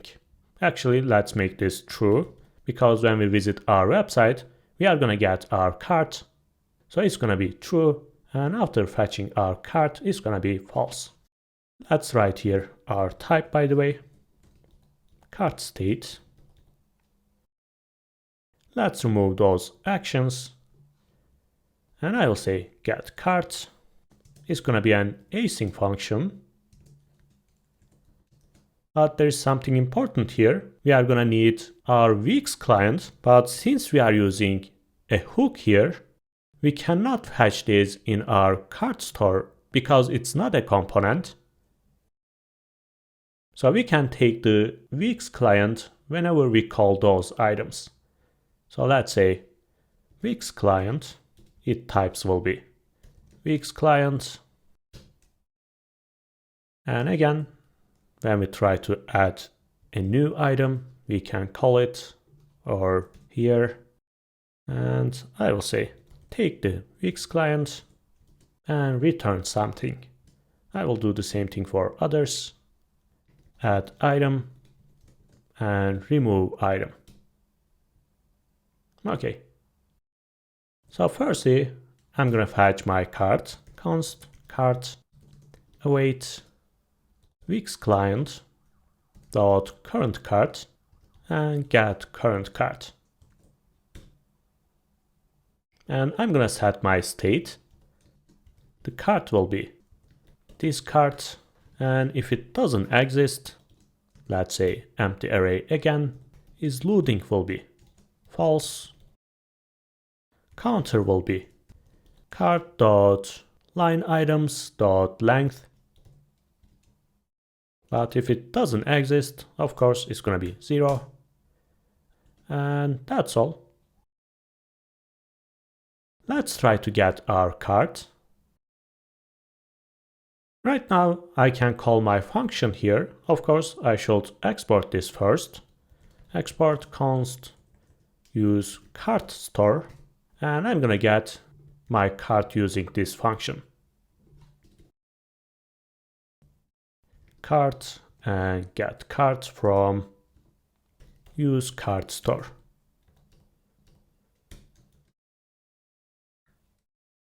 Let's call this here.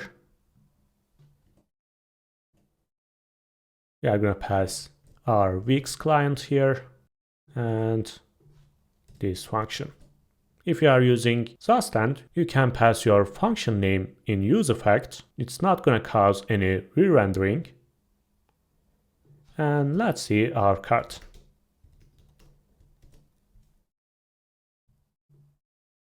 I'm going to refresh, open my console, and let's open this cart. And as you can see, at the beginning it was an empty array, and right now we have our product here. Perfect. So I'm going to say if cart is empty. By the way, we can comment this out right now. We don't need this anymore. Let's say temporary. It was for the design purpose. If we don't have our cart, it's going to be cart empty. And if we have, we are going to show our items here. Let's remove the second item.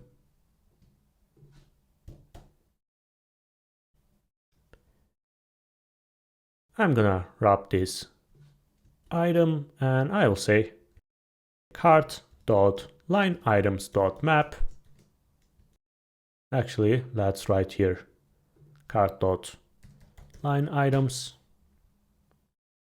And I will say for each item, return this div.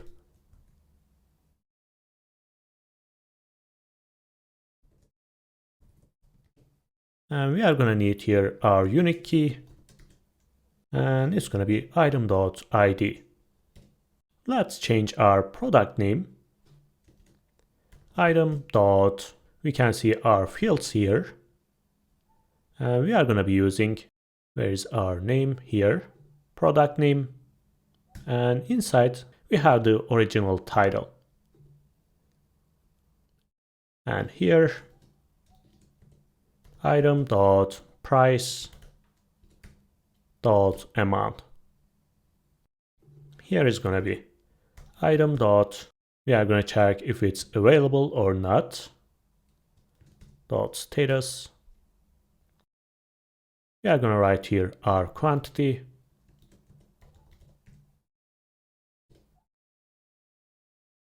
And when we click on this button, we are gonna call our remove function, but we are gonna handle this later. And what about this image? There is something important here, that because we cannot directly pass our image URL, let's see our cart,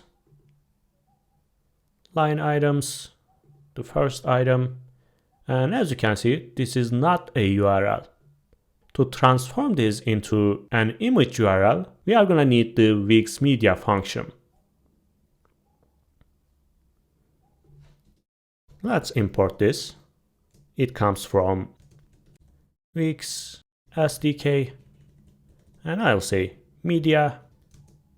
Let's change its name. I'm gonna say Wix media, and let's use it here. Wix media gets killed to fill image URL. We are gonna pass our image here, and after, as you can see, we are gonna need the width and height. And we are not gonna need any transform option. It's gonna be an empty object. Of course, if there is an image.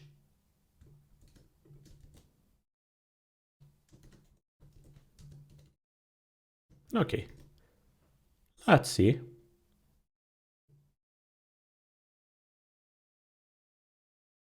As you can see, our image is here. Let's update this number. Actually, I'm gonna run this get cart function on my Navbar icons. So whenever we visit our page, we are gonna fetch our cart. We already have client here. Let's import this and use effect. And also I'm gonna need the counter here. I'm gonna copy this and paste here. As you can see, there is one item. In this case, we don't need this use effect anymore here, or get cart. Maybe we can use is loading. And I will say, if it's loading, right here, loading. If it's not, check the cart items. Let's remove this. Okay.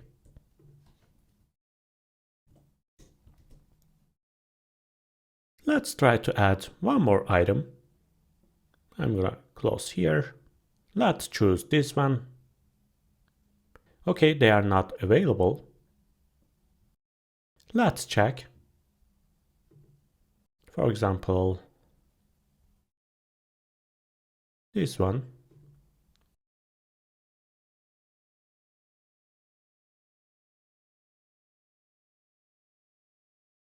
I will say 10.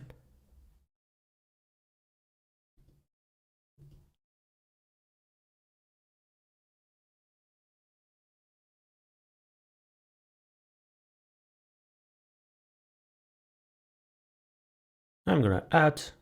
I will refresh the page. Right now we have 2 items and the product is here, but there is something wrong here. We write here the wrong quantity. It's the quantity of the variant. Let's fix that. Firstly, let's check our cart.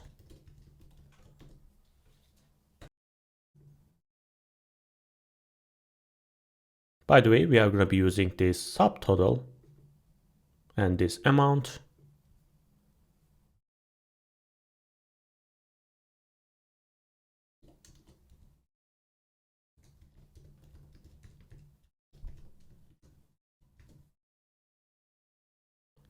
And inside line items,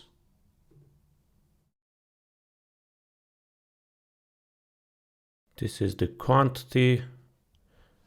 That means when we pass our item, we are sending the wrong quantity. We should send this one. Where is our function? Here. As you can see, we are sending the stock number. It should be quantity. And also, let's move this to our state management tool. I'm gonna copy this. Firstly, I'm gonna update this loading, because remember, when we get our cart, it's getting false. So I will say set, take the previous state, and write here the previous state. Don't change anything except for is loading, and it's gonna be true. And after that, we are gonna add our item. Remember, we have product ID, variant ID, and quantity. And after that, we can update our cart. So I will say set. The cart will be response.cart. Counter will be again response.cart.line items and length. And finally, is loading will be false. And when we remove item, we will do exactly the same thing here. Also, we are going to have the item ID, and is loading will be true. We are going to be using remove line items from current cart. We are going to pass here our item IDs inside an array, and we are going to update our cart. Okay, let's call this function here. We don't need this anymore. I will come here and I will say at item, we are going to pass Wix client, product ID, variant ID, and quantity. Let's call this function use cart store. Okay. And when we click on the remove button here, we are going to call remove item, and we are going to pass Wix client and item.id. Let's call this.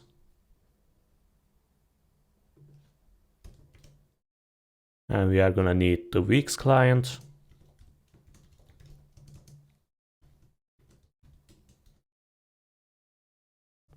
Okay. There is something wrong here. It says it can be null, but we are going to say we are sure that it says string. Let's try. I'm going to open my cart. Let's close here. Let's remove this.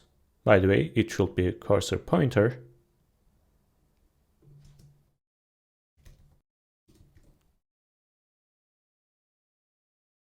Loading, and it's gone. Again, and it's empty right now. By the way, instead of showing this is loading here, we can disable our button. By the way, there is something wrong here. We are going to fix it, but before, let's write here an inner style. And I will say cursor, if it's loading, make this not allowed.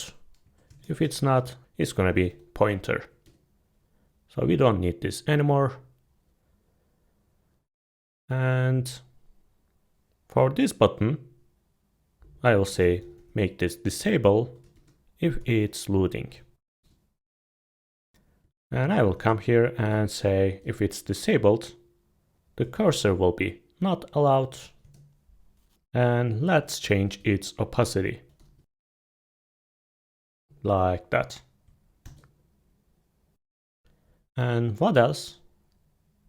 Let's check first. I'm gonna choose the white color, add my product. Perfect. Let's come back. And I'm gonna choose my bag, purple, medium, and I'm gonna choose two of them. I'm gonna add, and perfect. If you want to, you can write here quantity multiplied by this amount.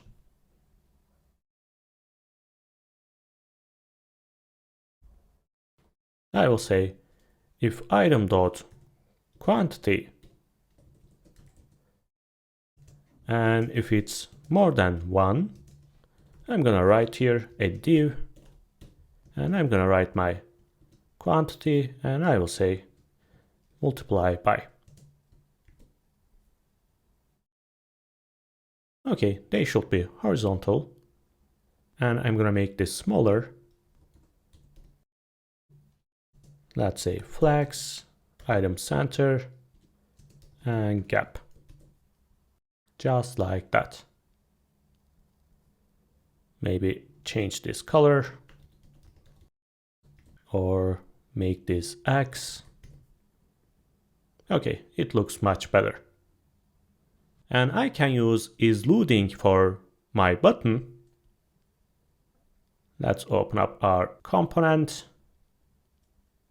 Call isLoading.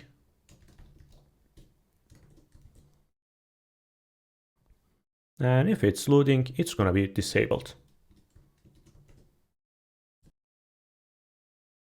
We already have our style here. Let's see, I'm gonna remove this. As you can see, it's disabled. I will also remove the ring.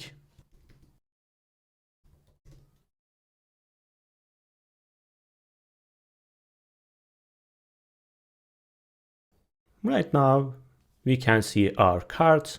We can update, remove items, and even if we refresh the page, they are gonna stay there. It was 0 because it was loading. And right now, let's take care of the checkout. I'm gonna close here, here. I'm gonna close everything here. And to handle checkout, firstly, we should accept payments. To do that, I'm gonna open up my dashboard. Let's come here, scroll down. As you can see, there's a warning here. Because we don't have any payment method,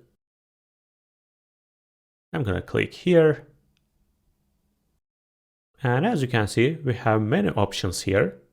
We can connect to Stripe, PayPal. We can accept manual payments. And here, there are more options. You can choose any of them, but for this tutorial, we are gonna be using Stripe. And after the connection, we'll be able to create our checkouts and orders. But to do that, you have to upgrade your account.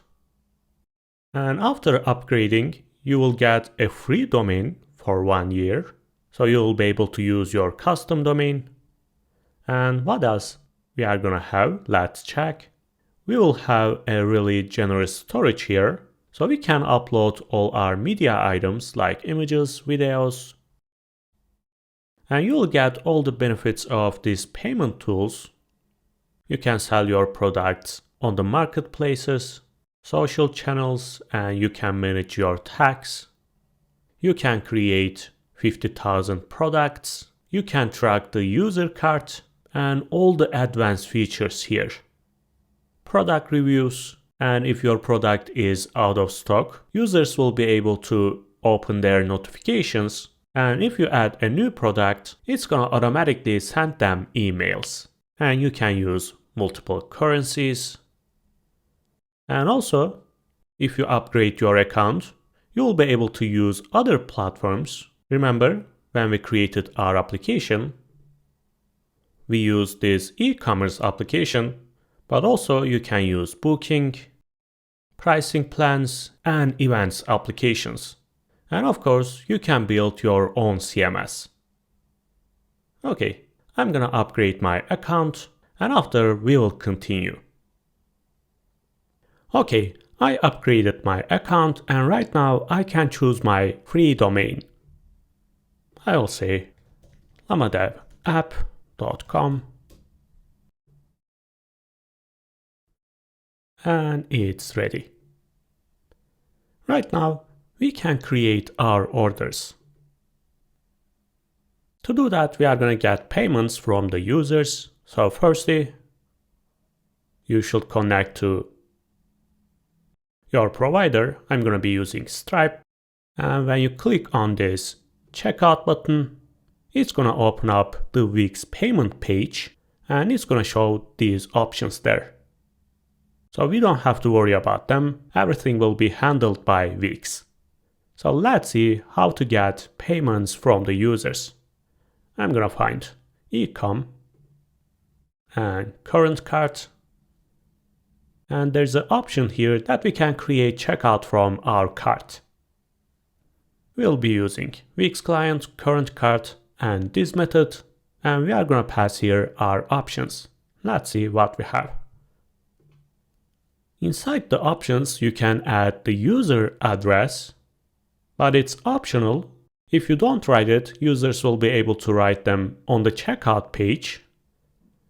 And we have here the channel type. In our case, it's going to be web. We can add here user email and other details. But again, we don't have to write them. They are going to be on the checkout page.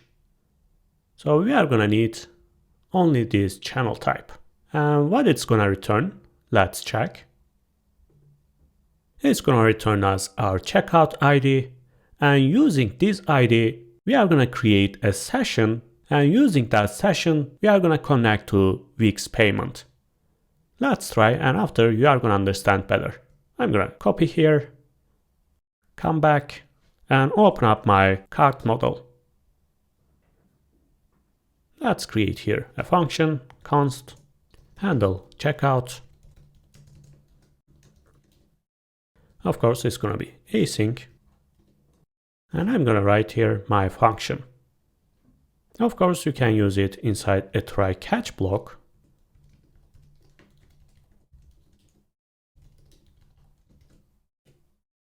Actually, you can do the same thing for other functions because we are making here a request and we can encounter some errors. But we are not going to handle all the errors and all the messages one by one. It can stay like that.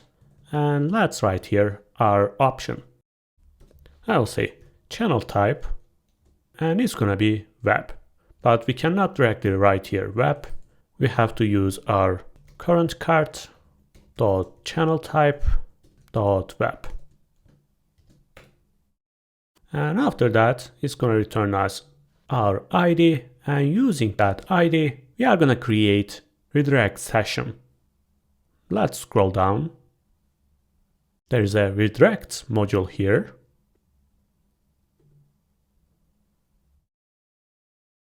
Let's install this module first, and after using this method, we are going to create our session, and inside that session, we are going to have the URL that we can redirect our users to Wix checkout. Let's do that. I'm going to open up my terminal, npm install Wix redirects. And after, I'm going to open up my Wix client. Let's import this and write it here. And we can use this function right now. I'm going to copy this, paste here, and I'm going to destructure my redirect session here, just like that. And we are going to pass here our checkout ID, which is response. Actually, let's say checkout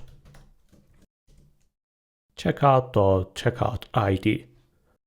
But we have more options here, I think. We can pass here our callbacks. Basically, after the payment process, it's going to redirect our users to our website. And if the payment is successful, we can show this thank you page. And after that, we should pass here one of those options. Let's see. There are many options here, but since we are using e-commerce checkout, we are going to be using this option and we are going to pass our checkout ID. Let's do that. So I'm going to cut this and I will say e-com checkout and inside checkout ID, checkout.checkout ID. And after that, we are going to write our callbacks. Post flow URL. This is going to be localhost 3000. So let's use window.location and origin. I'm going to copy this. And we are going to have a thank you page. And I will say the main URL and success page. Let's create this page. I'm going to copy this. Inside the app directory, I'll create a new file, create a success route, and the page.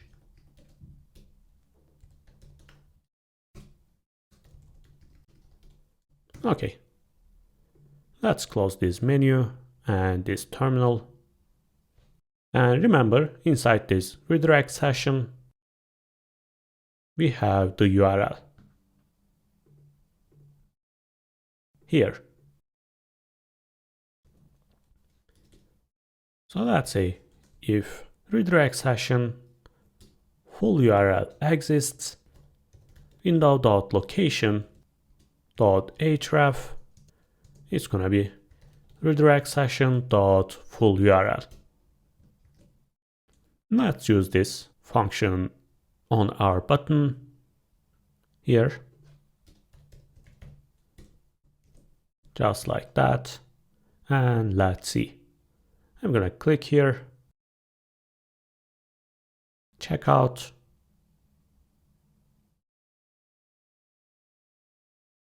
And this is our checkout page. Right now we can see our domain here. We are not going to see Wix anymore. And since we are not logged in, we have to write our email here. And after entering all this information, we'll be able to make our payments. And let's see what happens if we are logged in. I'm going to remove here. Let's log in. john@gmail.com.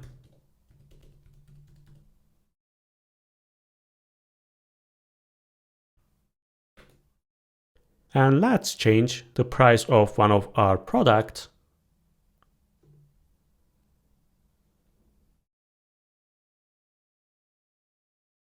Let's choose this one.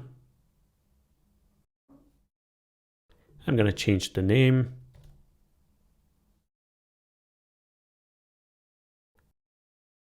Let's give 100% discount.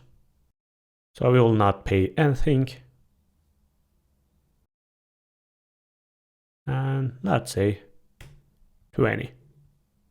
I'm gonna save and let's see. By the way, we can see those buttons here. Let's get rid of them. I'm gonna open up my product list. And if you remember, we are using search params here. And I will say if we have name or category, that means we are on the list page, so we can show our pagination. If it's not, we are not going to show it. So I will say if search params category or name, show my component. If it's not, let's say null. And right now they are not here anymore. And if I open up my list page, we have the category, and that means we are going to see our component here. Okay, Let's choose our product. And I'm gonna add this to cart. But as you can see, we have our previous cart here. Let's remove them. I'm gonna add this one. And let's check out.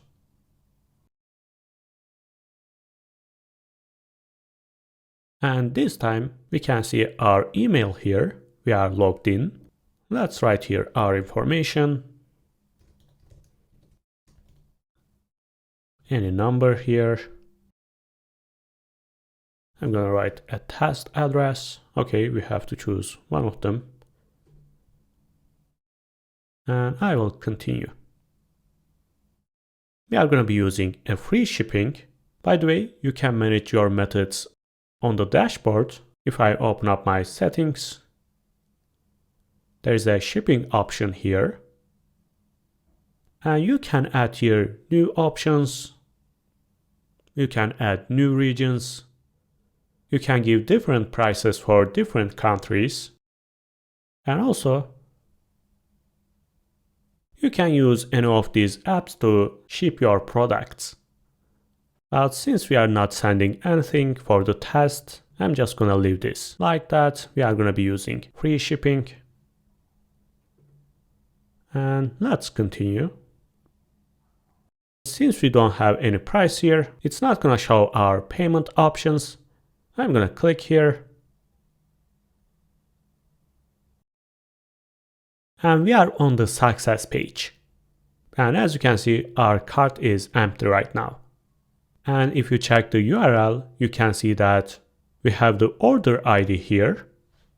So we can show our success message and we can redirect user to orders page.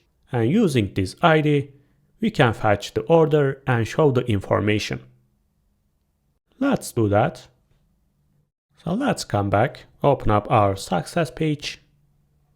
Firstly, I'll say use client. And let's write our message here. I will say h1 tag and h2 tag and 3. Let's say successful. I will say we send the invoice.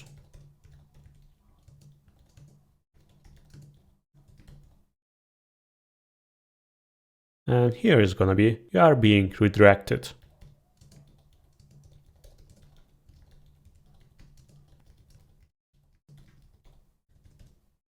Okay, let's change our class name. It's gonna be bigger. Let's say 6x large. And the text will be green. And here is gonna be X large. And the font will be medium. And I'm not gonna give any class name here. Let's separate our items. Flags, flags column, gap between each item. I'm gonna center everything here. So let's say item center and justify center. And also I'm gonna give my height here 100 VH minus 80. By the way, there's an error here. Okay, since we don't have any product inside our cart, we cannot pass anything here. So let's open up our storage, use cart store. So I will come here and say try catch. If everything is okay, we are going to update our cart. If there's an error, let's console log this error. And we are going to update only is loading. It's going to be false. So let's say set previous. And get all the previous information, but change is loading.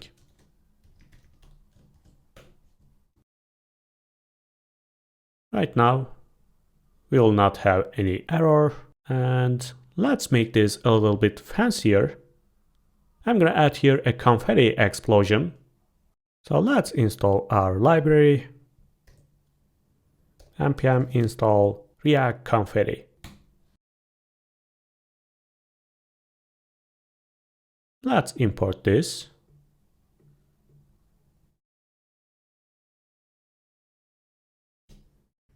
Just like that, and I'm gonna use it here.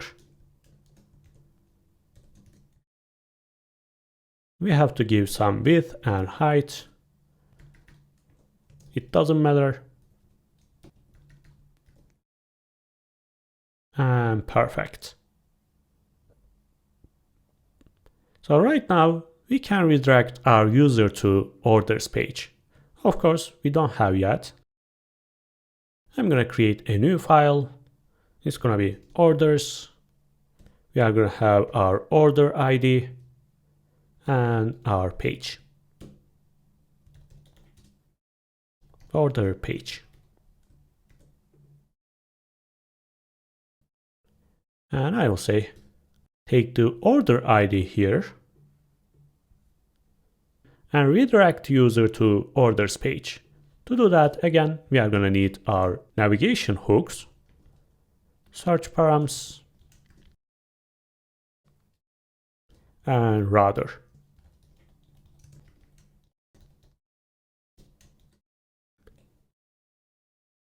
Let's take our order ID, search params.get, and order ID. But I'm not gonna redirect immediately. We are gonna see our animation here, and after 5 seconds, we are gonna redirect our user. So I will say use effect, order ID, and router. If there is no order, we are not gonna do anything, so I will say return. And if we have, we are gonna write a set timeout here, and it's gonna run after 5 seconds. And we are gonna be using our router and redirect our user to orders page. And we are gonna pass our order ID here. And let's clean up our timer. I will say timer. And I'm gonna write my cleanup function here. Clear timeout and the timeout name, which is timer. Okay, let's see. I'm gonna refresh. After 5 seconds, we are on the orders page.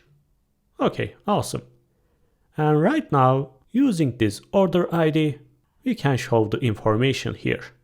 So we are gonna need our params. Let's open up our order page. I'm gonna take my params. And I will say there is an ID inside and it's a string. Remember, this ID is this ID. Let's take that. ID equals params.id. And I'm gonna get my Wix client. Await Wix client server. Let's make this async. And let's fetch our order. Let's see how to do that. Inside ecom, we have orders section. Let's click. And as you can see, we have the get order function here. And it comes from orders. Let's check our Wix client. Okay, we don't have orders. Let's import. It comes from ecom and orders. Okay, let's use it here. And let's fetch our order. As you can see, we are going to pass here the order ID we already have here. And let's see. By the way, again, you can use try catch. Let's say order try catch.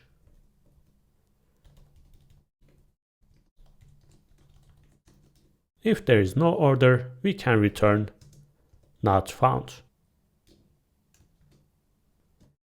And after that, let's see what we have inside. I'm gonna open my terminal.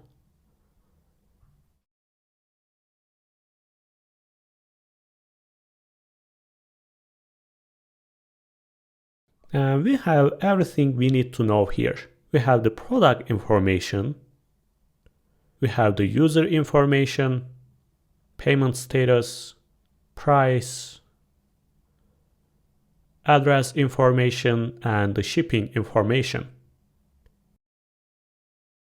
So let's use this order ID, this price, the status, this address line and city, and maybe this status and our user information. Let's do that. I'm gonna close here. Firstly, I'm gonna give my paddings and height.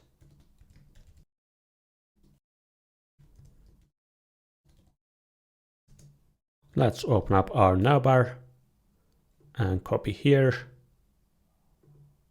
Actually, I don't think we are gonna need this because it's gonna be a small component, but anyway, it can stay like that. And I will say flags column, and inside I'm gonna create h1 tag, order details. And I'm gonna create my first item. We are gonna have our title, let's say order ID. It's gonna be font medium. And one more span. And this is gonna be order.id. So let's create others. I'll say receiver name, order.billing info, contact details, and first name. And also I can write the last name. Let's give a space between them. Just like that. And here is gonna be receiver email.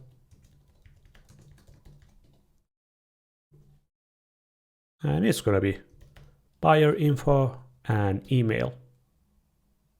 And here is gonna be price summary, subtotal, and amount.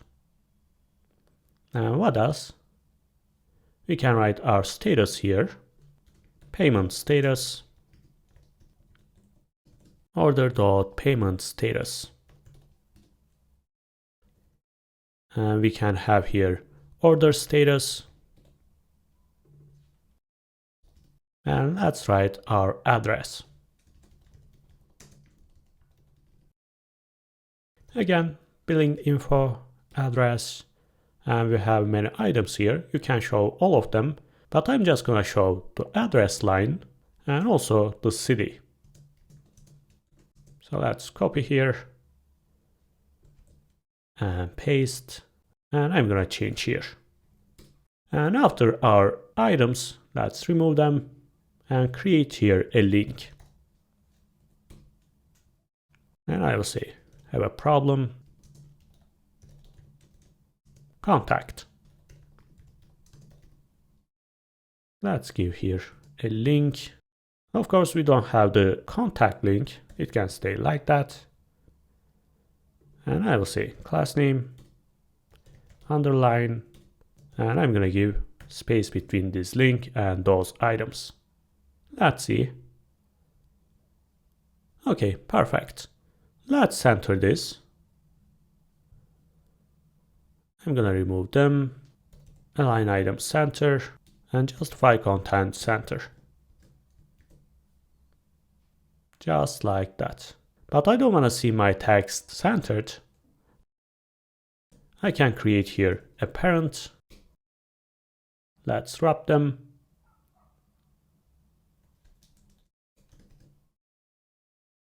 And let's say space between this title, flags, flags column, and gap between items. Okay, it's much better right now. Of course, there is no space between spans.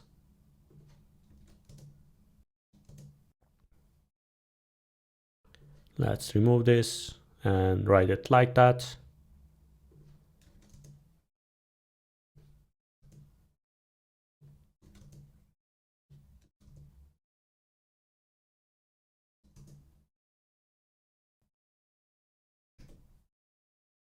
Okay, I can make this bigger.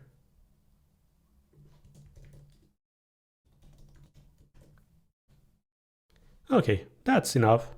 Of course, you can give more information, like product information and address here, by the way.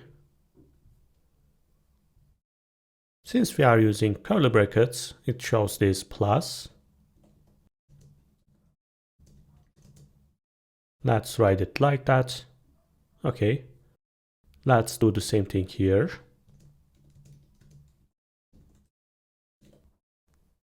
Okay, if I change the style of this page, you can see it on the GitHub repository, but for now it can stay like that. Let's take care of our profile page. When I click here, we are going to open up the profile page and we can see all our orders and the user information. Let's close everything here. And I'm going to create my profile page.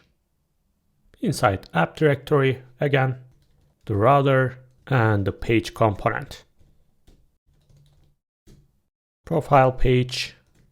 And let's make this async because we are going to fetch our data.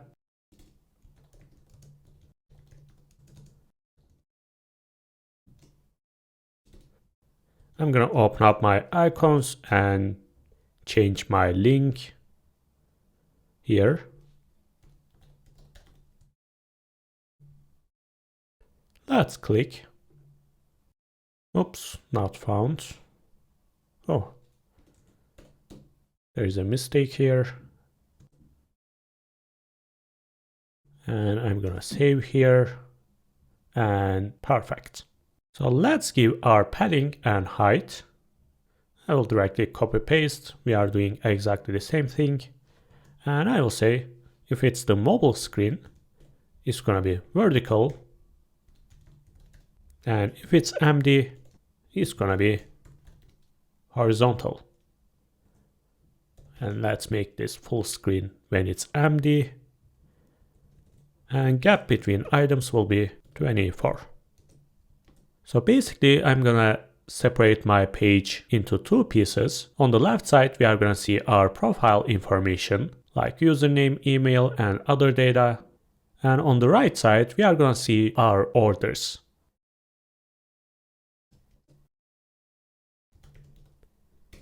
User information and orders. Let's change our class name.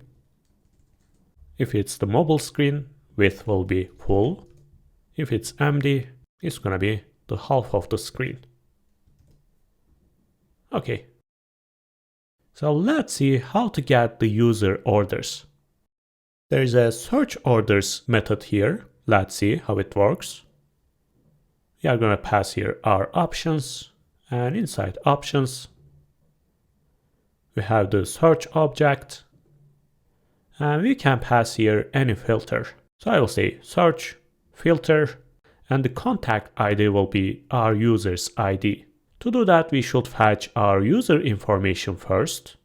And in this case, we are going to need one more module. Let's scroll down and find the members.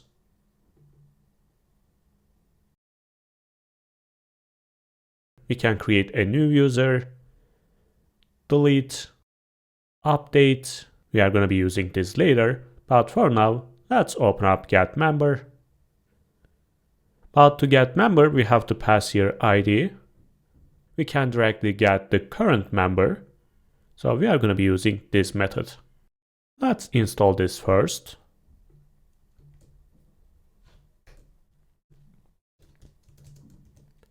just like that. I'm gonna open up my Wix client and let's paste here and use it here. Let's fetch our user. I'm gonna copy this function and paste it here. Of course, it should be await. And I will say user. And without options, let's see what we have. I'm gonna open my console, scroll down.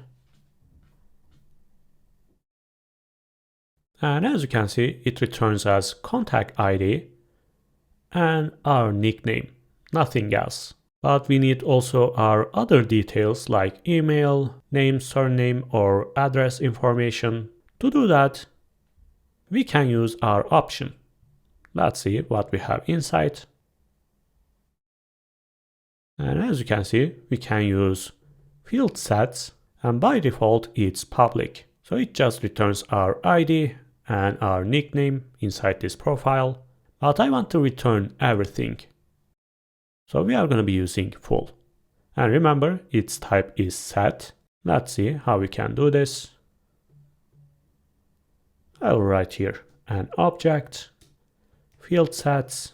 It's going to be an array, and let's write our set. To do that, we are going to be using members.set. And as you can see, our options are here. I'm going to be using full. Let's save. And right now we have all the information here. We are going to take care of our user form later. Before, let's get our orders. I will get back ecom orders and search orders. Let's copy this. I will paste here. Let's say order response. By the way, if we don't have our user, we are not going to see any of them. So we can write here a condition. I'll say if user.member.contact ID doesn't exist, let's return a div, and I'll say not logged in. And after we can fetch our response, and I'm going to pass here. Remember, we have search, and inside we have filter. And we can write here our condition.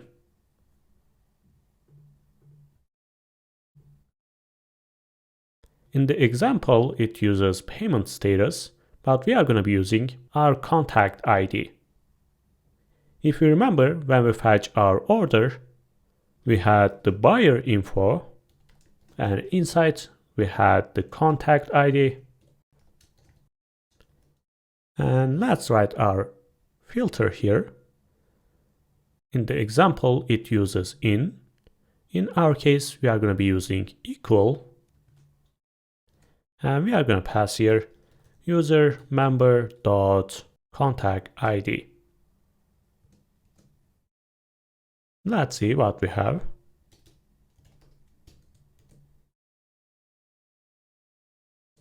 Again, I'm going to open my terminal. And as you can see, this is our order. And it's inside orders array. So let's use that. I'm going to come here, and firstly, I'm going to add my title. Let's say orders to X large. And after, I'm going to map through my orders. Map for each order. We are going to create a link href. And remember, we have the single order page. So we can use it here. Order and the order ID. We need to add here the unique key. Again, order ID. Let's import this link. Next.js link. And firstly, let's add our order ID. Order.id. And as you can see, we have 3 orders. I created 2 more orders before this tutorial, but as you realize, each ID is too long. Let's make this smaller. Substring, and take the first 10 items. Let's actually create here a parent.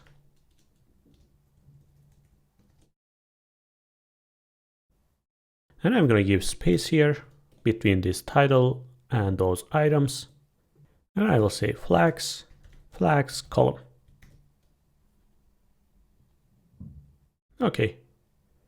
Let's give other informations here. I'm going to create another span.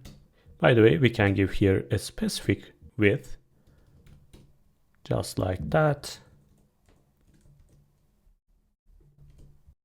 And I'm going to show here the price, order, price summary, subtotal, and amount. And 2 more spans.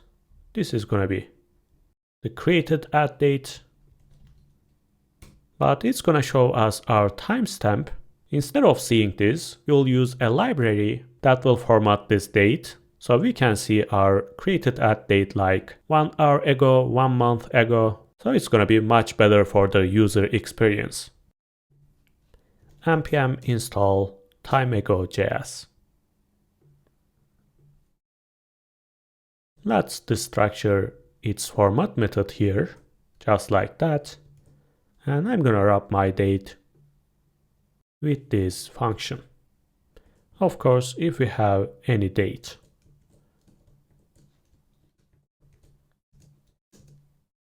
Okay. And finally, we can show our status. Let's remove those $signs and separate our items. This is going to be price. It can stay. Okay. Let's come here and create a class name. I will say flags, justify between. I'm going to give px and y. I will say rounded MD. And when we hover over, I'm going to change the color. It's going to be green and 50. And also for each even child, I'm going to change background again. If even bg slate 100. Just like that. So when we click on any item here, it's going to show 404 because we write here order. It's going to be orders. Let's get back. Okay, perfect. So let's take care of our user information here. Again, I'm going to add my title, and after I'm going to create a form that we can update our user information. I'm going to copy this, paste it here, profile. And after that, let's create our form.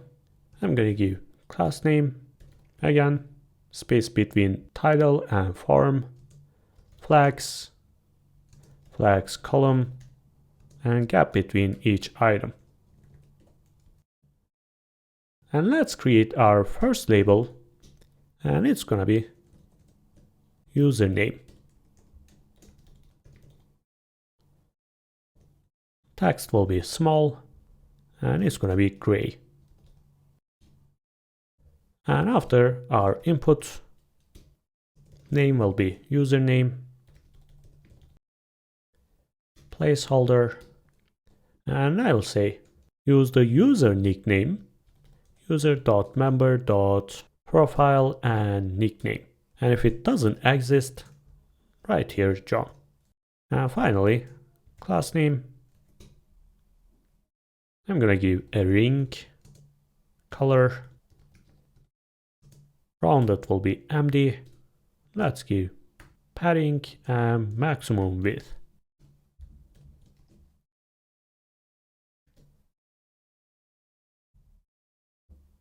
Okay, this is our nickname. As I said before this tutorial, I've created 2 more orders. I will just write here some random username, the real name and surname. I hope I didn't write anything embarrassing. Let's see. I'm gonna duplicate them. And here is gonna be first name. And here is gonna be contact dot first name. And let's say John. And again, contact last name. If it doesn't exist, it's gonna be Do. Let's change here. We can show our phone number. And it's gonna be contact.phone. But as you can see, it's plural. That means it's an array. So I will say use the first item. Use here any number. And what else we can change? We can change our email.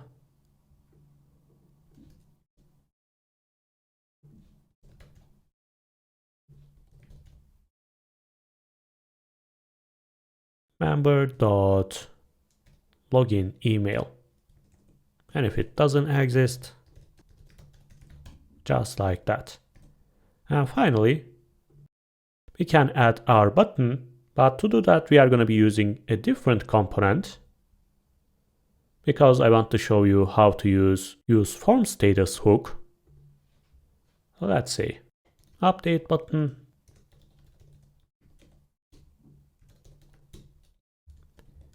It's going to be use client. Let's give our class name.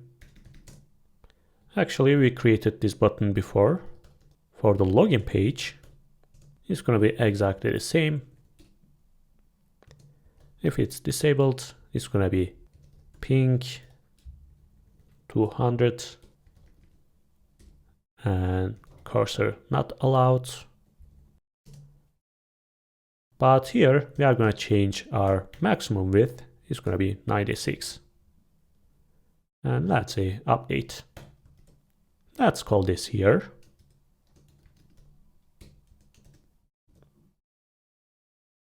Just like that. Okay, those are random names. They can stay like that. And let's change our labels.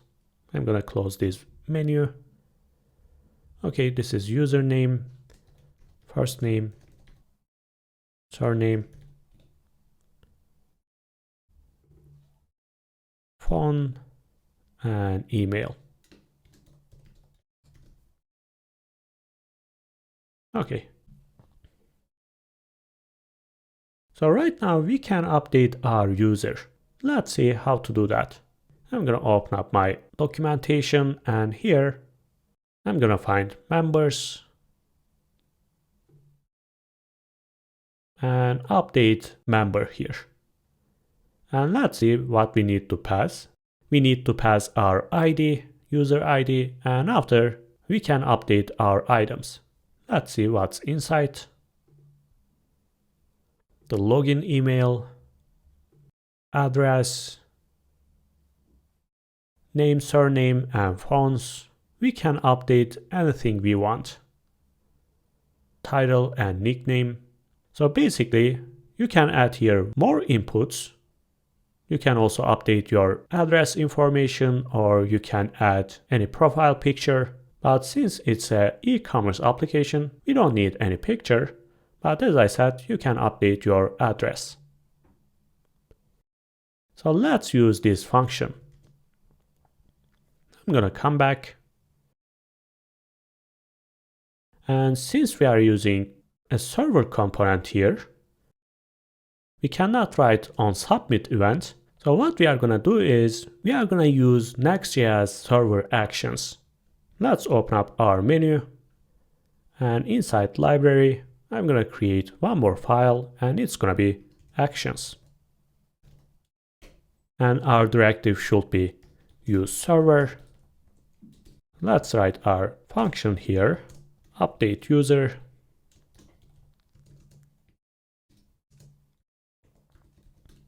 And when we run this, action is going to automatically send our inputs. So we can take them using form data. And again, if you don't know what the server action is, you can watch my Next.js video. I'm not going to deep dive into that in this tutorial. Firstly, let's import our Wix client. Await Wix client server. And after that, I'm going to take my inputs. Let's say const username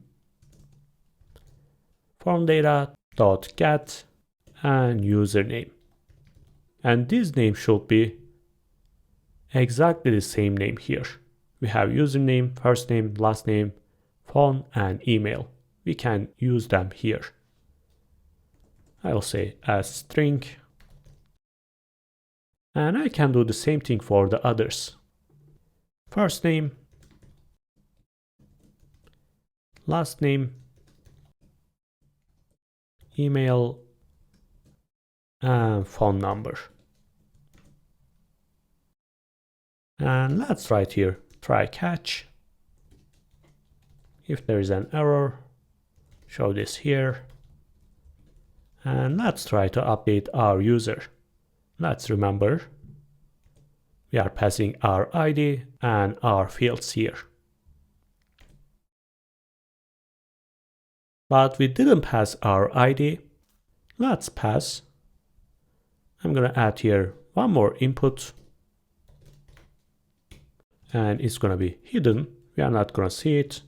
And its value will be user.member.contact ID. Let's give a name. Okay, it says it can be undefined, but here, if it doesn't exist, of course, I forgot to say return. Okay. In this case, we are going to have our ID here. If you want to, instead of using hidden input, you can use the bind method. And again, you can see it on my Next.js tutorial. It can stay like that. It doesn't matter. And I will say update user. And let's take our ID here. Let's see name. Okay, ID. And let's pass our information. Firstly, I'll say contact. And inside, we have the first name. It's going to be the first name that comes from our form. And if it doesn't exist, it's not going to update. To do that, I'll say undefined. And I can do the same thing for last name and phone. But remember, it should be phones and it's an array. And after that, we are going to update our email. It's login email or undefined. And finally, we can update our nickname and it's inside the profile. And it's going to be username. And if it doesn't exist, don't update. Let's see. I'm going to scroll down.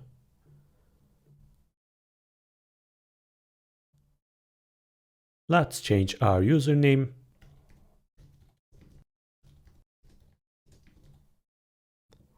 And test surname. I'm going to update my phone. Let's see. I'm going to click here. And as you can see, there is no loading indicator. We are going to fix that. But let's come back and see what we have. Okay, there is nothing here. Update user.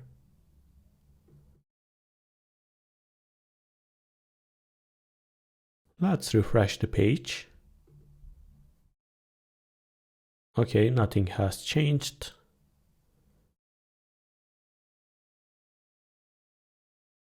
It's not sending to our action. Oh, it's a div.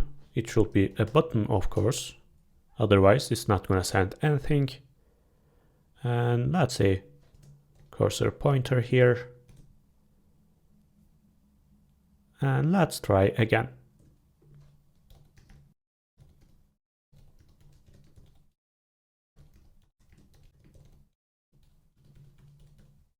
I'm going to update. And let's see what we have right now. Okay. Our first name, last name, and phone is here. So what about this pending indicator here? Let's come back. And here I'm going to be using use form status hook. Use form status. And we can get here pending. And I will say if it's pending, make this button disabled. And I can write here a condition if it's pending. Let's write updating.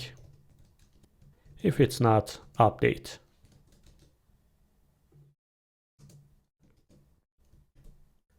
Let's see right now.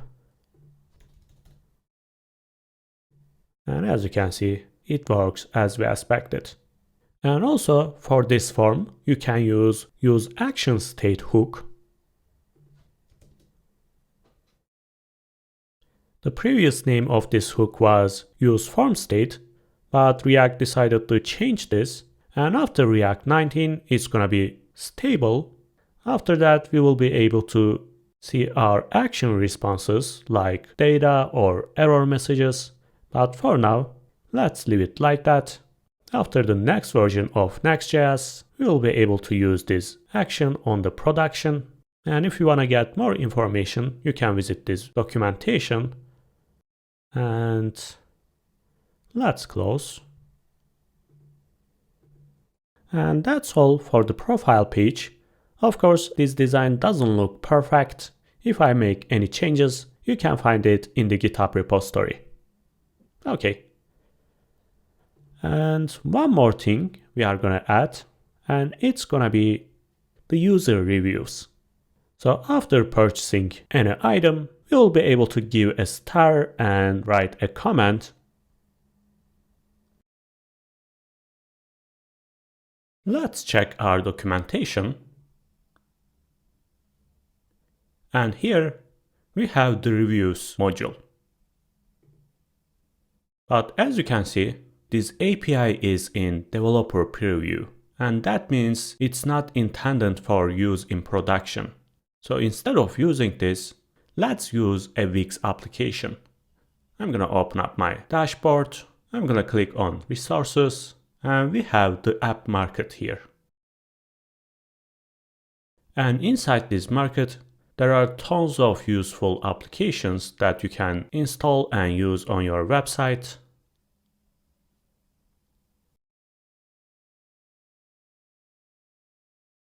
Currently, we are using the Wix store, but you can install other applications. So let's come here and write review. If you are using a business plan, you can use this application for free, but since its rating is really high, let's use this one. As you can see, it's really popular. Let's use it. I'll say add to site.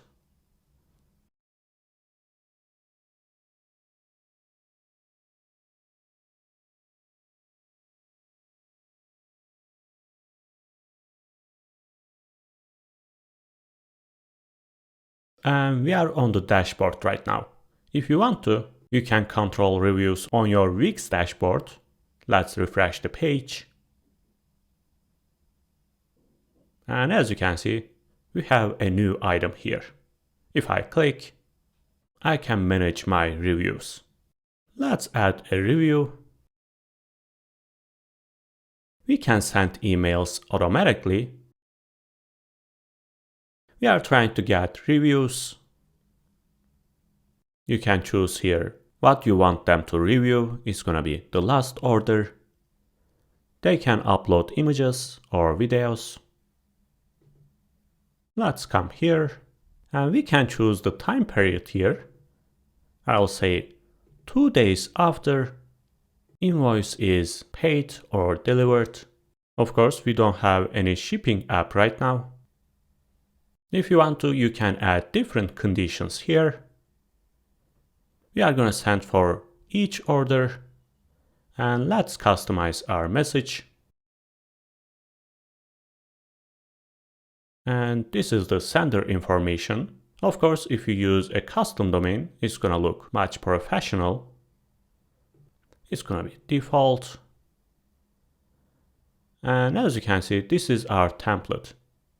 We will use here the username and after, how was your last order? They can give a rating here.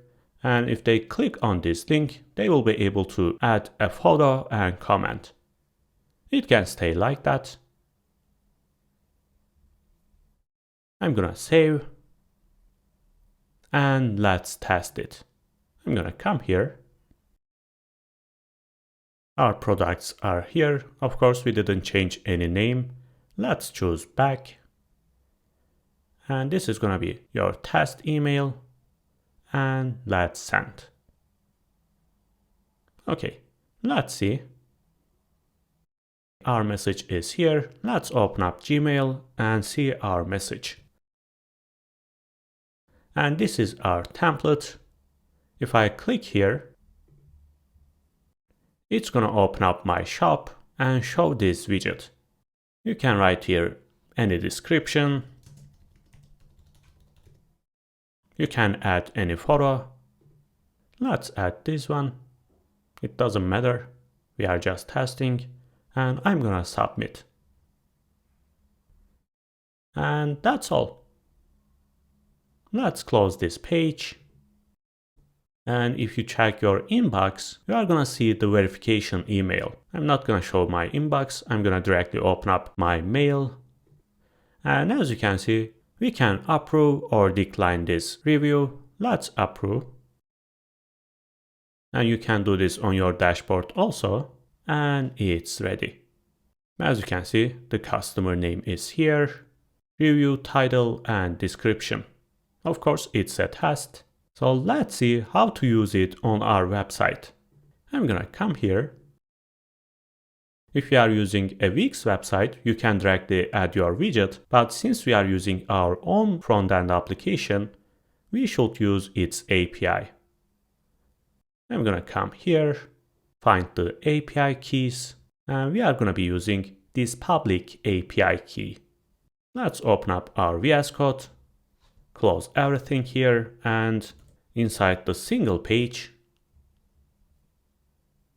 I'm gonna call one more API request here.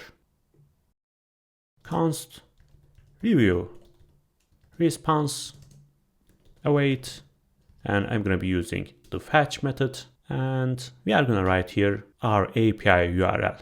But before, let's open up our env file and add our public ID.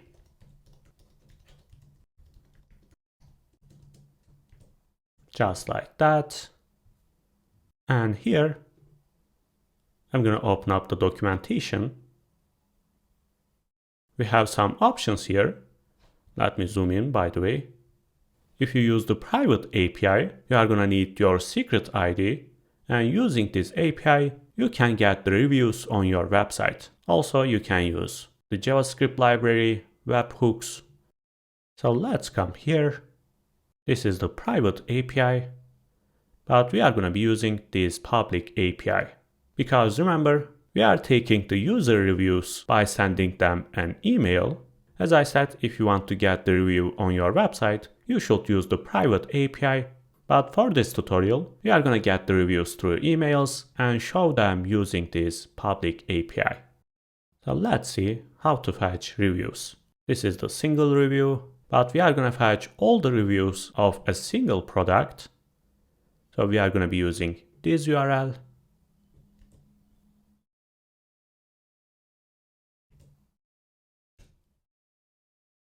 And we can pass here the product ID. as you can see, we are going to add this like that. And it's going to be our product ID. And finally, we will add our public key. Let's copy and paste. Just like that. Let's transform this into a JSON file. Await response.json. And let's see what we have.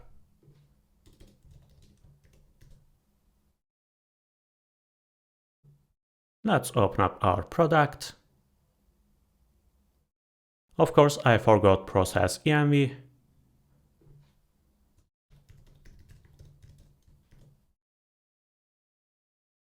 Okay, there is no problem. Let's open up our console. By the way, there is an error. Oh, it's just a warning because we forgot the unique key inside customize product. We are gonna fix that, but before, let's see what we have. As you can see, we have the data, and inside this array, we have our reviews. We have only one review, and this is its title, description, the rating stars, and inside we have our product information and customer information, and our image is inside this media. So let's use it. Before I'm gonna fix that error, let's open up customize products. Okay, we have the unique key here.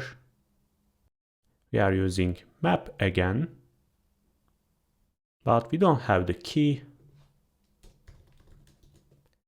Choice.description. Okay, I'm gonna close here, and right now I'm gonna create one more div. After these sections, I'm gonna add one more line here, and let's say reviews, h1 tag, user reviews, and I'm gonna map through my reviews. But before, there's an error here. Let's see. It says it can be undefined, but we said if there is no product, return not found. Okay. Let's say we are sure that it's a string. And after that, I'll say for each review. By the way, it's going to be reviews, not review. And inside reviews, remember, we have the data array. We are going to be using that.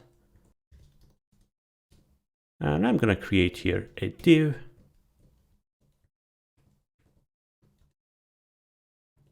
Let's use here a unique key, and it's going to be review ID. And inside, we are going to have the user information. We are going to have stars and the description. Let's make this flex box and flex column. Gap between each item will be 4. And inside user, again, it's going to be flex box, but this time horizontal. And I'm going to center my username and avatar. And font will be medium.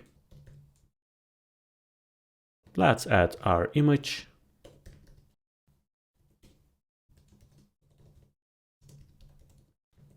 It's going to be review.customer and avatar URL. Let's give size. And it's going to be rounded. And after that, we are going to have our username. Again, review customer. This time we are going to be using the display name.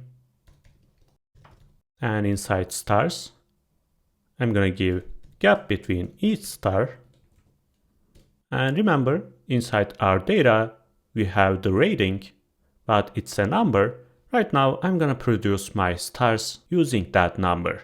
So I will say array from, firstly, I'm creating an array, and the length will be review.rating.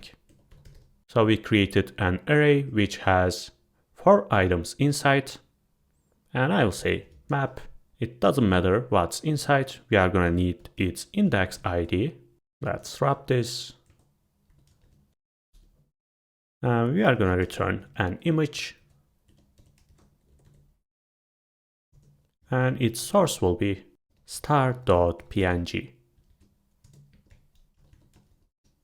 I'm gonna add my unique key, which is index number. Let's give width and height. And finally, we are gonna write our description here. Actually, let's say a p tag, and this is gonna be our title. Remember, it's inside heading, but it can be empty. So let's wrap our p tag and write here a condition. And I will do the same thing for the description, which is body. And after that, we can add our images here. So let's say review media.map. For each media insight, return an image, and its source will be media.url. Let's give the unique key media.id,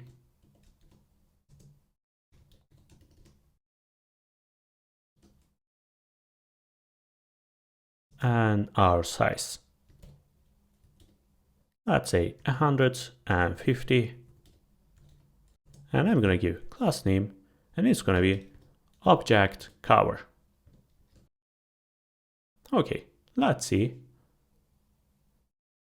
Of course, we need to add this host name. This is for our avatar, and also we are gonna need for our media, but before, let's add the first one. I will say next config, and I'm gonna add one more object here, and it's gonna be our host name. Let's refresh. And I'm gonna add this one right now.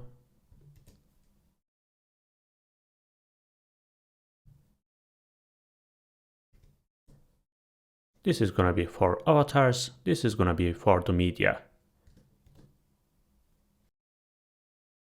Let's scroll down, and as you can see, our review is here. Let's change this h1 tag.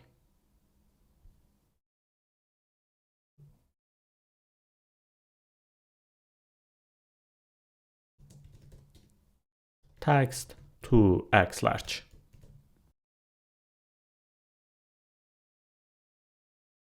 Okay, awesome. If we have more reviews, we are gonna see them here. And that's all. We finished our project. Of course, you can add more features. There are tons of different APIs here. You can create different apps using different modules. You can add different features to your stores using those items, or using this e-commerce. And also, you can use the dashboard module to create your own dashboard instead of using Wix dashboard. So you can create your own dashboard and sell them to your clients. But for now, it can stay like that. We have a complete e-commerce application. If I missed anything, I'll try to update my GitHub repository. And that's all. I hope you liked it. If you learned something new today, please like the video. You can support Lama Dev by using the link in the description or by joining the channel. Don't forget to follow Lama Dev's social media accounts. I hope I'll see you in the next tutorial. Goodbye.